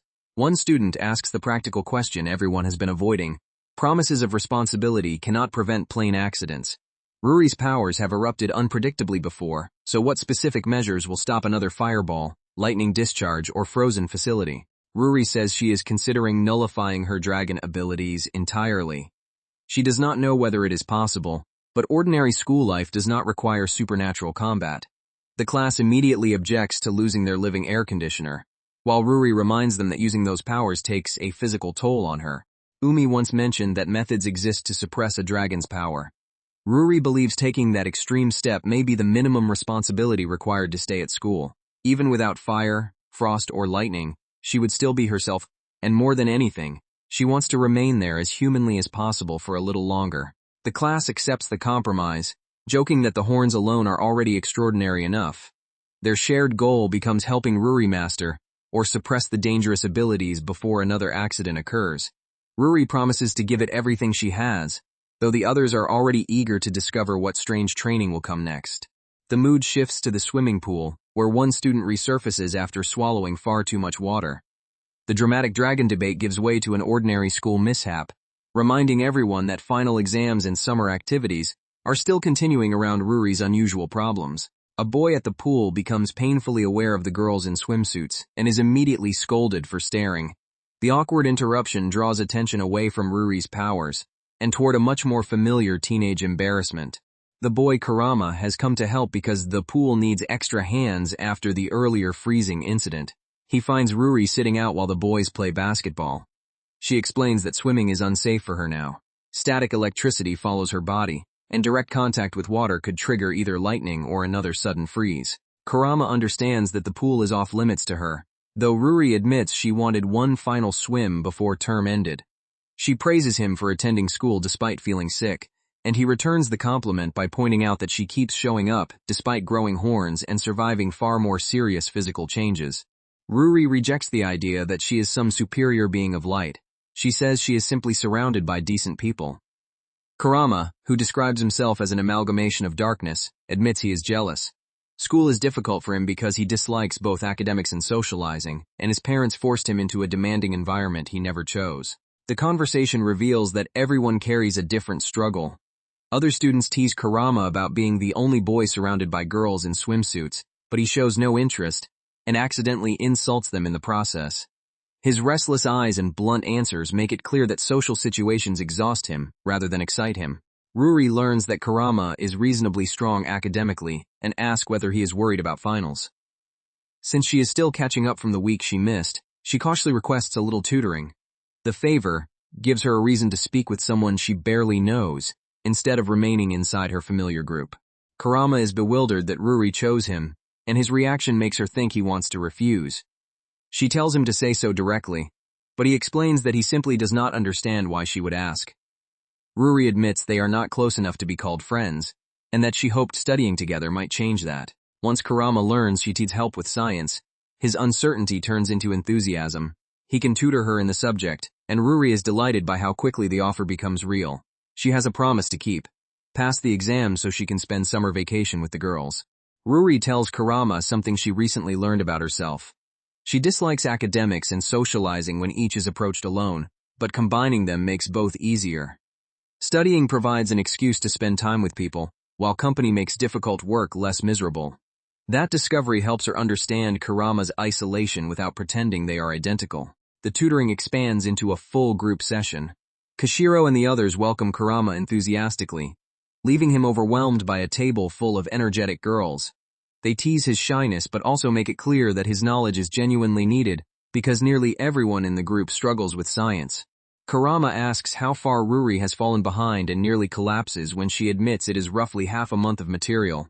Still, he begins explaining molecules and recent lessons with remarkable patience. The girls praise his knowledge, while Ruri wonders where anyone finds enough motivation to study this much. Kurama admits he has no grand motivation. He does the minimum because strict parents leave him little choice, and he barely enjoys spending time even with his existing friends. Seeing absent students escape school makes him jealous. Without a reason that feels meaningful, he cannot understand how other people keep making an effort. Once the subject turns to himself, Kurama suddenly becomes talkative. The girls joke about it before giving their answers. Kashiro claims everything is fun because she is adorable, while another girl says life does not always require a reason. She does not stay with friends because every moment is enjoyable. She stays because she loves them, and the fun grows from that bond. The group advises Kurama not to declare that nothing is enjoyable and walk away before trying. Even close friends sometimes have to force themselves to cooperate, so effort comes before comfort. Kurama has already demonstrated that principle by tutoring them well despite claiming not to care, and the session makes real progress. Ruri encourages Kurama to invite his own friends somewhere during summer break. It may be worthwhile even if the outing is not immediately fun. When he asks why she chose him as a tutor after he once said he did not care about her situation, Ruri answers honestly. She wanted a chance to make him care a little. Kurama takes the advice and awkwardly asks another boy whether they should do something during vacation. The boy questions what two guys can even do without looking pathetic, so Kurama suggests ordinary summer options, such as a festival or the beach. After some quick research, they find an event that seems possible. Going alone would be worse, so the other boy reluctantly accepts and suggests inviting Cube as well. What began as Ruri's tutoring request quietly gives Kurama the first outline of a new friendship and a summer plan of his own. Final exams approach, and Mr. Takamoto prepares the class for business as usual. Yet one student remains stuck on a far larger question than any test. What are dragons, really? He cannot understand how everyone else heard that Ruri is half-dragon and simply accepted it. The skeptical student, Yano, begins asking classmates how they feel about Ruri. One boy says he has no particular opinion before awkwardly admitting that she is cute enough. Yano grows frustrated because he is not asking whether people find her attractive. He wants to know why nobody seems disturbed by what she is. Yano says Ruri has not won him over. He cannot understand why a creature described as half-dragon is allowed to attend school, while everyone treats the situation as perfectly natural. To him, the class is sharing a room with a monster, and the fact that the early accidents ended well does not erase that she is not fully human. His friends challenge him to explain what would actually convince him that Ruri is safe. Yano insists he is not the irrational one. Everyone else is strange for accepting the impossible without resistance. Although he agreed to let her remain, He feels the discussion ended before he understood what he had supposedly accepted. Yano's real complaint finally surfaces. Dragons are fictional creatures, yet the class swallowed the explanation at face value. He wants people to show healthy fear of the unknown and admit that a new reality cannot be absorbed overnight. Even after witnessing Ruri's powers, part of him still cannot believe the story behind them. His friends ask what he plans to do, call Ruri a monster and create a scene. Yano knows that would be wrong. They point out that he previously pretended not to care, because he did not know how to express his confusion. The random shouting is less hatred than frustration with his own inability to process what happened. Yano admits he had no objection during the class meeting, but troubling questions remained in his head. His friends cannot answer vague complaints for him, so he decides to take responsibility and bring the questions directly to Ruri instead of attacking the people around him. Two boys follow because Yano's anxiety is entertaining, and because one of them is curious about what he will say. Yano tells them to stay out of the way while he searches for the right moment. They fully expect him to embarrass himself before reaching the point. The group watches Ruri eating alone and immediately feels like a pack of creeps. They notice her using a trace of frost on her lunch, despite the rules against unauthorized power use. Yano waits for the perfect opening while his friends whisper observations from a distance. Ruri cools a piece of fried chicken and discovers that cold courage tastes terrible. Her odd little experiment makes her appear far more like a normal, socially awkward girl than a monster. One boy explains that she was mostly a loner even before the horns, so she became unusually skilled at entertaining herself. The longer Yano observes her, the harder it becomes to identify what actually bothers him. Ruri barely resembles the terrifying creature he imagined. She is not entirely normal. Few people would refrigerate lunch with dragon frost, but she is still plainly a teenage girl navigating an ordinary school day. The final bell rings before Yano finds the courage to speak. His friends mock him for spending the entire day people watching, or dragon watching, without asking a single question. The opportunity appears to have passed again. Yano argues that approaching a girl he has never spoken to requires courage. His male friend points out that they already talk normally and asks whether Yano would rather classify girls as another species too. They leave him with one final warning to study, since his grades are in no position to survive another distraction. Just as everyone is departing, Ruri notices something Yano dropped and asks whether it belongs to him. The forgotten item creates the opening he spent all day trying to manufacture. Suddenly, the supposedly unreachable dragon girl is the one initiating the conversation. Yano calls out, "Aoki," before he can lose his nerve. Ruri stops and turns toward him, waiting. The simple act of saying her name commits him to a conversation he can no longer avoid. Panic immediately takes over. Yano realizes he called her without preparing a proper sentence. Every question he has rehearsed. What are dragons? What is a demi-human? Why should anyone accept this? Collides in his head. He also regrets waiting so long that even a normal reaction now feels embarrassingly late. He finally demands to know what dragons are, but the words come out as though he is ordering Ruri to explain herself. Yano hastily corrects his tone and asks whether she could fill him in. The clumsy delivery reveals fear and curiosity, not the hostility he imagined he would show. Ruri says there is only so much she can explain, but admits she withheld many details from the public class discussion. When she asks whether Yano wants the full story, he agrees, and they begin walking home together. His friends celebrate from a distance. The obvious question was really an excuse to start talking. End-of-term exams finally begin. Phones are locked away, cheating warnings are repeated, and the classroom settles into silence. As students prepare to write, someone wonders whether Ruri will return to them after the new changes threatening her body. Without warning, the calm image of exam season is shattered by a vision of Ruri engulfed in a violent sea of flame. Fire tears across the ground around her as she crouches at the center, suggesting that the uncontrolled disaster everyone feared may finally have arrived. The story then jumps back several days before the fiery scene. The rewind reveals how Ruri's next transformation began, and why the adults around her realize that ordinary precautions might no longer be enough. Ruri discovers hard, scale-like growths forming beneath her eyes, inside her mouth, and across parts of her skin. The sensation is unfamiliar and deeply unsettling. Another dragon trait has appeared without warning, and this one is changing the structure of her body rather than merely granting a new ability. Umi examines the growths and confirms that they feel like scales or a protective carapace. Ruri recoils at the unpleasant description, but the texture leaves little room for denial. Since neither of them has witnessed this exact change before, they need professional help immediately. The situation is declared an emergency. Ruri is excused from both school and work for the day, while Umi contacts the people responsible for monitoring her condition. Whatever is happening cannot be treated as another minor cosmetic change. At the examination, the adults identify the change as the likely beginning of a spurt. The scales were absent the previous night and appeared that morning, confirming that Ruri's dragon development has suddenly accelerated. She will not attend class and must return home as soon as the evaluation is complete. Mr. Takamoto explains the cycle. Powerful dragons periodically enter cooldown phases after using enormous amounts of energy, then experience active spurts when stored power surges back. At the peak of that stored energy, a specific physical indicator appears. Ruri's new scales may be exactly that warning. Ruri asks what the spurt will actually do. Takamoto admits he intended to discuss it that very day, though the scales may mean they are already late. Based on what specialists know, there is roughly a 50% chance that Ruri is approaching a period of total instability. The danger comes from the way her abilities manifest. Every new trait has exploded outward in an uncontrolled burst because Ruri lacks the regulatory organs found in full dragons. Fire, lightning, frost, and weather changes did not arrive gradually. Each forced its way through a human body unprepared to contain it. The scales may be Ruri's dragon genetics attempting to compensate for those missing organs. Combined with the earlier demon fire, they suggest her body is preparing for a major spurt.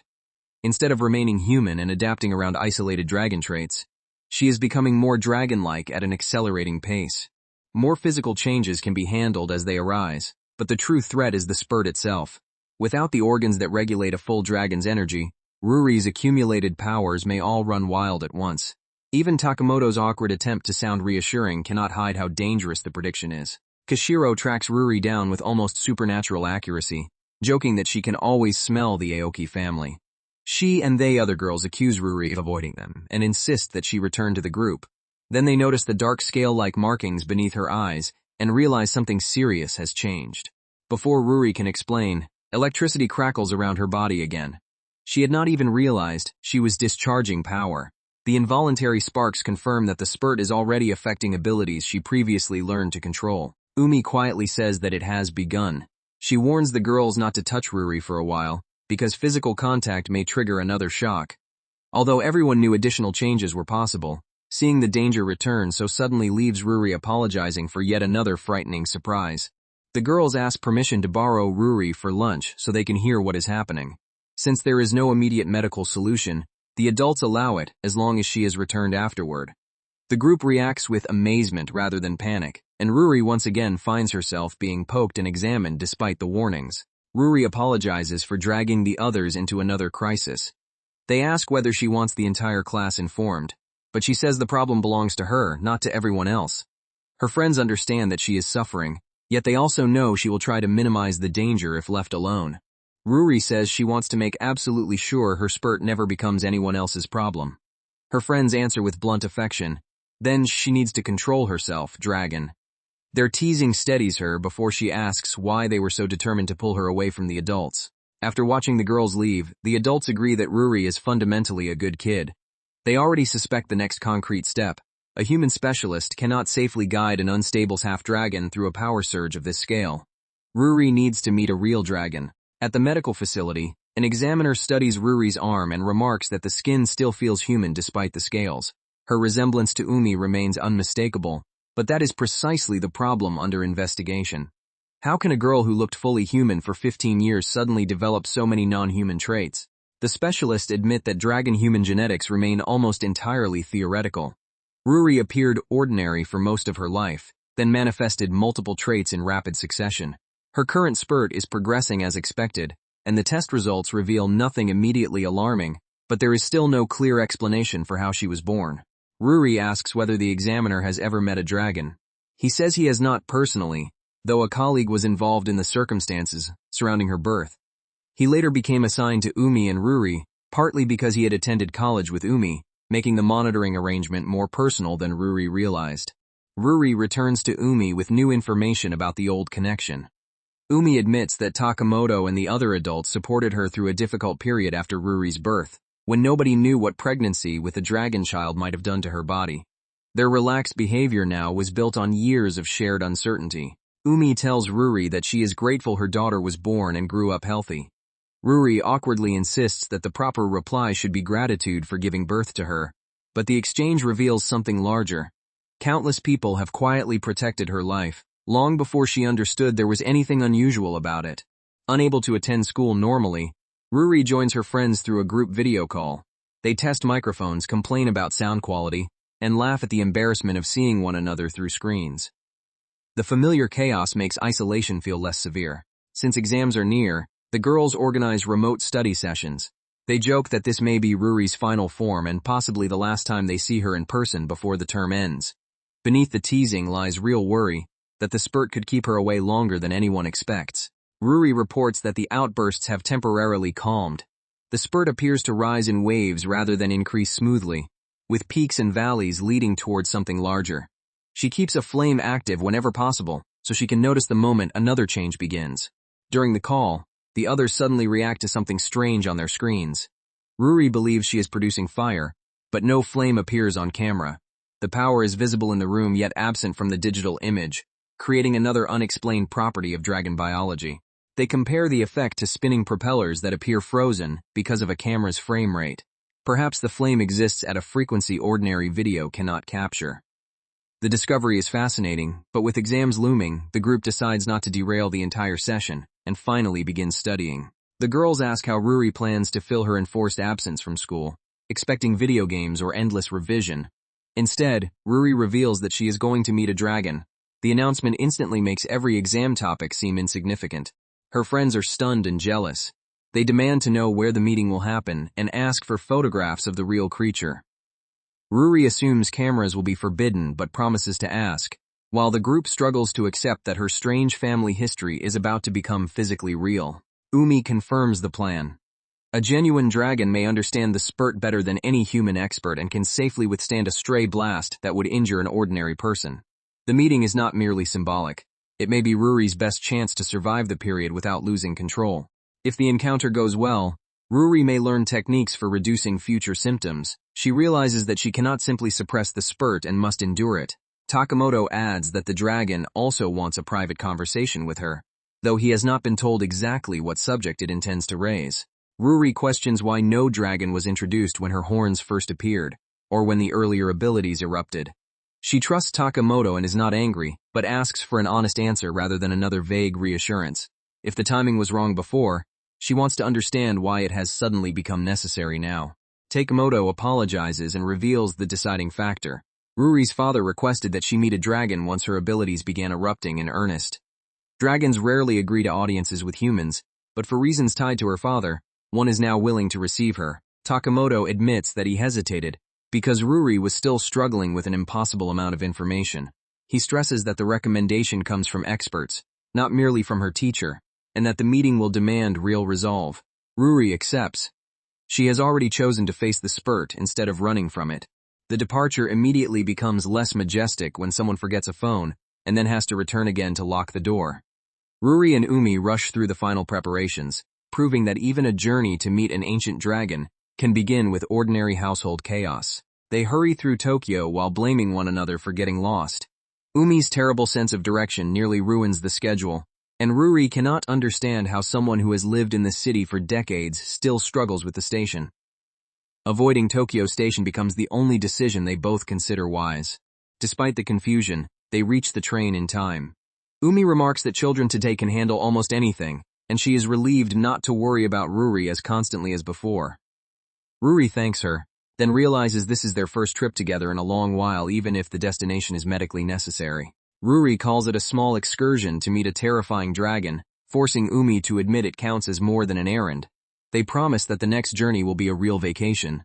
Ruri suggests returning to Osaka, mostly because she wants another chance to eat the takoyaki she remembers. They settle into their seats and claim the window view. For the first time since the scales appeared, Ruri has a moment to breathe.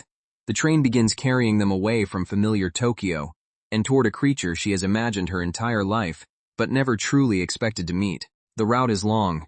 They take the bullet train from Shinagawa toward the west, transfer again, and continue deep into the mountains. After hours of travel, they will reach the remote region where the dragon is said to live. Umi clarifies that this dragon is not Ruri's father. It only began interacting with humans recently, but is considered relatively good-natured and intelligent. The description is vague, yet Ruri accepts it with surprising calm. A half-dragon could hardly have been born if the species were incapable of reason. Umi expected more resistance, but Ruri says hesitation would only delay the inevitable. She jokes that a child's duty is to trust the adults and march down the path chosen for her, then become sincere. Takemoto, Umi, and her classmates have done so much that she feels responsible for doing her part. Ruri adds that there is something she personally wants from the meeting, though she does not explain it yet. The journey continues through transfers and station announcements. She even falls asleep, waking in surprise when they reach the next connection. Umi leads the way to the limited express while Ruri tries to stay awake. Another 90 minutes pass as the train moves farther from the city. The closer they come to the mountains, the more the trip feels like crossing from ordinary Japan into the hidden world behind Ruri's birth. At the rural station, Ruri is struck by the clean air, wide scenery, and clusters of local shops. Umi refuses every invitation to sightsee because they have an appointment to keep. Tourism can wait until the return journey, assuming the meeting leaves them enough energy. They confirm a route toward Mount Ontake and continue by local transportation. Umi promises they can behave like tourists on the way home, but Ruri is already exhausted and predicts she will barely remain standing after everything is finished. As they draw closer to the mountain, an unexplained chill runs through Ruri. Nothing visible has changed, yet her body senses something nearby. She asks whether they are close because the growing unease feels less like nervousness and more like instinct. Lightning flashes across a perfectly clear sky. Umi identifies it as a threat display. The resident dragon has detected another of its kind approaching. The reaction is not the gentle welcome they expected, and Ruri wonders whether the adults arranged the wrong meeting entirely. Ruri demands to know what happened to the promise that this dragon was good-natured. Umi contacts Kagakuri to confirm the situation, but the response is strangely enthusiastic. The violent greeting is apparently perfect. With no explanation offered, mother and daughter are told to proceed carefully toward the mountain. After the threatening lightning display, their guide cheerfully announces that the real fun is only beginning. Ruri has no idea what could possibly be enjoyable about provoking a hidden dragon, but the route forward has already been authorized. Umi reveals that reaching the meeting place requires serious mountain climbing. Ruri protests that nobody mentioned wilderness this extreme, while Umi argues that a fantasy creature would hardly live somewhere easily accessible. She even brought heavy-duty climbing equipment for both of them. Ruri drags herself up the trail, complaining with every step as Umi urges her onward. The exhausting route at least makes sense. A creature hidden from modern society would need a place far beyond casual hikers and ordinary roads. At last, Umi points toward a distant section of the mountain and says their destination is up there. Ruri follows her gaze and realizes the remaining climb is even worse than the path they have already crossed. During a brief rest, Umi asks whether Ruri and Yano are friends now.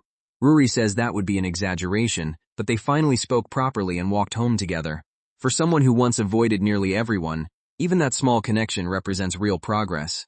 Umi notices that Ruri is adapting to the climb and asks whether she needs another break. Ruri refuses, though the deeper they travel, the more strongly she senses that something enormous is lurking ahead. Her dragon instincts are reacting before her eyes can find the source. Umi understands the discomfort because she can feel the presence too. She reminds Ruri that for 9 months of pregnancy, dragon blood existed inside her body. The sensation is weaker for Umi, but it allows her to recognize how exhausting and even painful Ruri's heightened awareness must be. Ruri finally understands why her mother can describe the feeling so accurately. They stop to hydrate, and Umi checks that she is not pushing too hard. The pause turns a frightening supernatural sensation into another ordinary mother and daughter moment on the trail. Ruri becomes distracted by a stag beetle, revealing a tomboyish interest Umi finds amusing. As they continue, Ruri notices strings, maintained paths, and other signs of human interference. The mountain is isolated, but someone has clearly prepared parts of it for controlled access. The trail leads straight toward a dark tunnel in the mountainside. Ruri immediately asks whether there is any route around it, but Umi makes clear that the tunnel is the only way to reach the dragon's territory. Inside, Ruri feels as though they are entering something's home. Umi assures her that bears stay away from this place, though the explanation raises more questions than comfort. She then reveals that this is where she recently met Ruri's father. The tunnel is more than a passage. It is part of a dragon hideout inside the mountain. Umi first met Ruri's father here as well. Surrounded by the place where her family began, Ruri finally asks the question she has avoided. Why did Umi choose to have a child with a dragon? Umi says she wondered when Ruri would ask. The pregnancy was not carefully planned. She discovered it had happened and had to decide what came next. Carrying the child was an accident, but choosing to give birth and devoting much of her life to dealing with dragons afterward was entirely her own decision. Umi apologizes for failing to provide a normal family. Ruri immediately rejects the apology because it makes her existence sound like a mistake. She had not realized how heavily Umi judged her past choices, especially when her mother usually acted so bold and unapologetic. Ruri says the unusual family does not bother her, and demands that Umi stop punishing her younger self. Umi accepts the correction and thanks her daughter. Then she jokes that instead of apologizing, she will simply be harsher whenever Ruri causes trouble, a response that feels far more like the mother Ruri knows. Umi reminds Ruri of the lightning that greeted them. The same dragon threatened her when she visited previously, but another human should be stationed above to monitor the creature and keep it under control. If the meeting goes badly, that caretaker is supposed to intervene. They reach the final stretch, but Umi cannot continue. A blood pact with Ruri's father prevents her from crossing farther into the territory. From this point onward, Ruri must climb alone and face the dragon without her mother beside her. Umi apologizes for being unable to accompany her. Ruri tells her to stop apologizing and instead thanks her for coming this far. They separate with a quiet promise that Umi will wait below until her daughter returns. The final staircase seems endless. Ruri curses whoever constructed it and wonders why a meeting with an intelligent creature requires so much physical suffering. Each step leaves her more exhausted, but turning back after crossing the entire country is unthinkable. As she nears the top, Ruri tries to remember what she was told. This is supposedly the smallest documented dragon and has some particular connection to her. The description offers little comfort when the presence ahead feels larger with every breath. Ruri finally sees the creature. A colossal scaled head emerges among the rocks, its jaws and horns dwarfing her completely. Whatever officials mean by the smallest dragon, it is still far beyond the size she imagined. The dragon attacks without warning. Ruri barely throws herself aside as claws and jaws tear into the ground where she stood. The long journey and promises of a peaceful conversation vanish in an instant. She tumbles across the rocky slope, stunned and bruised. For a moment, Ruri can do nothing but stare at the monster looming above her and struggle to understand why the supposedly arranged meeting has turned into an ambush. As the dragon closes in again, Ruri can only think about its impossible size. It turns its head toward her with unmistakable intent, making the threat feel less like a misunderstanding and more like deliberate hostility. Ruri dodges another close-range strike and demands to know why it is attacking. No answer comes. The creature continues pressing forward, forcing her to abandon every expectation of polite communication and focus entirely on survival. The sensation that haunted her during the climb finally becomes clear. It was not merely dragon presence. It was bloodlust.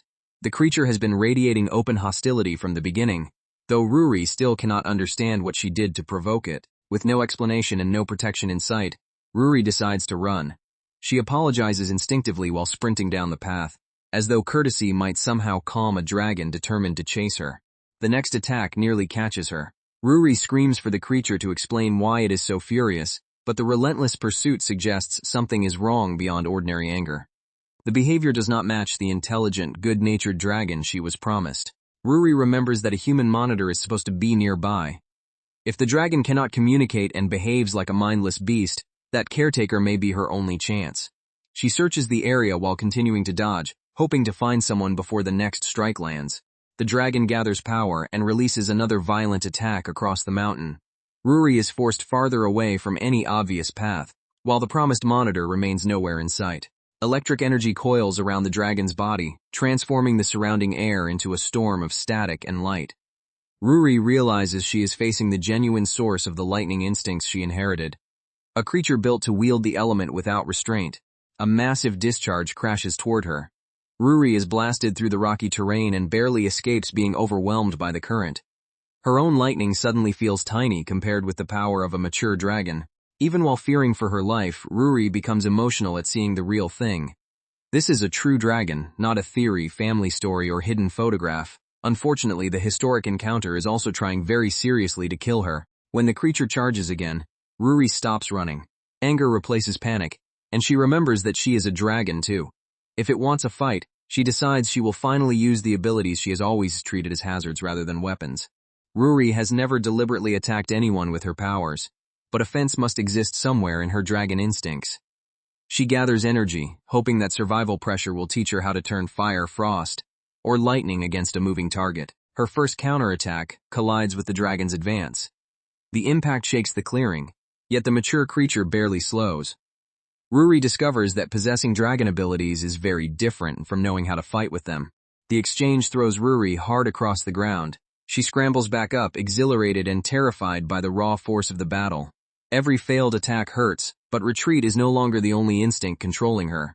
A stranger finally appears and explains that Ruri's powers hurt because she still does not understand them. He thanks her for making the long journey and is impressed that she remains in one piece. Ruri is relieved to find the missing caretaker, even if he arrived after the dragon nearly killed her. The caretaker, N, immediately asks for Ruri's help stopping the rampage. The dragon is going through a spurt, and there is no time for a detailed explanation.